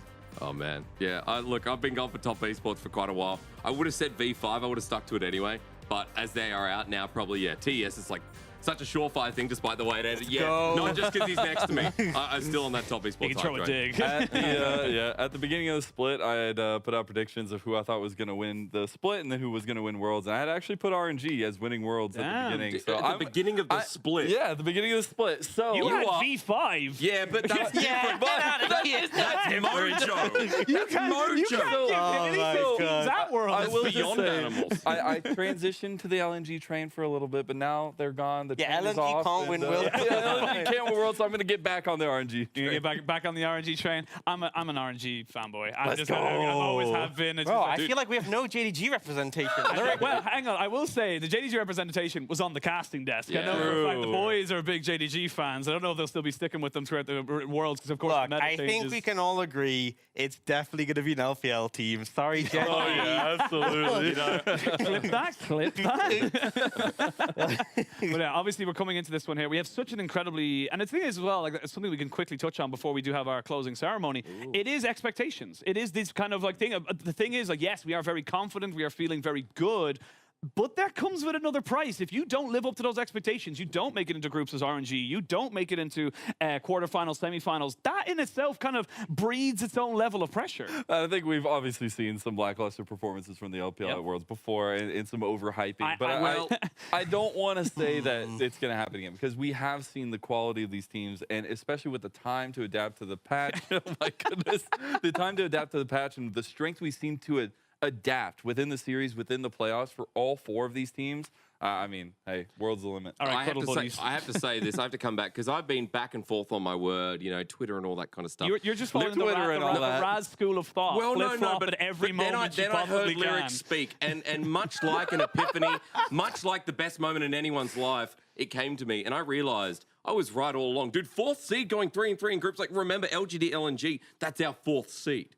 So the fact is that this time that we're looking at them, we're like, hey, even with performance today, like I could look at RNG in Worlds Group, and of course, when people verse each other, everything changes. Scrims matter. You can't just say one team's going to win because there's so many dynamics in the way. However, I feel like the strength this year of LPL 4th seed as well is good. I'm just waiting. What point are you getting? I was like, everyone's getting out of groups. There you go. All and right. I do believe in the strength of LPL, right? You're saying so many sentences. I'm like, what is he trying to say? There's a lot going on. We have gone back to back for like 4 days. You give him a mic for 2 seconds and he loses his I money. feel like Sonny and Cher. That's why I was going the back to back. Mom spaghetti, he's nervous. He does not know Sonny and Cher now. That's that's just the way it is. I will say, like as much as we always have these expectations. LCK did get 3 seeds in semis, but they didn't win. So it doesn't really matter how many teams you get out. It's about who wins. Of course, it's a you, Des, For once, I'm going to stay right here. I always got to get a little dig in because at the end of the day, it's all about results. But yeah, I mean, again, I'm so excited. And I think the fact that we're bringing every single year, we always bring 4 such different teams and what they bring and what their priorities are. And Ox, like looking at the different play styles, it is going to be a bit of a meta kind of shift in when we get to Worlds. Yeah, I mean, the thing is, we've already seen like the new patch notes that have been prepared, but a few patches between Worlds. Loads of things being nerfed. Zeri's already nerfed on live. You've got Sivir being nerfed. Yumi got nerfed for about 10 seconds and like hotfix buffed her, right? Wukong's getting like all these big meta picks that we've seen dominating, that we've seen being played so heavily throughout our playoffs globally are being toned down. So it's kind of hard to get a read on who's going to benefit the most. But you can definitely say that, like, as you said, we have 4 different teams, right? I'm confident that one of them will be in a good spot in the meta, but it really depends where we end up. Yeah, I think it's going to be very curious to see again. Like I said, meta dependent, even just like showing up. I cannot forget FPX completely imploding last year. We didn't want to say the name, okay? We alluded to it. I'm gonna be real. I am getting the same vibes in 2015 LPL where we just did not do anything. And I don't want it to happen again. I don't want to be hurt. That's a long time. But as you said though, the difference there is like look at the dynamics in our team. Look how adaptive the first two teams are, and you even look at EDG and RNG with different play styles of their own as well. Like it's not like we're setting 4 teams who do the exact same thing, and if the meta's not in their favor, then LPL would just be, you know, falling over, right? And I mean, we saw EDG versus RNG go the distance 5 games, and those were bangers, right? Like we could say it's the league of bangers, as well. But yeah, it's been a lot of these teams trying to work through these very stressful, very high pressure best of 5s. And normally that's somewhere the LPL has excelled in recent history, you know. And look, let's be real, if the LPL doesn't come in strong in Worlds, and we do see like Gen G who do look incredibly strong to win, then it just means there's still competition. Because as much as LPL has been dominant recently, it's been close. It has always been close. So many Game 5, like EDG having to do the run through the Korean Gauntlet. RNG at Game MSI. 5 crowd, RNG MSI. It's always a battle, which is why I feel like it's always so interesting, and Worlds is always such a banger. I'm so excited. I'm so damn excited to see all these different players. We're finally getting to the point now. Again, you're probably recognizing I'm bringing up several different topics because I haven't gotten the fantastic little ghost in my ear. Gotta get them ready, dude. No one else is playing today on vacation, celebrating the fact that they, you know, get. They're probably World scrimming team. already. They're probably getting ready to go to NA. Like it's set themselves up in New York. I will say that, and RNG are probably hoping to be in New York, but they got to go to Mexico first. They got to go in play-ins. That's okay. I mean, to come back, I want to say, yes, the food's great. Like, I've heard, Lyric tells me about the food, like, 'cause, you know, he's been nearby. Man, that sounds amazing. Nearby. No, well, I don't know. I don't really know his situation, and I'm not really going to reveal that information on broadcast unless he wants that, of Give course. out his house address right now. However, he talks it up. He goes to a nice little place nearby, and he says the food's great. I like what you say that I was gonna say he talks it up, but all you actually hear from Lyric is like, I had tacos yesterday. They were great. And it's just like you immediately, Mexico is amazing. Like, that's what you go with. All I know, the beer's great. Chimichangas he talks about as well. If I get a chance to go to his house one day, which he hasn't invited me to yet, so, you know, the fans at home probably feeling the same as I feel. You know what you do? This is just delved from being like, the LPL. Talking about LPL. It's a talk show where he just talks about everything. I feel like it's a little bit of a therapy session for him and Lyric. It's just kind of like, when We can get, me and Michelle can get up. He can lie on this. I don't like doing that. It's hot here. Like, if you give me space, I am happy to flourish. So I do have to say, and I want to go back to the point we were kind of talking about earlier, is that Thank you. it is going to be, it is terrifying for all these play-in teams that they have to go up against RNG, right? The previous MSI champions, like, we cannot state that enough, that this is going to be a titan within the play-ins that everyone's got to be scared of. I mean, that's the big thing about play-ins. Like, there's obviously, you know, questions about the format and all that kind of stuff, but that's fine. But at the end of the day, you shouldn't be going to the World Championship without kind of thinking you have to show your best and giving it your all and stuff like that. So yeah, like eventually if you do make it to groups, you might have to fight RNG anyway, or you might have to fight a DRX or anything like that. So. And the thing is, a lot of teams look at it as a learning experience. It's very, very, very, like, it's not happened. It's really unlikely a lot of these like teams who get seeded into play-ins from minor regions are going to win. They obviously go hoping to do their best, but they learn so much. That was something teams were saying at MSI, right? Playing against teams like RNG T1, you gain so much experience on that, and you just see a level play that sometimes you're not given in your own region, and that can allow you to grow and develop and push forwards. And I feel like we've got so many additions as well. Like, remember this year, VCS, right? Yeah. You've heard Gigabyte Marines are coming to Worlds, and it's been such a long time coming. And I'm adding this in because I feel like there's a lot of unknown, and that's what's going to make it so exciting to see if LPL can get through that unknown as well. I've been told that our ceremony is ready, so we're going to send it over to our main stage and see our teams for Worlds. Welcome to the 2022 LPL World Campaigning Ceremony. I'm your caster, Mila. Back in 2014, when we lost the final again,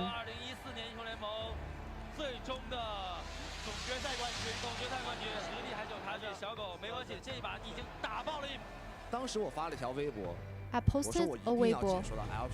I said that I would broadcast until the day that LPL got the world's title. Looking back at my childish and emotional self, I liked crying and laughing with LPL, and I remember the exclusive memories that LPL brought to me.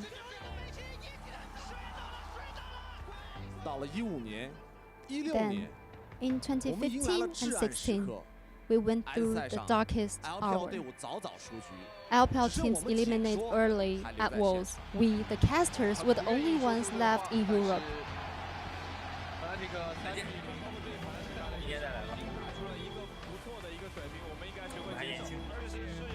我几乎要绝望了。 I was almost desperate. 我一个人 I 放 went 声大 home 哭。 and cried. 我们总是 We were always so close, but 到了18年。 until 2018, LPL rose to the peak and won the first Worlds title. I even felt so happy that I sprained my back. 再拿一冠，凤雏东 Another trophy. Phoenix rises from the east. Let the world see our victory. I cheered. 燃梦再战。 And last year, I saw the Silver Dragon Cup recasted. EDG was back, and we could finally laugh. LPL 10年青春 10 years of youth, 10 years of LPL. Every player's story is worth remembering. And they made LPL a unique league with their passion. And this moment, this league continues. Are you ready for those upcoming moments? And now let's welcome LPL representatives for Worlds 2022. 小目标就是想和我的兄弟们进个世界赛。虽然是天堂，但是争取想做4个人在这边的话，这一波牙膏的进场其实效果非常好。对我来说，打街开始赢就是目标，然后我相信我们能一直赢下去。我可能要直接给 rush 掉，但是我的天，卡达比这里严格被他抢到了。兄弟们跟他们拼了，跟他们拼了。一哥也只能成就是在红 buff 后复格的5杀了。It's a penta kill。这波 BC 开的太帅了，佛爷哥的首歌全在女坦的保护下。是的，有队友可能需要什么就玩什么，因为想要成为一个这样的状态。来吧。Oh my god！ 杀疯了！369拿着自己的自身镰刀，他在不停的追击这个抢劫和胜利。很急，兄弟给个盾！快点爆破！收集的变大了！我觉得还好，我跟队友说，我说只要我不死这把就不会输。他每把都这么说，好像。有请出征战队 TES。我这一赛打了4把，我一场就动了打，我不敢。只能说是有了错误，爱打要立正吧。不能辜负他们。马上就迎来我们的首胜任务。剑魔来了，我还你一个 win game。微微的原地，阿木木哭泣等死跳舞，乐观的面对即将到来的厄运。奈特的命了吗？奈特这边交一个闪刃，还在操作。哇，这波给他操作回来了。过来连 mark 一个爆摔进去，开到3个人，再一个E，石头人闪现大，逼到绝境了，我觉得简单了。悬崖边的德莱文啊，我感觉0到2的就要拿了。你在等什么？我在等天亮。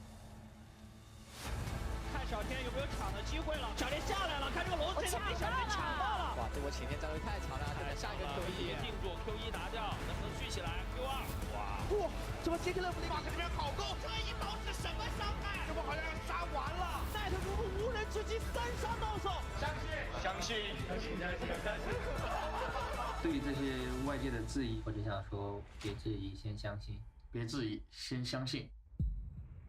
有请出征战队 EDG 海侃。银龙重铸之日，骑士归来之时，恭喜 EDG！ 还是那句话，有的东西我们要记得，但是有的过去我们要忘记了，这是一个新的开始。哎呦，好准的狙呀 Viper！ 这一把 Viper 化身狙神，漂亮！看对到了，打了波灵魂赛，哇，没空！到底还能逃过吗？在等自己的流沙移行，他戳了2下骚粉，他站在墙边，他支撑着整个 EDG。流沙移行继续之前，他又戳死一个。加油，兄弟们，好想赢啊！想赢开。姐姐要不要去抢一下？放到我将军被柱子顶了下去，反正给抢到了。姐姐还有闪现，直接闪回去。可以。姐姐的这一波逆天狗，真的逆天狗。不然想换一下俊佳，但是反手的一个壁咚加上普攻，走位丢，还是这把丢。智人哥一个人就防住了卡斯，这样还有一波了 EDG， 最后一波的决策谁能想得到？准备好了吗？准备好了。冲，兄弟们，冲！有请出征战队 RNG。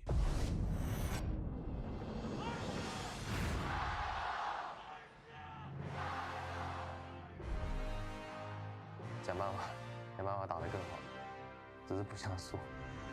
再努力一点，然后打出成绩，再说是什么样的打野吧。所以你觉得10分都会记得比较清楚吧？小明和小虎想法会很多，我在就是慢慢的适应，我要贯彻我的指挥权。哦呦，小明的这种下闪现有一绝了。哎，小明笑得好开心。森明笑的，这波被小薇操作回来了。10滴血，小薇拿到了龙，这就是 RNG 需要的打野。我的天，怎么说？误杀盘他 Q 的嘎啦！这要拿多少的五杀？这个五杀才算。小反杀吗？最后一下被反杀了。哇，这就是点燃的魅力。做好自己吧，然后祝我好运，也祝你好运。哦，小虎大将军，这局完完全全可以说小虎的1打4。谁敢喊道理的？为我虎大将军。It's still alive. It's still surviving. It's staying alive.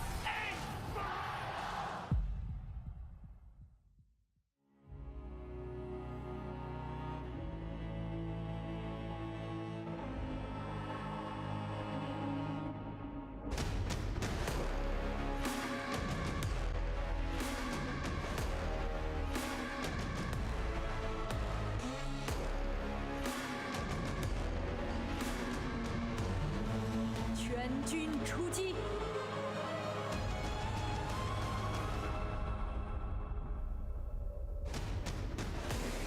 有请出征战队 JDG 英特尔。 Let's welcome LPL representative JDG, Intel Top Esports. 马尔晴天 EDG 海凯 EDG Flanger 俊佳 RNG and RNG. Bunny 为 LPL 此志无双。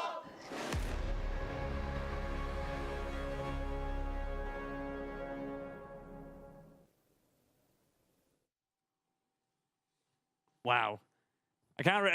Again, when it comes to world ceremonies for us sending our teams, I can't think of anyone else who does it better. Yeah, I love it. Also, those jackets. Oh my gosh, I gotta get me one of those. They're feel so like sick. I was saying there, like, I feel like the colors look like JDG's. It's our way of like And Top celebrating. Esports. Yeah, but Top Esports didn't win, Mazel. They're not the champions, all right? JDG Stop are. reminding me. Hey, at least it was a 5-game series, but look, they look swagged out, and even though Mazel wants a jacket, I feel like at the end of the day, entering worlds like that, going to North America, get intimidated.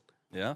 Yeah, I mean, who can't be intimidated by that? It's kind of the way we always kind of set our teams off as a group. And it does. I actually really love that as well. Like what it feels like with other region, it does feel kind of like everyone for themselves. A little bit of kind of like Fnatic and G2 are never kind of combined together. But in LPL, it does feel like we send everyone as a group, as a 4-man squad, if you will, or the 4 teams. But you got to remember as well when we had MSI. I think it was EDG was scrimming against RNG, giving them some extra help, but obviously it was their off season, right? Yeah. Because they didn't have any reason necessarily to scrim, but they did that to try and help RNG out, which obviously worked. So yeah, really nice to see that sort of solidarity between them. Yeah, I love the kind of idea of all the players kind of helping each other out and giving themselves like extra little pits and pointers. But waiting for the end sign as such, because I think we are coming to the end of it. So Mazel, it's been your first full year. Very much congratulations to you. Obviously, as well to Ox as well, 2 of our newest but guys. No congratulations to me. No, you just get a passing. You just get a passing. But I will come to you in a second. You've had a great year. How has it been so far? How's it been in the LPL? If I talk about it too long, I'll get teary-eyed and I'll start crying. So That's I what just I want to keep it short and want. sweet. It's been an absolute pleasure to tell these stories, to be around these players, to be around you guys, part of the best team in the world for broadcast. And I couldn't be more thankful to every single one of you, to every single one of the players, the staff, to our production team, to the LPL in general. I love it here, man. I love it. Pleasure, man. Ox, how's it been?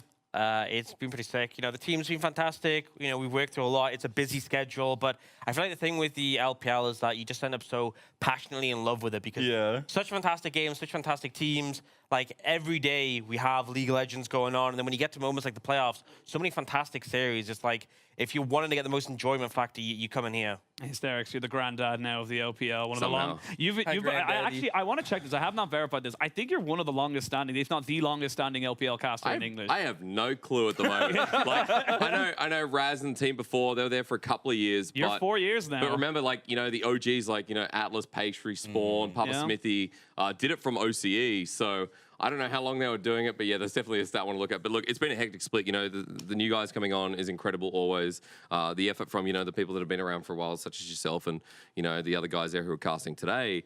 And I just think LPL, with its busy schedule, 7 days a week, I'm glad the fans are showing a lot of respect and giving a lot of love to these guys because they deserve it with the hard work they put in, with all the assets that have to come out day after day when we do not have a break day, and when playoffs as well is a similar vein. So they deserve congratulations. And honestly, LPL couldn't do it without the fans supporting them either. I just don't know what to do. We're on 7 days a week. I'm like, what do we do now? I mean, we 8 have like days time next year, Yeah, brother. there we Let's go. go. But like, See you in January. LPL's going to find a way to make 8 days a week. Let's go. Even more League of Legends. We've added Sunday a new part month. Smart. We needed the extra time, but I have been given the sign that it is going to be the ending of us here, as we've got some funny-looking boys coming here to try and join us in. Of course, thank you so much to the One Trick just don't get production time. guys Oh, here there we in go. Paris. They were absolutely fan-diddly-dastic. Thank you to everybody in Shanghai for dealing with us all year. And of course, thank you to everyone here for casting all year. We'll see you guys very, very soon. And until then, have fun. All the Bye. love. Woo! LPL. See you next Let's year. go LPL. Win worlds.